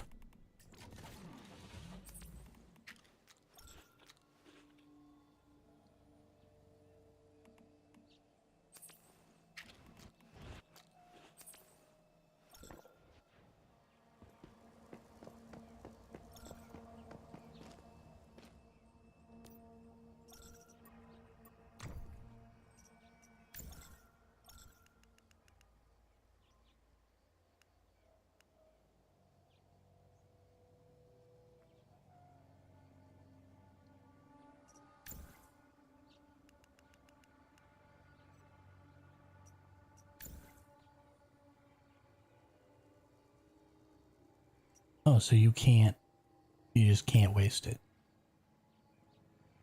That's really annoying.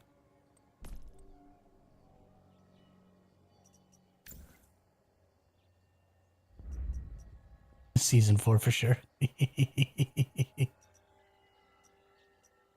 Oh, that's funny. You're funny. Okay, well, one of these... Will one of these give me 2k? No, that's only 800. So if I sell an Italian, that's 1200, that's 200. These are 200. I could sell a bunch of cornales. 10 cornales per house? Yeah, let's sell 10 cornales. I got a whole lot of cornale. I'm in PvP server and don't see many people playing them content-wise. You know, I was actually in a PvP server the first season, and the reason people aren't playing them content-wise is because the first season PvP servers are trash. Because the only PvP that you're ever really going to participate in is the wars, and the wars are locked behind having to be in a warband. And I was playing solo, and I think a lot of content creators play solo, or at the very least don't play with their groups while they're streaming, because it's so difficult to try and listen to, you know, like a Discord chat or something like that while you're doing group content and try and stream at the same time can get extremely overwhelming. So there just isn't a lot of good PvP content available, and it's considerably more difficult to stream that way. And so I just think we get a lot less of that. I will be going into this new PvP season that's coming out in about a week now.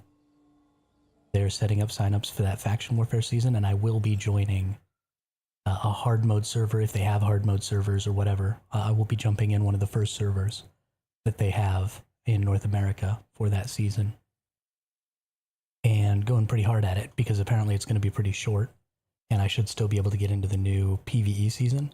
And I think that faction warfare system is just a better system overall, because it doesn't allow warband leaders to be in charge of who gets to participate in wars and who doesn't. And I think that, you know, this game's following, yeah, right. You don't really ever get to participate in any of the good PvP stuff because you're being gatekept by, you know, the leaders of the warband and stuff like that, and by not being in a warband. So I'm really looking forward to this faction warfare because it's going to eliminate that from the game, because you can't bar somebody from joining a faction. They just join whatever faction they want, and then they go do whatever content they want. So we'll be doing that, and I'm very excited about it. I'm going to play a Black Panther build, and I'm going to run around hiding on the sides of cliffs and on the tops of mountains, and I'm going to snipe people in their faces, and it's going to be great. It's going to be really, really great. And then I'm going to run away, because I'm sure I can't take on their 5 friends all by myself. Maybe I'll get some friends, or make some friends, and then I'll shoot somebody in the face, and then I'll lead their allies into a trap of my waiting allies, and they'll just get murked down real fast. I think that'll be fun. That'll be real, real fun.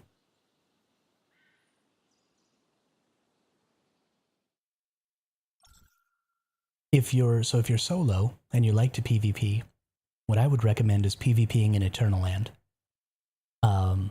And a bunch of the people in this chat have already heard me talk about this like 10,000 times, but I'm going to talk about it some more. Because PvPing in Eternaland, I think, is probably the greatest thing any game has ever come up with. But your Eternaland islands can have PvP enabled, and HP can be set to real time so that you can lose HP. But your gear doesn't drop, you don't drop anything, and your gear doesn't lose durability in Eternaland. So it's completely... yes, we are in Season 2. We're in Season 2, we're in Phase 4. Yeah, Week 4, yeah. Right. I get them mixed up sometimes. But Phase 5 starts tomorrow. And for some servers, apparently Phase 5 has already started. But the NA servers are behind. Because poo-poo on NA, apparently.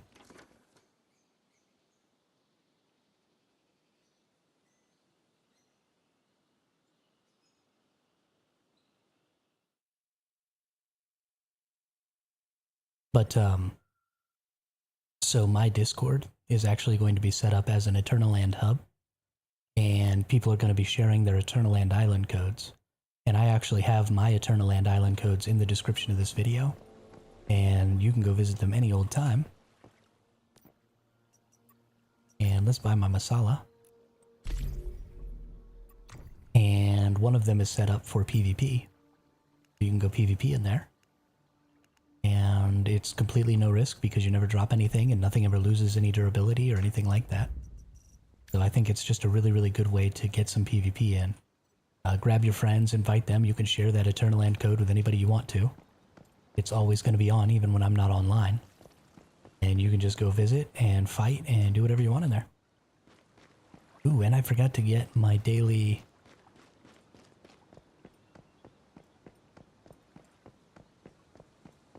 I've got, if you check out my channel, I've got some, like an everything guide to Eternaland in my channel, and then some of my early streams were just talking about Eternaland. I honestly, I think that as far as content creators go, I'm probably the most knowledgeable person, because I spent most of my first season in Eternaland. Sorry, the most knowledgeable about Eternaland, not the most knowledgeable in the game. Because there are certainly people who understand builds and stuff like that better than me, but I understand Eternaland the best, I think. Because I spent most of my first season in there, because, you know, I wasn't really able to get any good PvP content going on, and there were no shiny deviations to farm, and there were no animals to ranch, so I just went and built a lot and did a lot of things in Eternaland. So check out some of those early videos, and check out that Everything Guide to Eternaland, and it'll give you a good understanding of how things work in there. And yeah, if you make an Eternal Land yourself that you think is really cool and you want to share with everybody, whether it's a PvE or PvP, it doesn't matter. You can go ahead and post it in that Discord, and then people can come and visit and, you know, see what you've made and be a part of that. What the heck? Where's my baby bear? Why was there only one bear here? What's going on in my life?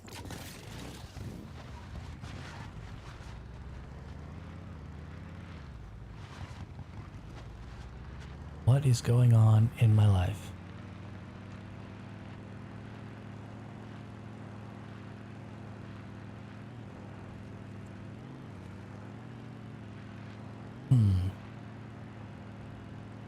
Guess we'll just go get the crocodilians then. Gotta get them crocodiles.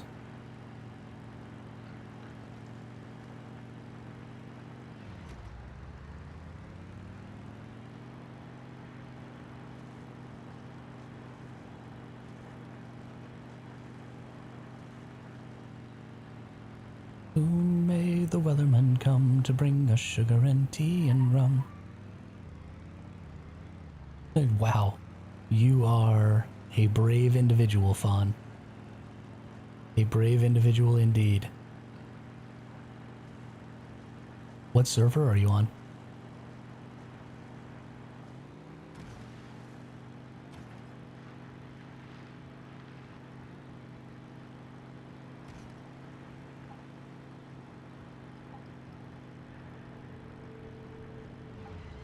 What do you do with a drunken sailor? What do you do with a drunken sailor? What do you do with a drunken sailor early in the morning? Put him in his cuppa with a hose pipe on him. Put him in his cuppa with a hose pipe on him.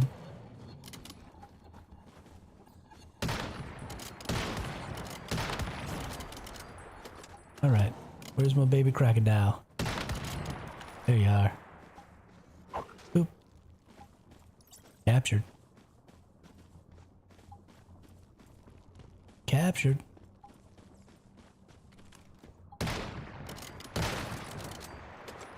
Stupid little angry turtle. Stupid little angry turtle.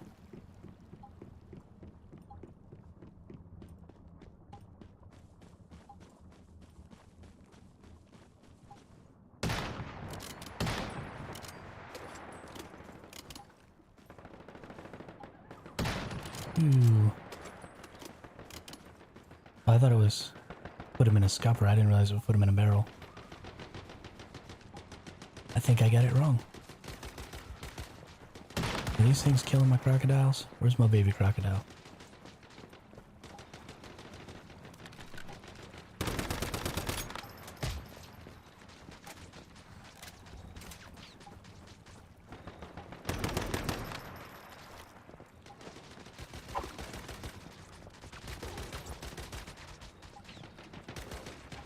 Put him in the bed with the captain's daughter. Put him in the bed with the captain's daughter. Put him in the bed with the captain's daughter early in the morning.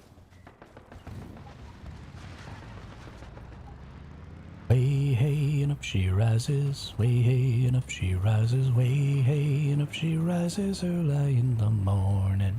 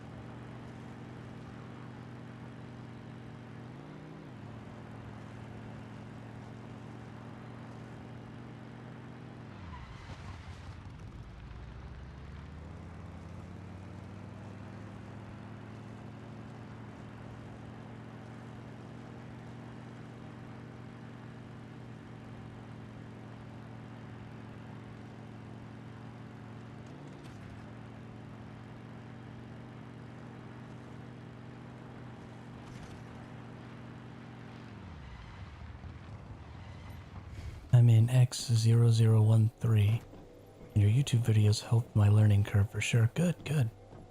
Glad you were getting use out of them. I try not to focus so much on build guides, because I'm not the best builder in the game for, like, builds. That was an awkward sentence. So I don't do that at all.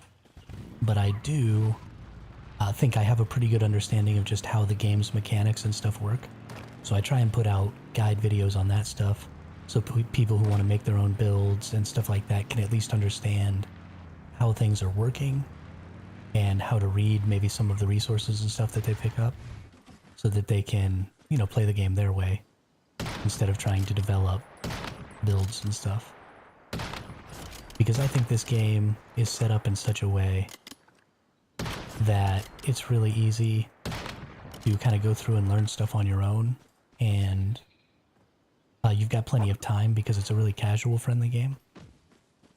So there's not really any point in like following a build guide when you can have a lot of fun just creating your own and kind of messing around with stuff. And when I play at the bar, I tell people if they're ready for some Metallica and play Whiskey in the Jar.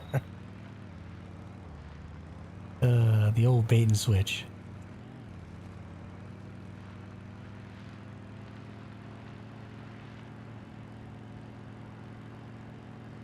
The old bait and switch.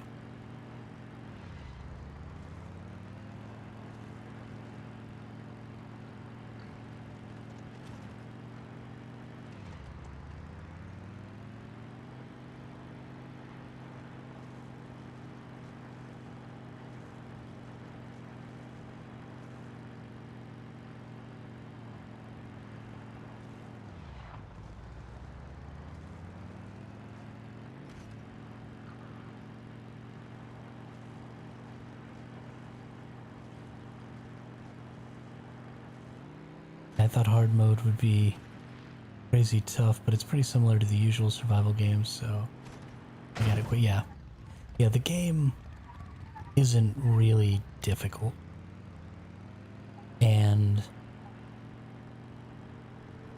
I think I'm okay with that. I thought I wasn't going to be. I thought that I was going to need the game to be hard to be fun, but honestly, I think I was wrong. The game's difficulty is enough that I at least have to pay attention when I do some of the harder activities in the game, like going into Leolab and soloing the Forsaken Giant, or even just playing the Forsaken Giant. You know, I do have to pay attention to that. But the rest of the game is just about, you know, collecting the things that you need and having fun building your build, and I think I'm okay with that. I think I like the more relaxed gameplay and the fact that I don't feel like I'm just constantly in danger 100% of the time.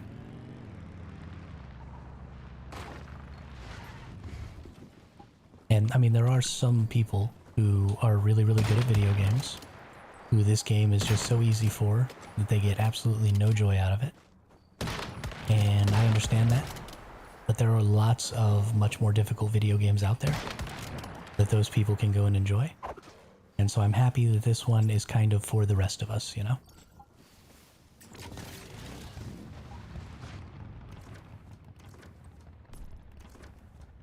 Let's see, what do we got? C-grade bear, don't need.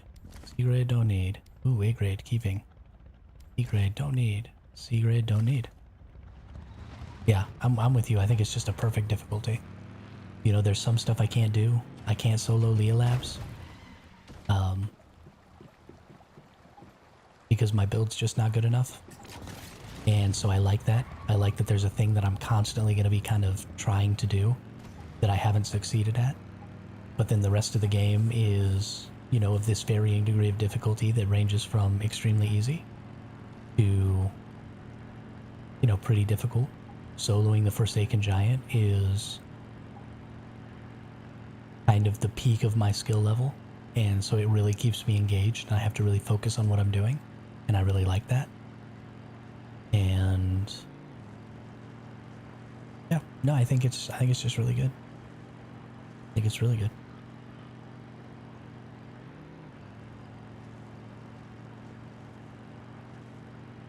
And I would say that I'm a pretty average player. So I think most of the player base is kind of right around where I'm at. There are obviously people who find this game very challenging, who maybe just aren't very good at video games, and that's fine.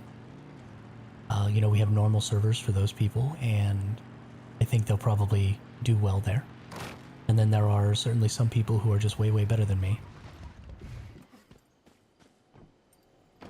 Hardcore survival. Yeah, I haven't played a lot of DayZ. There's something about the rendering in that game that makes me sick to my stomach. I've tried to play it a couple of times, and it just gives me like motion sickness when I play it. But I've played a lot of Ark in my time, so like I have like 5,000 or 6,000 hours on Ark. So I am definitely super into the survival games. Have you played any PAX Day? Have you played the beta for that yet? Because I have not, but I am excited for its full launch. I definitely think I'm going to play some of that.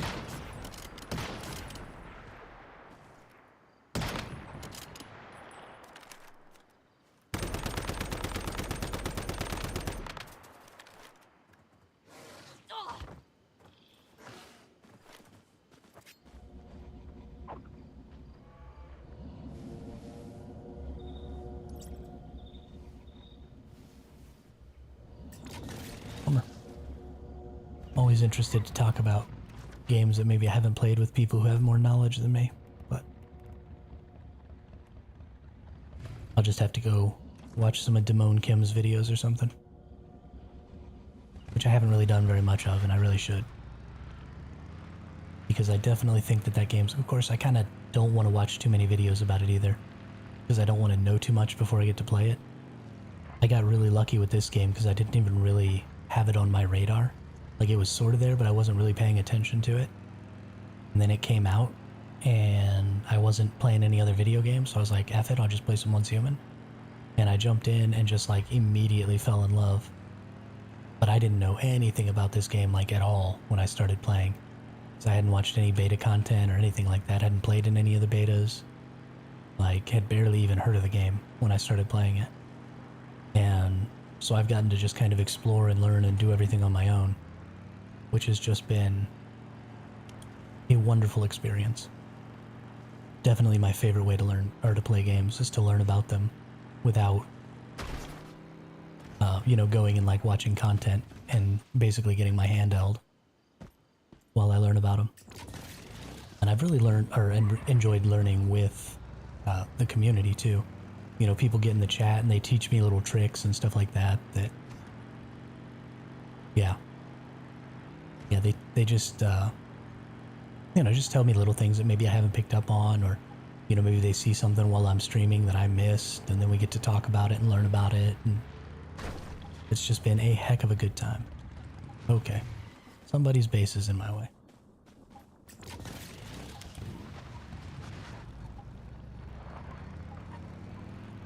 Streaming a new game like this has been such an interesting experience that even just playing a new game release has never really given me before. It's been super different than anything I've done before.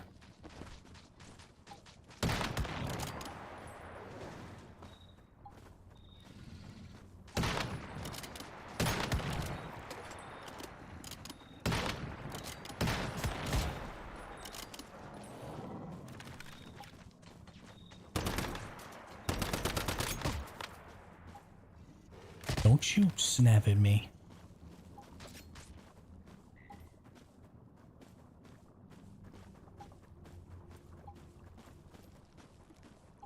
Okay, put that away. Break out.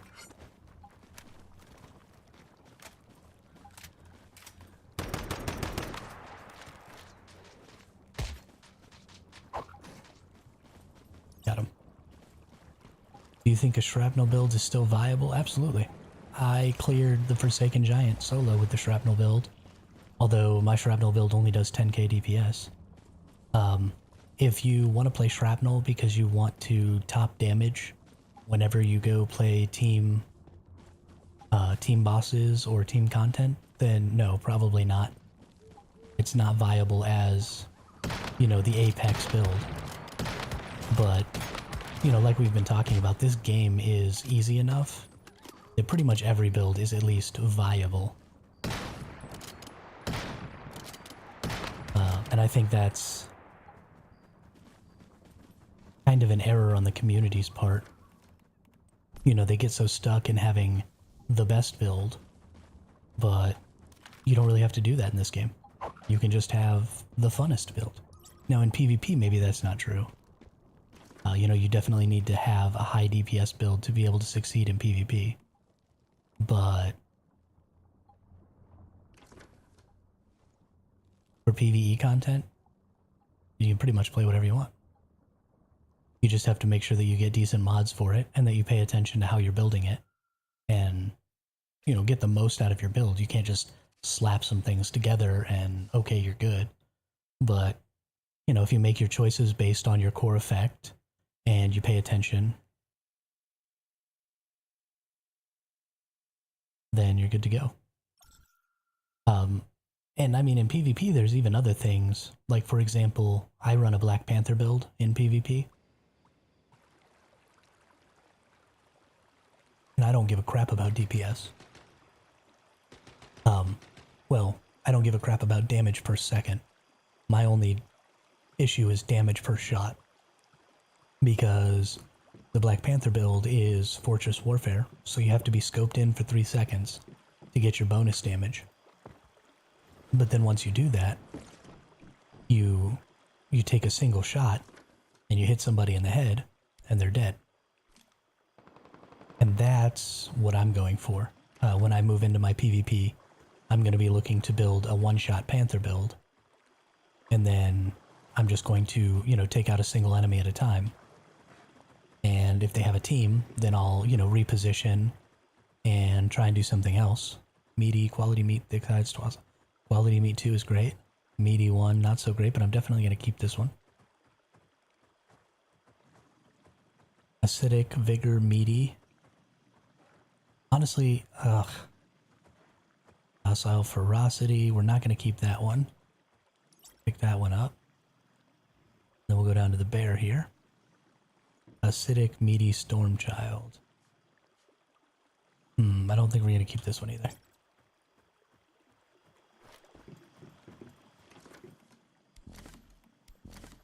Get rid of those two.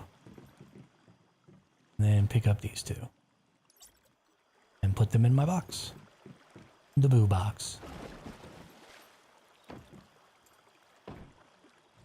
So I think you also have to consider, you know, what are you going to be doing while you're PvPing? If you're brawling, absolutely DPS is important. But also so is survivability.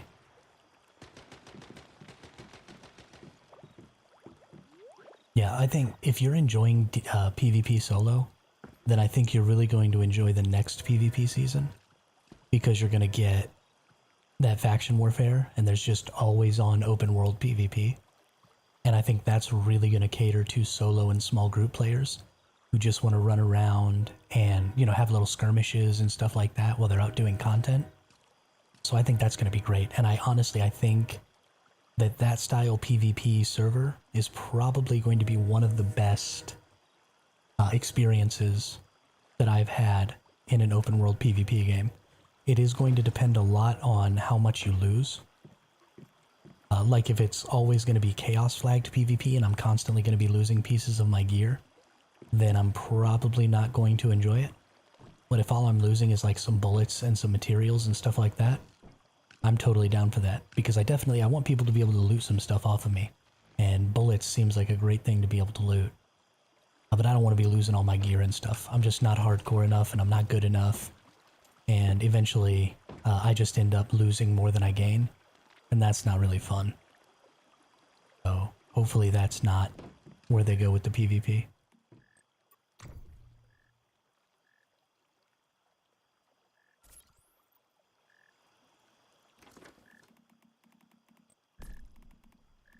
Let's do this. Oh, right.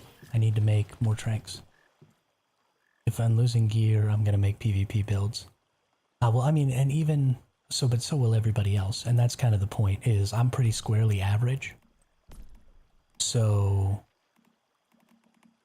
if people are losing gear, then I'm going to be at best at a 50-50, right? I'm going to kill somebody 50% of the time and I'm going to die 50% of the time. And that's at best. And so I'm not going to be making any headway. And I'm just going to constantly be feeling like I'm losing progress. And because I'm a very average player, anybody who's at the same level as me or below is going to be feeling that same way. And it's going to drive them away from those servers, which is going to move where the average is. Because as you get lower tier servers, lower tier players leaving, then the average moves higher and higher up the tier.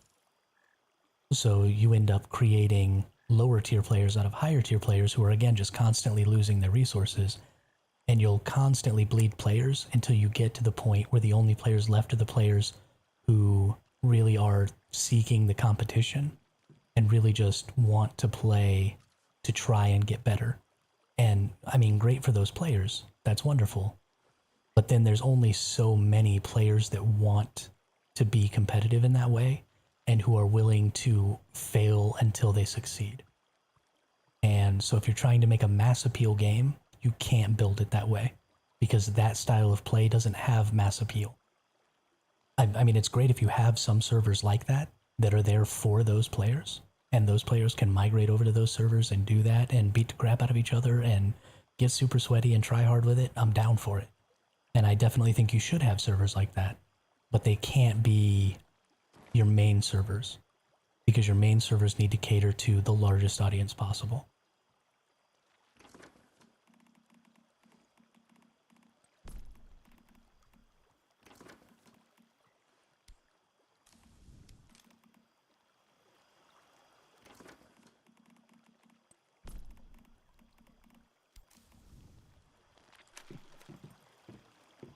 Let's grab a couple more of these. That's probably enough for right now. I will likely be coming back before I run out. So not a problem. I really can't wait until they give us breeding and they update the ranching a little bit and we can start ranching better. It's gonna be such a good mechanic. That's where I'm gonna thrive in PvP. Is I understand the food buffs really well and how to get the food buffs and how to do good gardening and how to do good ranching and how to do all of that stuff. So I don't think you should lose anything but inventory. And I agree with that. I think the way they have it set up in the engagement zones is probably really good, right? You lose some bullets, you lose some utility items, maybe you lose some materials that you farmed or something like that. And when you have people out in the open world who are actually doing activities other than just specifically going to engagement zones, then they're going to have a lot more of that stuff. And so there's going to be a lot more opportunity for lucrative fights. And I think that's going to be really, really great. And as long as I'm not losing everything, then I'm still gaining some of those resources when I'm getting sent back to my base when I get killed. And so while I'm not gaining more than I'm losing when I kill people, I'm at least gaining some profit every time I go out, and that'll be good enough for me. I'll be able to sustain that, and it won't make me want to quit, so. It's very much like the Ashes of Creation's way of doing things, when they talk about, you know, when you die you only lose a percentage of your materials, when you're ganked or whatever. And so I think that system is actually going to work pretty well. I think the big thing is taking away my gear. I really, really hate losing my gear because it takes a lot of resources to make a good piece of gear. Just don't like it. Which is why when Ashes of Creation comes out and I inevitably start playing that game, I absolutely will not ever like flag up or whatever and kill neutral players because I don't want to gain that negative reputation that allows people to kill me and take my gear. Like, I don't ever want to have to deal with that, so I will be a good boy, and I will be nice, and I will only PvP people in PvP designated areas, and that'll be fine for me. I'm really excited for that game to come out. It's too bad it's still going to be like 2.5 years or more. By the time that game comes out, something better will come out.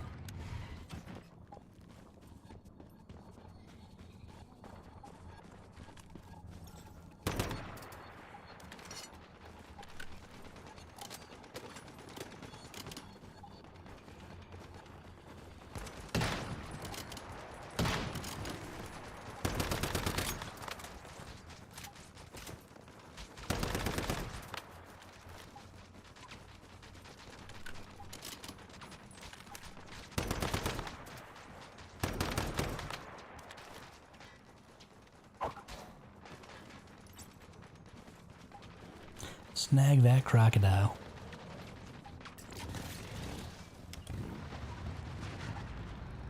So what I'm doing right now, Fawn, in case I haven't explained it to you, is because they're planning on giving us a breeding system in ranching and sort of updating the ranching system a little bit because it's kind of broken right now and I don't really like it. I'm trying to get me some S-tier baby creatures because the baby creatures have the ability to get traits that the adult creatures can't. They're called advanced traits. And so I'm trying to catch a bunch of really high tier baby creatures for each of the types of creature that there are in the game. So that when that breeding system comes out, I'll be able to create really good lines with all the perfect traits that I want for, harvesting certain types of resources or, keeping them for base defense at my base or anything like that, so that I can breed them and sell them and keep them and all that stuff. So I have really good lines for each of the seasons to come, because I think right now is a really, really good time to be doing that.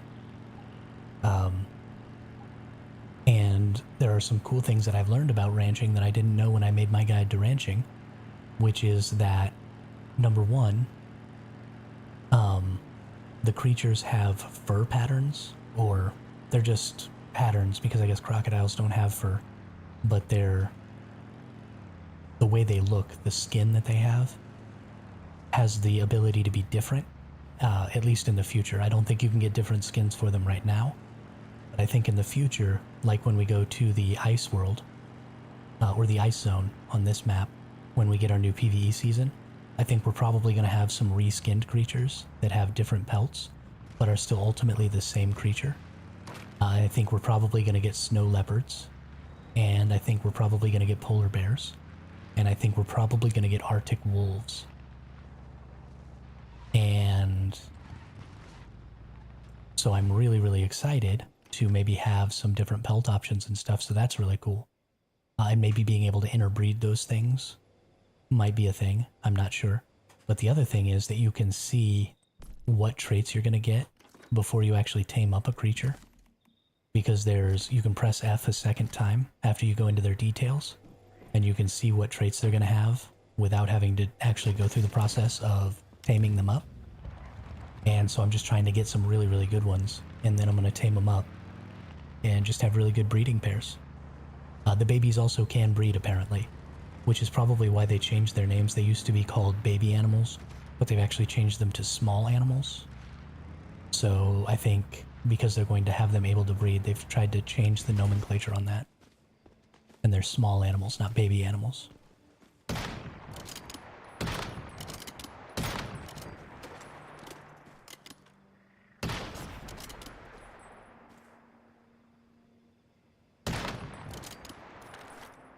Oops.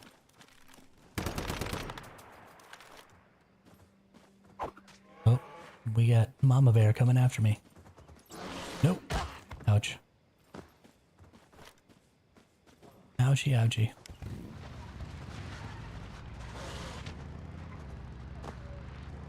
Did I switch worlds? I don't think I switched worlds again. There's some weird visual bug that's going on that makes that deer look all black, but it's actually just a regular deer. Which is funny. Which is funny. We got tons of people watching right now. What's up, everybody? Hello, new friends. Don't be afraid to get in the chat. Ask any questions you might have, anything like that. I love answering questions. It really keeps me engaged with the stream and focused on what I'm doing here. So please, ask away.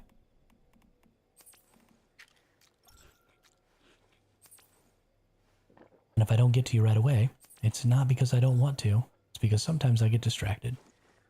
Because I'm pretty new to this streaming thing. Sometimes I'm pretty bad at it.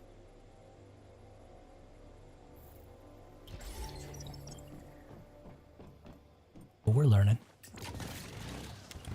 We're having a good time.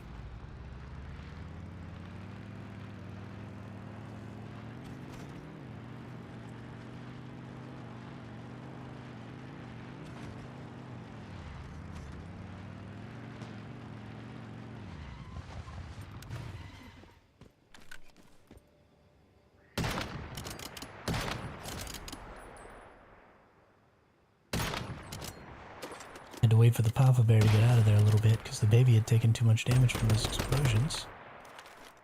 I didn't want to accidentally kill him. Then I'd have to blame Spud and that'd be sad. Spud, are you still here or do I need to find a new scapegoat?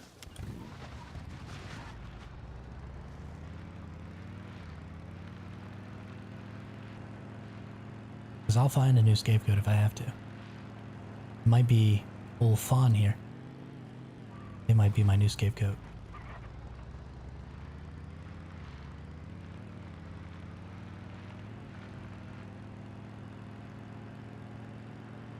FON, or Fawn, what does FON stand for?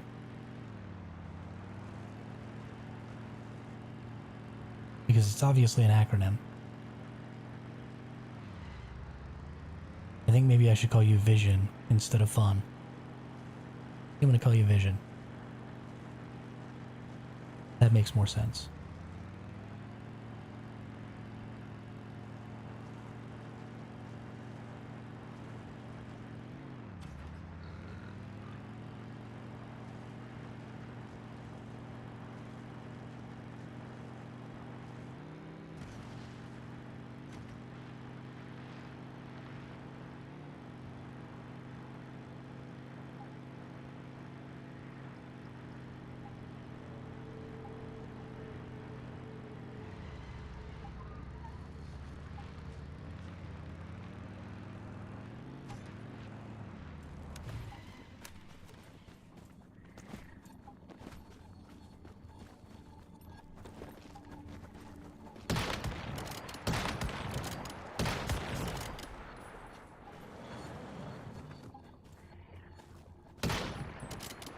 Come here, baby crocodile. Oh. Stop attacking me, stupid turtle.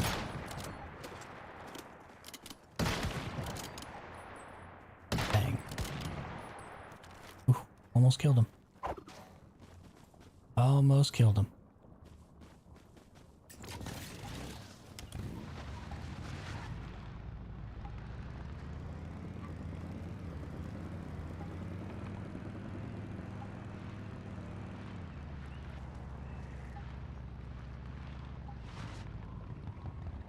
Look at how that light's shining through the fog and bouncing off the water there. That's honestly pretty cool. Looks really surreal.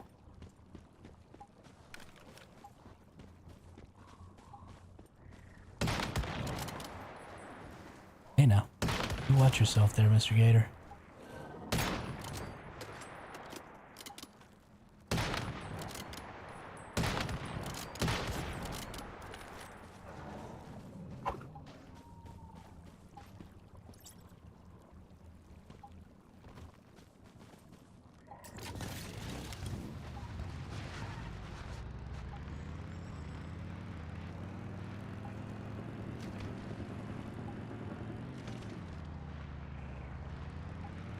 Graphics are pretty good for free to play, yeah, absolutely. Absolutely. And I'm not even necessarily a huge graphics person. Like, I could get away with not having wonderful graphics. You know, I grew up in the time of the original Nintendo Entertainment System. So,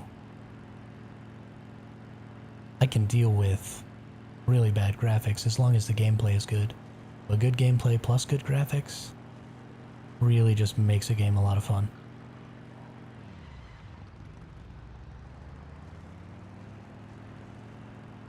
But it is usually the last thing that I notice.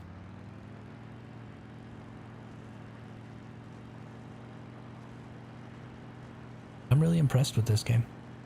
It looks great, the audio design is great, the gameplay is great.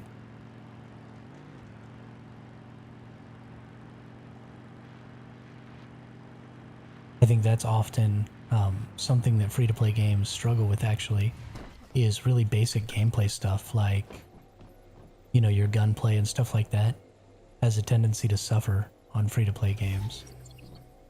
And that's bad because that's a really huge part of the game. And that's kind of the one thing you have to get right. And when it suffers, the whole game kind of suffers.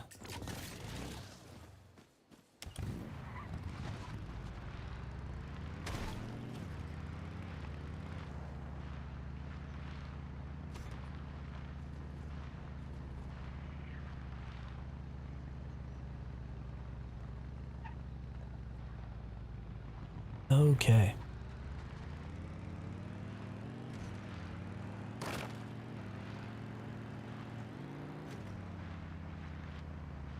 And the bug fixing is good too. They do a good job of fixing bugs. And being vocal about what bugs are active and what they're working on and what the timetable is on fixing certain things. Like all of that stuff is just so good. No game is going to be perfect when it first launches. But if you're going to tell me what you're doing to fix something and how long it's probably going to take you, then I can deal with the bug for a while. Do you play any other MMORPG? Not right now, I don't, KM. I have played a ton of MMORPGs in my life. I mostly play MMORPGs. So I played, the first MMO I ever played was Dark Age of Camelot. And that game kind of made me fall in love with the genre. And PvP MMOs in general. So I've played a lot of PvP MMOs. But I played that one. I played Guild Wars, the original Guild Wars. I played a little Guild Wars 2. Played Final Fantasy 11, Final Fantasy 14. I've played the Lord of the Rings online. I've played a little bit of some of the D&D MMO games, but not really a lot because those games were a little janky and I didn't really like them. I played a ton of New World. I've played Final Fantasy 14, I think I mentioned. I actually played Final Fantasy 14 before it was A Realm Reborn, and when it was totally messed up and you couldn't even see at night because you just get a completely black screen. I don't know if any of you ever remember this one, but The Matrix actually made an MMORPG way back in the day, right around the same time as the original Guild Wars, I think. And me and my friends tried that one out for a little while, and it was super janky. Like real bad. I've never played SWTOR, and I've never played EverQuest. I've played a little bit of RuneScape, the old school RuneScape, but I haven't played a ton of that. But yeah, I'm pretty prolific with the MMOs.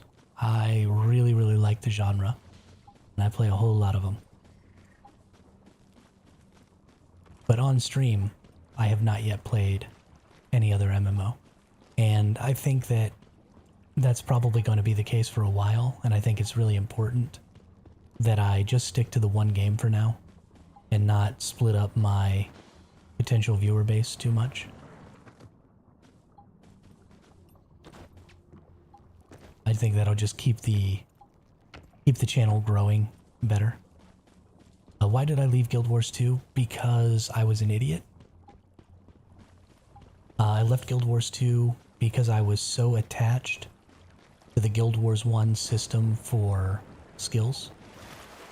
I really, I was all about the Guild Wars 1 skill system. And they took it away in Guild Wars 2 and replaced it with a skill system that just had much less variety and sort of locked you into more builds, especially in early days of Guild Wars 2.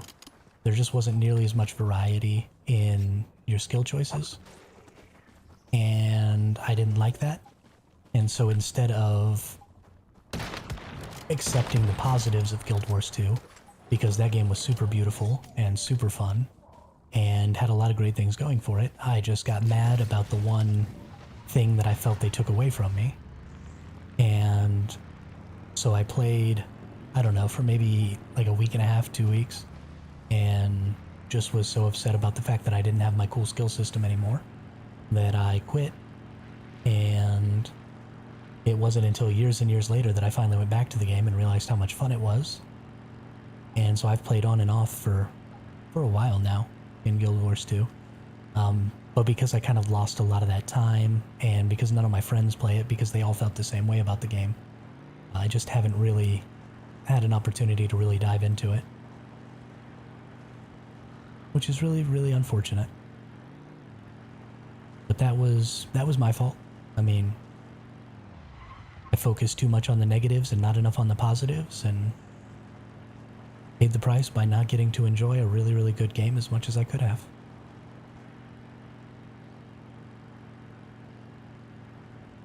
I think that's kind of an epidemic in gaming in general right now, though, is a really huge focus on negativity. And it causes people to really, really not enjoy games that they would otherwise enjoy. And in some cases, maybe they wouldn't even have noticed. I see a lot of times on YouTube videos and Reddit posts, people talking about issues with a game that I literally hadn't even noticed yet. And I've got 500 or 600 or 700 hours in this game right now. And so if I haven't noticed it by this point, it's probably not affecting me. But then I'll see a Reddit post about it, and somebody will be talking about, oh, this is so broken, this is so wrong, I hate it. And then I'll start noticing it all the time. And so I think that's really bad. But negative stuff gets clicks, and so a lot of content gets built about negative stuff. I haven't played the last expansion yet. I really love the Guild Wars 2 open world and lore. It's just beautiful. It is. And especially if, I play MMO games because I like to build my character. And, just kind of tinker with and tweak the way my character works. And so I'm not necessarily as invested in lore. Like I don't ever watch cutscenes. I don't read, a lot of the quest line lore and stuff like that. So lore is not really important to me, which is why, Final Fantasy XIV and Guild Wars didn't really, really hold my interest like they have for a lot of people. And so those things are sort of secondary to me. And again, they're great, and I love having them. And eventually I do interact with the lore of a game, and eventually I do, learn a little more about the world. But those things come after I enjoy building my character and I enjoy the mechanics of the game and all that stuff. So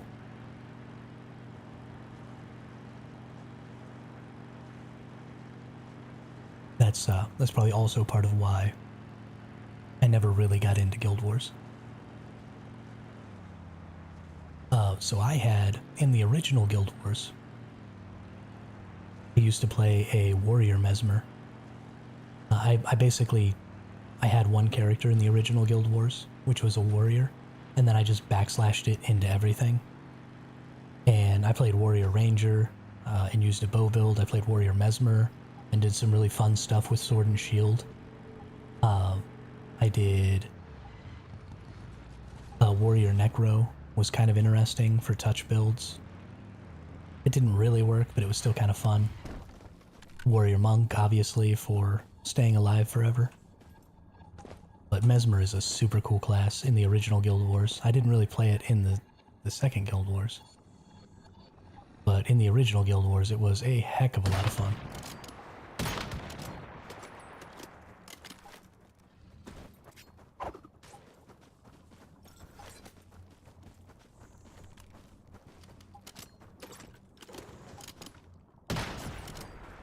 Where's the other adult crocodile? Not here? Okay. As long as it doesn't come and kill me.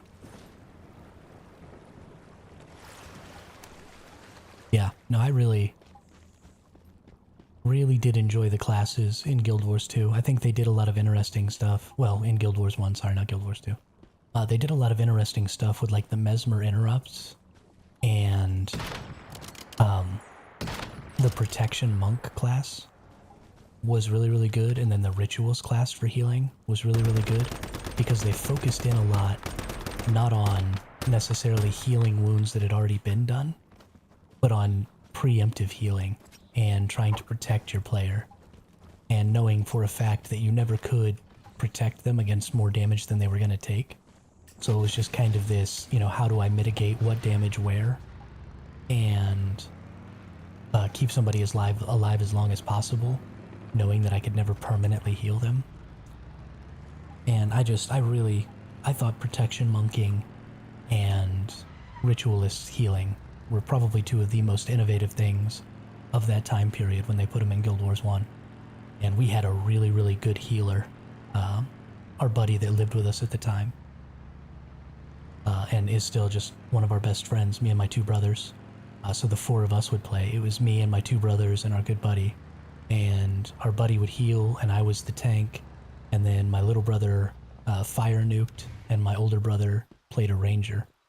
And did all of our sort of utility stuff, like controlling bosses and interrupting spells and stuff like that. And we used to just destroy in that game.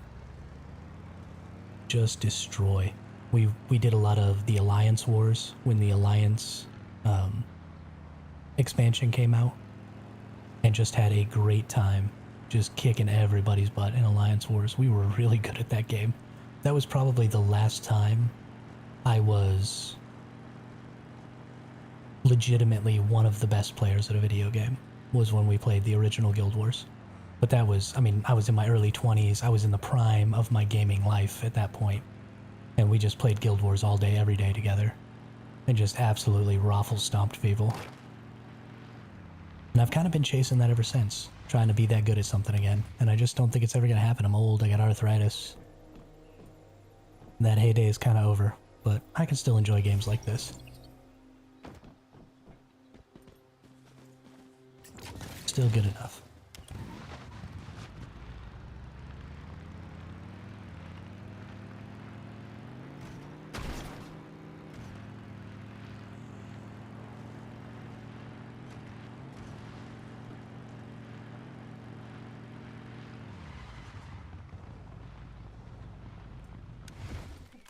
I do miss some Guild Wars 1 though. Man, now I'm feeling all nostalgic and stuff. Might have to play that game some more. I mean, it's still live, I think.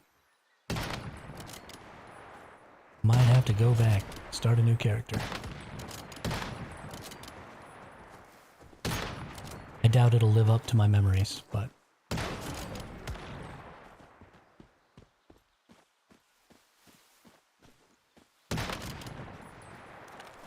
What's up, little bear? You wanna be my friend? What's up, Drat? How are you today? How you living? Glad to see you back for a second day.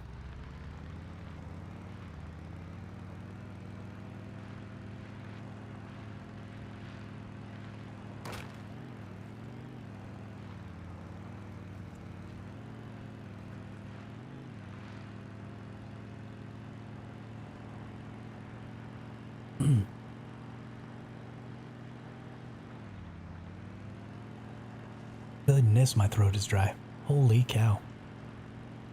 You got me monologuing, KM.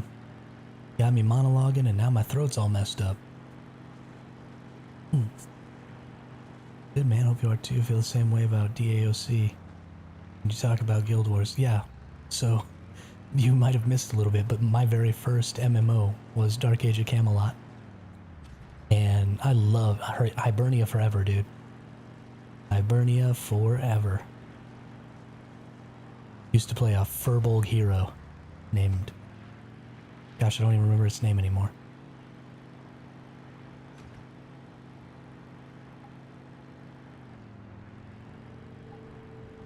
I used to love Dark Age of Camelot. The Battlegrounds, I think, were probably one of the greatest things you could have ever built into a video game.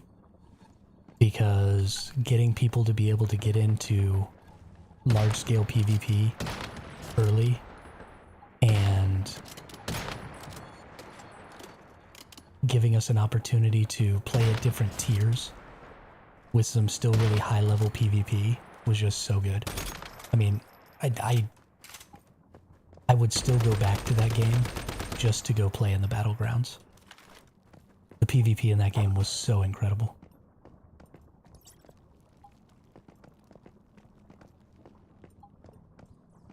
You know, I think it's just a different kind of progress, KM. Like, I don't care about my character's levels in this game. What I care about, and maybe this is just me specifically, is I'm concerned about what I'm bringing back to Eternaland. And I'm concerned about, you know, leveling up my blueprints and stuff like that. I see this game very much as a really long-term extraction shooter. And so I think I look at my progress in the same way that people who do extraction shooters do, where they're building up loot, they're building up, you know, weapons, they're doing all that stuff. And that's how I'm sort of keeping my interest in the game, is by looking at it that way. So I'm not losing everything every time I leave.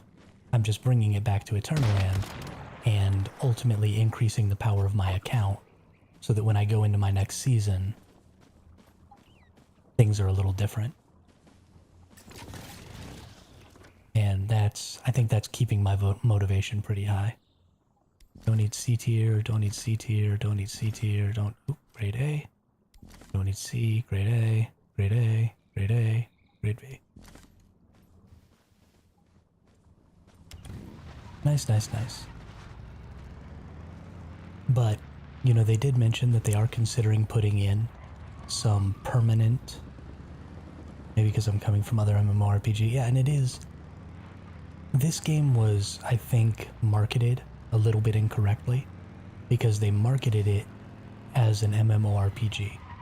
And it is, right? There's thousands and thousands of people in my server, so it is very much an MMORPG. But I think that led to an expectation and sort of tried to bring in the wrong kind of player, because this isn't the kind of game that, you know, people who play WoW, for example, would be interested in. Because, and I think Pirate Software made a really, really good point, because I think he talked about this a little bit. But the minute he realized that he was not going to necessarily be able to use all of his items that he had built up in the first season, in his second season, he uninstalled the game and just decided that he didn't like it at all. Yeah, actually, I think seasonal MMORPG would be a great way, or Extraction. I think Extraction MMO or something like that would be. I think you need to put Extraction in there somewhere, because you are extracting from the season and going back to a home base to store your loot and to sort of greedily hoard all of your spoils. And so I think we need to be sort of courting a different kind of player than traditional MMO players, because I don't think that, you know, WoW raiders and people like that are ever going to enjoy this game. And so trying to court that player base is really, really negative, and will ultimately just lead to a whole bunch of negative reviews.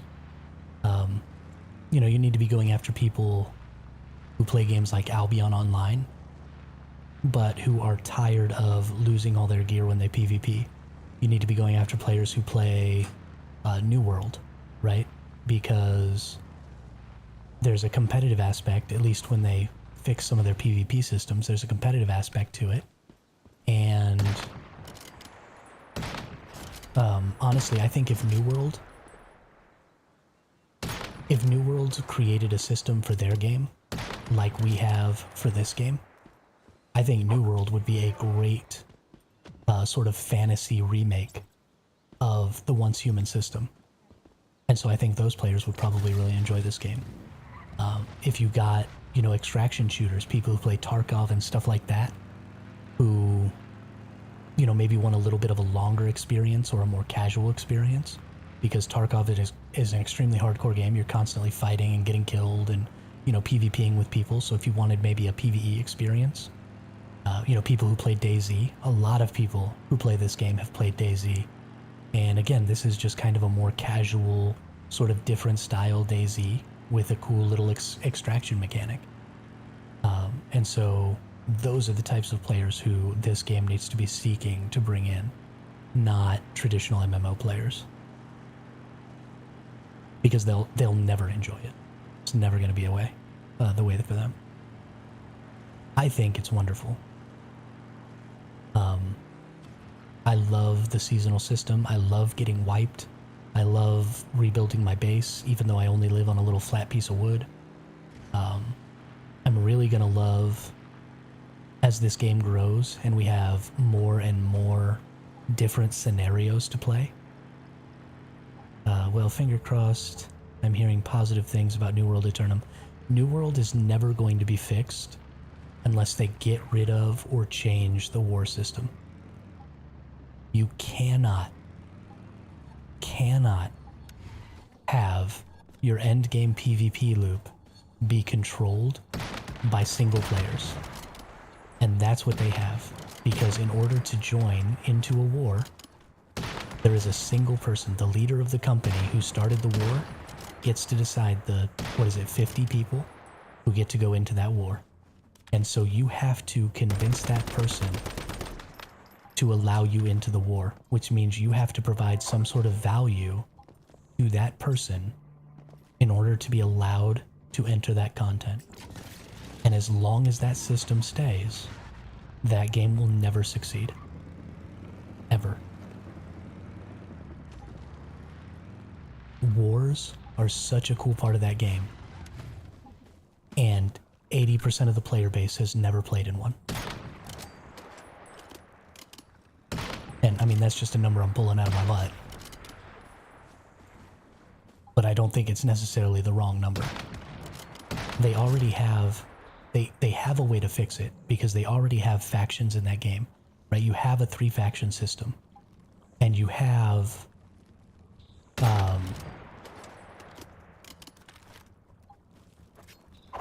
OPR, right? And OPR is a really cool PvP system. And so you've already got some building blocks there with the 3 factions and OPR and stuff like that you can maneuver away from a guild-driven game to a faction-driven game with guilds. And yeah, there you go. Haven't joined a single war. And you know what? Wars are so much fun. I ran a company in the Valhalla server.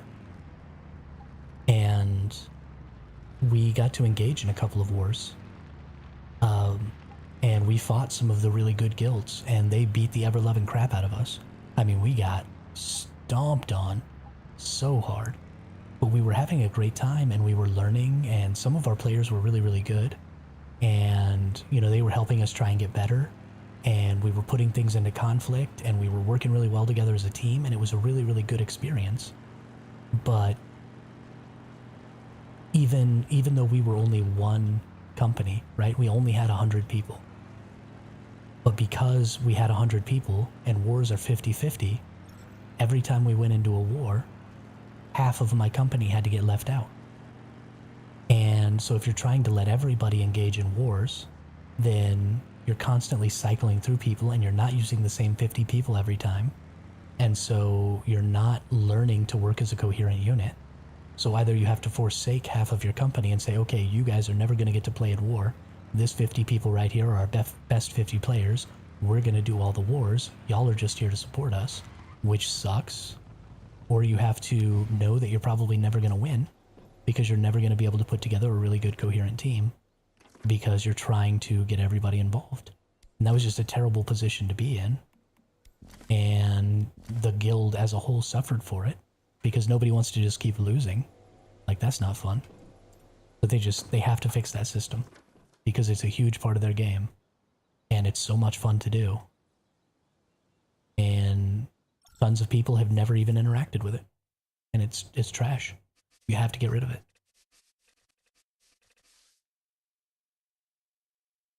But, I mean, we already have a game that's going to solve that problem.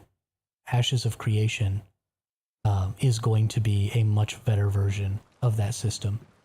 And the reason it's going to be a better version is because when they put out their Node Wars video a few months ago, and when you look at the way that system works, everybody who is a citizen of that node can go and participate in the Node Wars. So you're going to have guilds, right? And those guilds are going to promote certain people within their guild to be the mayors of towns and stuff like that. And those guilds are primarily going to be deciding like who those nodes go to war with and why those nodes go to war and a lot of the things like that, because they're going to have the player numbers to complete the required tasks to put things into war. But that's what you want. You want those guilds to be doing, ooh, Stormchild 2. Hey, what's up? I'm going to be keeping that one, plus Acidic Meat and Meaty. I'm definitely keeping that one. So you want those players to be doing those sort of side quests and all of that other stuff to be able to put a node into a war state. But then you want everybody else to be able to participate. And you don't want the leader of that guild to be able to bar somebody from participating. You want it to be free and open. And the reason you want that is you want the more hardcore players that are playing more often to be the ones who are subsidizing the gameplay time of the more casual players. So the more hardcore players do all the grunt work to get the war started, and then the casual players can come in and participate alongside those hardcore players to actually do the content loop, which is the node war. And that's what you want. Because as it stands now, when you have guilds that are in charge of that stuff, and those guilds can bar you from accessing content, then you have the casual players subsidizing the hardcore players so that they can try and get invited to that content.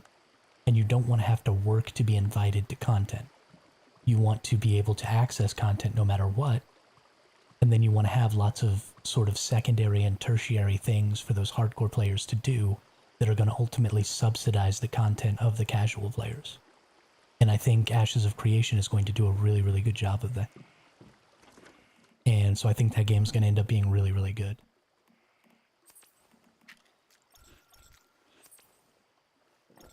As long as they don't give guild leaders too much power.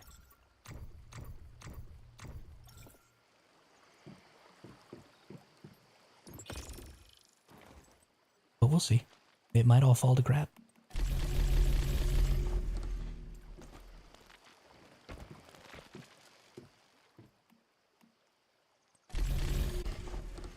And maybe I'm wrong. I mean, this is just how I feel about it.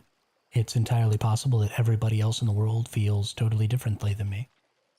And that they think that if you're not good enough to be able to be in the top 50 of a guild, then you shouldn't be allowed to participate in wars. And you should just get good, scrub. I mean, that seems to be a pretty prevailing argument on Reddit and Discord and stuff a lot of times. Is if you want to participate, you should just be good enough to participate. But I disagree with that. So. Guild Wars 2 is the one I've played for a long time. And Guild Wars 2 has a great war system. Because again, it's a faction-based system, and you can just go out there anytime you want, and you just go PvP with people. It's very Dark Age of Camelot in the way it's built. And so absolutely, I think Guild Wars 2's PvP system is great. Now it seems like you're not really a big-time PvP player, so you might not participate in a lot of PvP. But it is a good system. Now I think their execution of the system has left some people sort of wanting. And I can understand that, but you have to get the structure of the system down first before you can get down to the nitty-gritty, so. Guild Wars 2 is definitely a good game to model after. Always come back to Guild Wars 2. It's very casual. That's definitely true. Definitely true. And a lot of big MMO games like that are casual friendly. I mean, even WoW is pretty casual friendly in that there's only so much content. And so eventually you're just going to have to hit a stopping point until the next expansion comes out. And you get, what is it, like a year between expansions to complete all the content? So if you're playing any sort of regularly with a regular team, unless you want to get to like really, really high-end world first rating, you're probably going to be okay and be able to get all that content clear. And the same thing is true of Guild Wars too. You know, you get a new expansion every year or so, and you get a whole bunch of new storyline content, and you maybe get some new mechanics and a new mount or something, and you take your time and you play, 5 or 10 hours a week, and you get through the content and you have a good time, and your account just constantly progresses. It doesn't even really matter what you do in Guild Wars 2, as long as you're doing something, right? You're making currency, you're making, you're picking up stuff that you need in order to make your next epic item, or, gosh, I don't even remember what they call your next legendary. There you go. Like, you're just constantly making a little bit of progress at a time in that game, and it's great.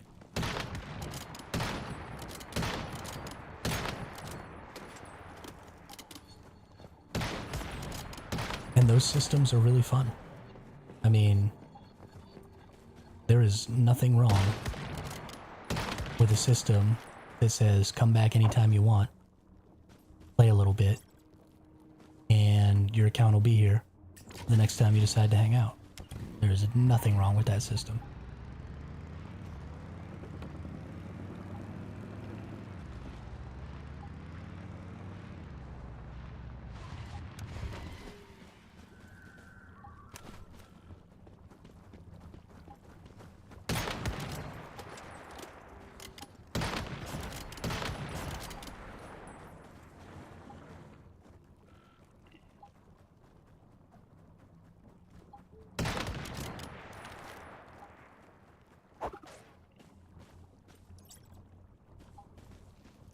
Alright, what did we get here? What did we get here? Grade B? No. Grade A, grade A, grade A. Well, it is grindy, but it can be grinded over however long it takes. Like, it's not ever going away. And so, and you're also constantly making progress toward it. Like, it almost doesn't matter what you do. Basically, every activity in that game is progressing you towards one legendary or another.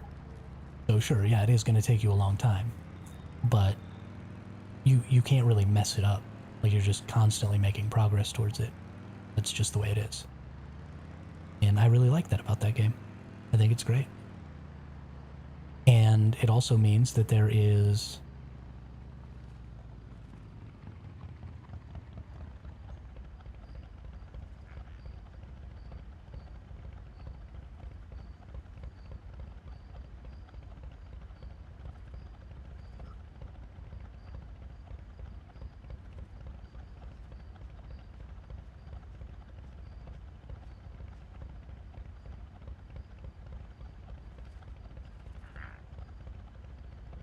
sorry, I gotta respond to somebody on Discord real quick.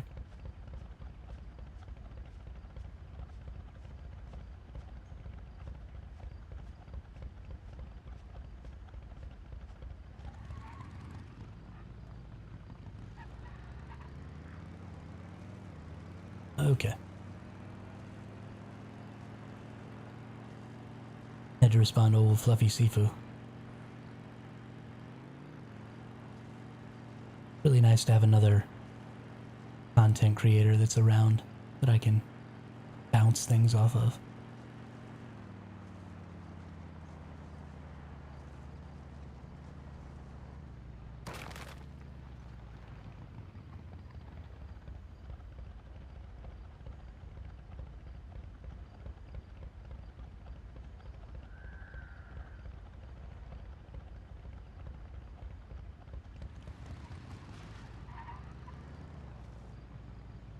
talking a little bit about baby spawns in the Discord. So I want to reiterate, if any of you ever find a baby leopard spawn, please come tell me. Because I need a baby leopard in my life. I needs it.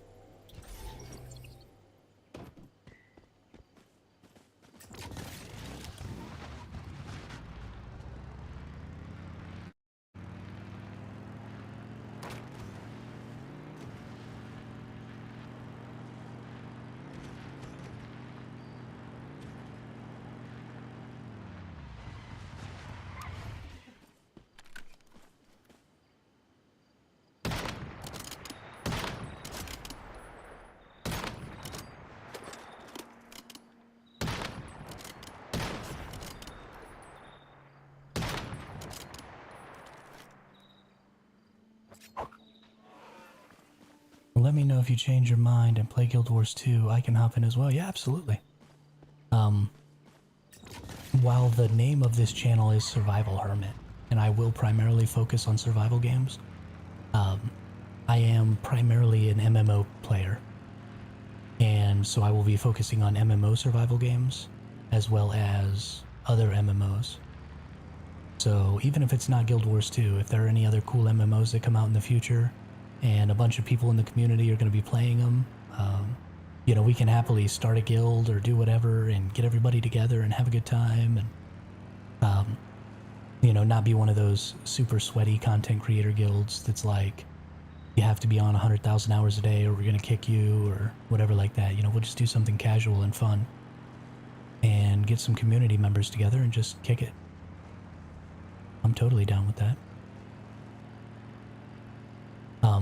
I, however, will not be running whatever guild that is. So that's something that I actually need to start looking into, is finding somebody in the community who has experience leading guilds and who enjoys leading guilds, who wants to lead a guild in a video game, and then just sort of attach my community to that person and let them run the guild. Because there's no way in freaking heck I will ever be able to try and run a guild in a video game and do this content creator thing. There's just not enough time in the day. It would make my brain explode. And that's all, you know, stuff that's pretty far down the line too.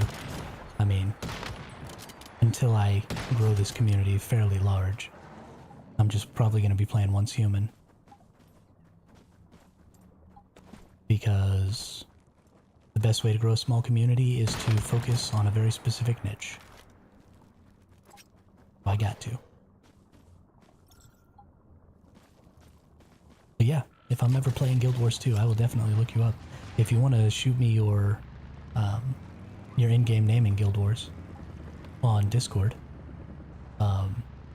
just in a personal message or something like that, doesn't have to be in the open chat, just DM it to me. And if I'm ever online, I will hit you up, or I'll hit you up on Discord and say, hey, I'm thinking about playing some Guild Wars, and we can see if I get together on that. I would love that.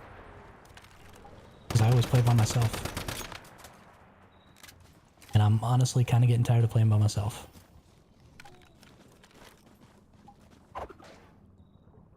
It's in the description of this stream. Always in the description.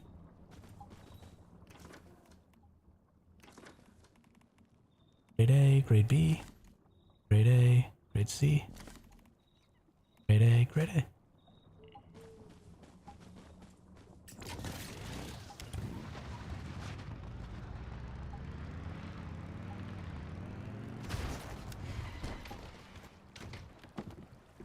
There once was a ship that put to sea. The name of the ship was the Bully of Tea.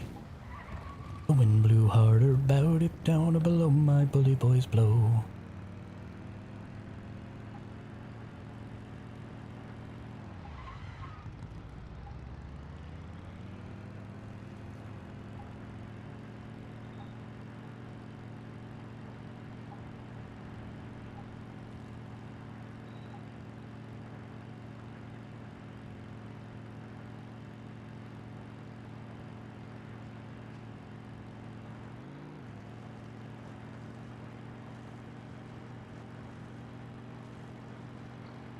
we'll take our leave and go.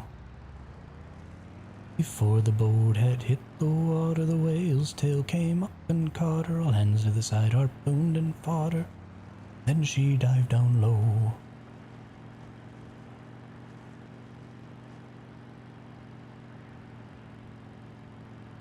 Soon may the wellerman come to bring us sugar and tea and rum.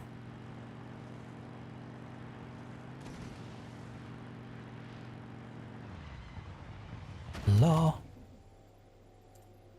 I crashed. I crashed.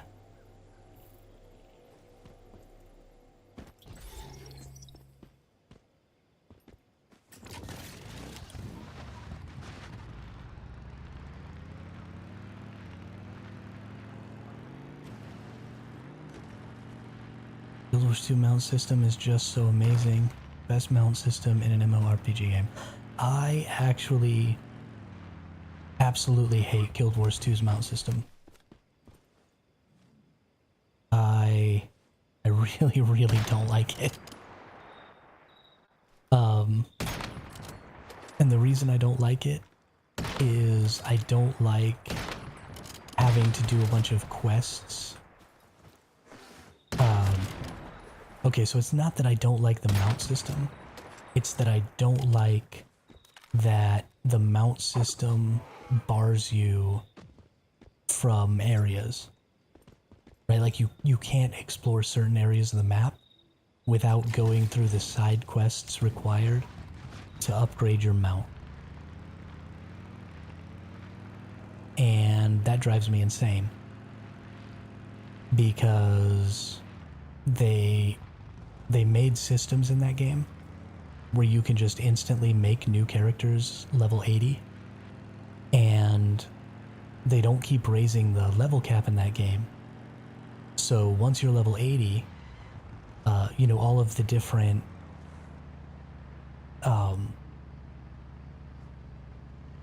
expansions sort of stand alone, and so you don't necessarily have to play one expansion to move on to the next expansion.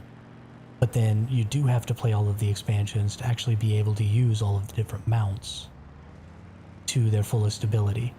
And so they sort of lock you into having to A, purchase all of those expansions, and B, play them all if you want to have access to those mounts. And so it just felt really, really cumbersome, and like I wasn't able to do what I wanted to do in that game until I went through the effort of leveling up those mounts. I felt like they were a really huge barrier to content for me, because I don't play it very often, and so I'm not constantly keeping up with that stuff. And I honestly bet you it's a really huge turnoff for new players, because I imagine they're going to feel the same way. Even something as simple as doing Silver Wastes runs, you have a hard time being able to participate because everybody else has, you know, the long jump on the Springer, or, you know, they've got one of the flying mounts or something like that, and so they're just moving so much faster than you and digging up all the spots that it's actually kind of hard to keep up to go open all the chests in the very, very first, like, major zone in the game where you can actually make some currency and stuff. In order to do that, you have to like go interact with this crazy mount system from a totally different expansion, and I just really didn't like that. I felt like it was getting in the way more than it was helping. I love the mounts, and I love that all the mounts have these different abilities, and I think that that's really cool, but the way you acquire them and level them and tier them up was really not my favorite.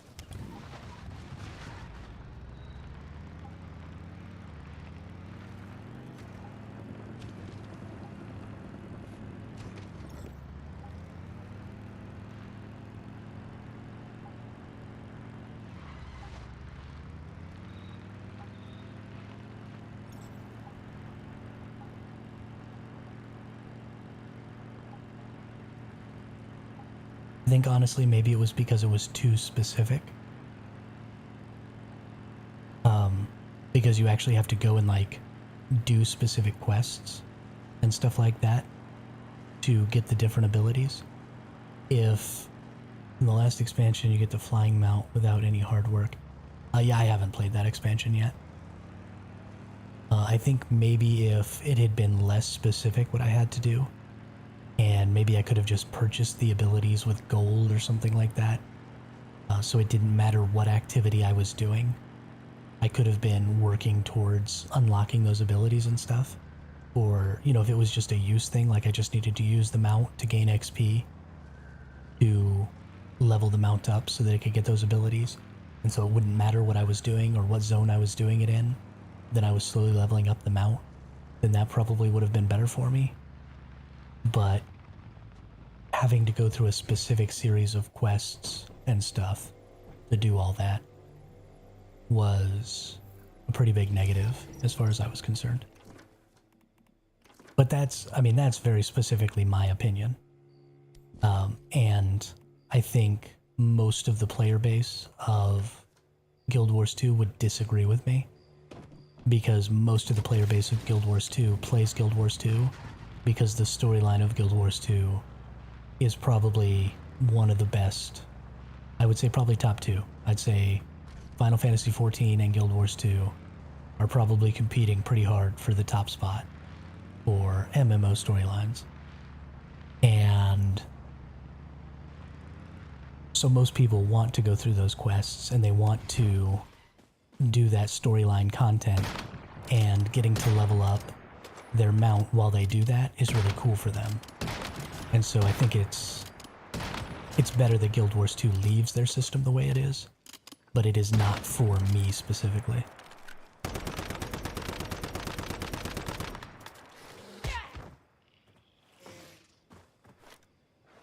I prefer open world type stuff to theme park type stuff.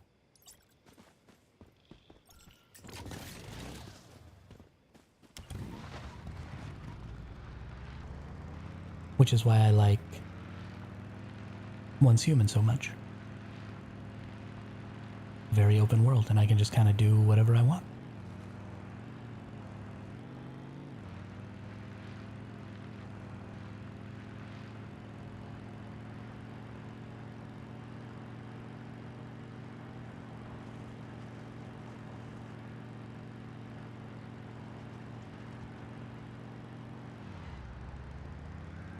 I had honestly never really taken the time to consider why I didn't like the mount system.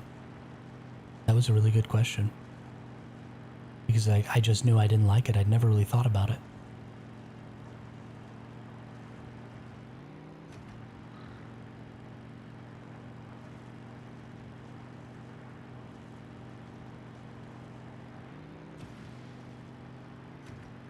That's another thing. In the brief amount of time that I've been streaming, I think I've narrowed down a lot more what kind of gamer I am and what kind of games I like and how I like to play games, because of having conversations with you all about different games and why we like them and stuff like that. It's taken me a little bit out of my bubble of, you know, me and my friends and my brothers who all sort of play the same games and kind of like all the same games, and had me interact with people who maybe have different perspectives, and has made me very, very aware of what it is about video games that I like the most. And that's been really interesting.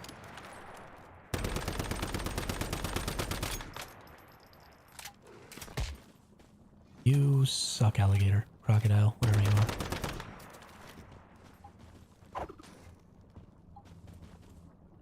Come here, you. Come here, yo.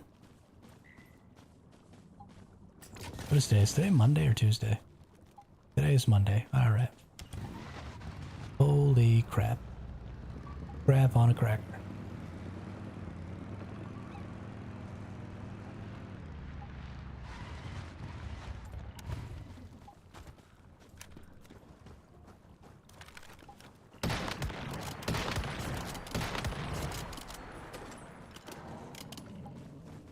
I love it when my unstable bomber procs every single time I shoot on this gun. so good. Where's the baby? Oh, there it is. It came out of nowhere on me. Yo, TPG, what's up? Did you play old school RuneScape or Conquer Online? I've played a little OSRS, but I have never played Conquer Online, no.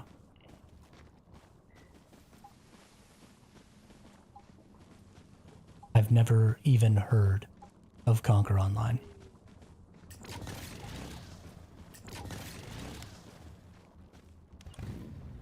Which is impressive, because I keep my ear down pretty hard to the MMORPG scene.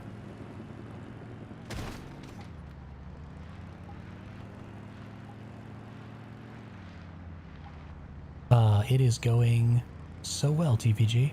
We've had lots of new people in the chat today. Like, so many. Like 4 or 5 people I've never seen before were in the chat today. Which was just super great. And we've been catching lots of baby bears and baby crocodiles. Interesting. I'm kind of sad that I missed out on that. Kinda sad that I missed out on that.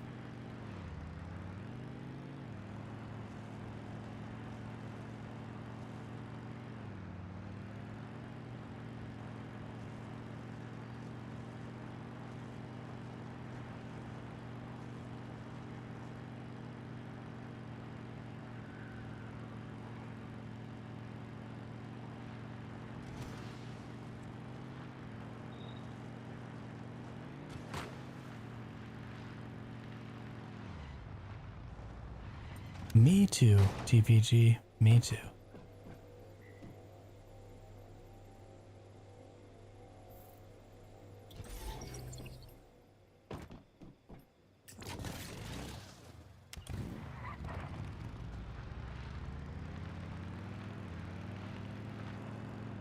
It's so much fun to talk to and meet new people through the game.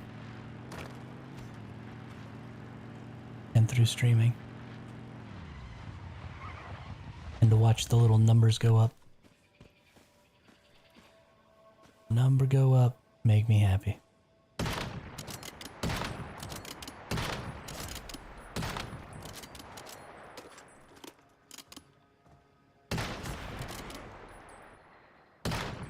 Oh, stupid bear. Gotcha. We got him. What do we got up here? Let's see. A grade, C grade, nope. A grade, B grade, nope.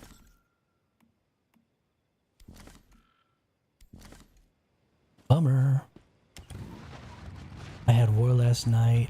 We are in 5th right now. Need to pick it up before the end of the season. Yeah. No kidding.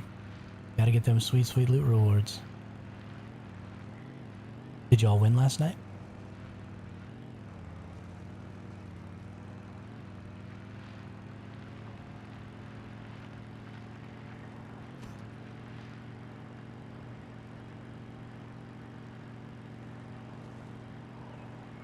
Oh shoot.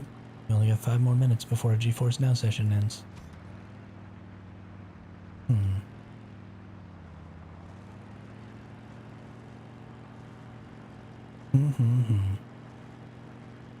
We won 3 out of our 4 bids we put out. Oh, so you had 3 wars.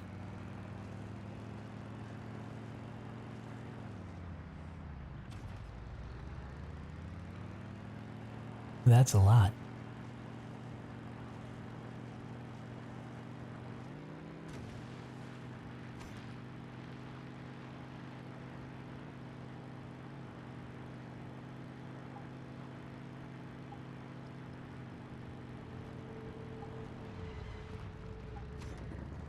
One of the teams we played on attacks. Or one of the teams we played on attack was rolling us. Oh, okay.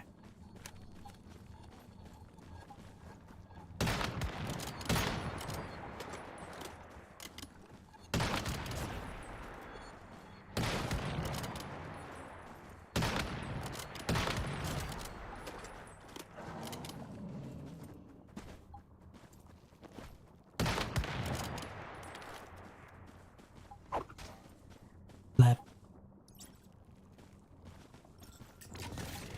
Brad, not sure about you, but I didn't leverage loadout presets very much in the first season.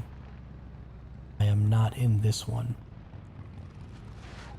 I am a lot in this one. You know, I only have one loadout preset, usually for the season. Love the piece. Yeah, yeah. I imagine, especially with the wars and territory control and stuff like that. But that's just never something I'm going to participate in, because I refuse to participate in content that can be gated by an individual player. I'm really excited for this faction war. Yeah, I usually only carry one loadout. Drat. I guess I have two now. I have my regular loadout, and then I have my shrapnel loadout that I used for the Forsaken Giant. And I kind of just run one build per season.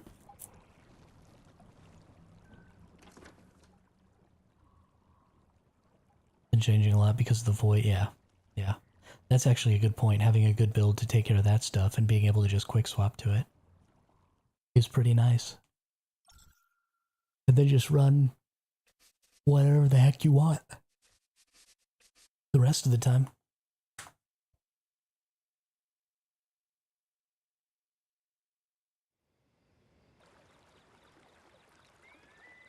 That'd be pretty cool. Even if it was just two. Like, so you could have just two builds. But that would be a lot, I think.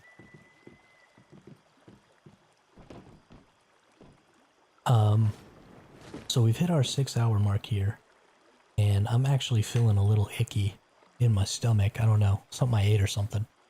But I think I'm actually going to call the stream at the 6-hour mark today. TPG, I'm sorry you just got here, and I'm going to be leaving on you. But I'm sure we'll get a chance to talk a lot more again in the future. So, but yeah, I really want to thank everybody who came out today and who watched the stream, everybody who was in the chat.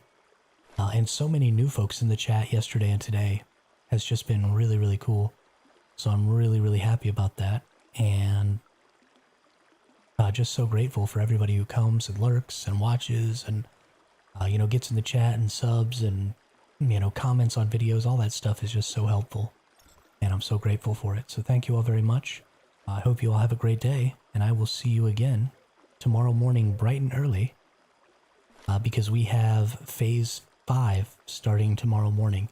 So 7 a.m. Pacific time, I will be on to be right there at the beginning of that phase drop. So thank you all so much, and I will see you tomorrow.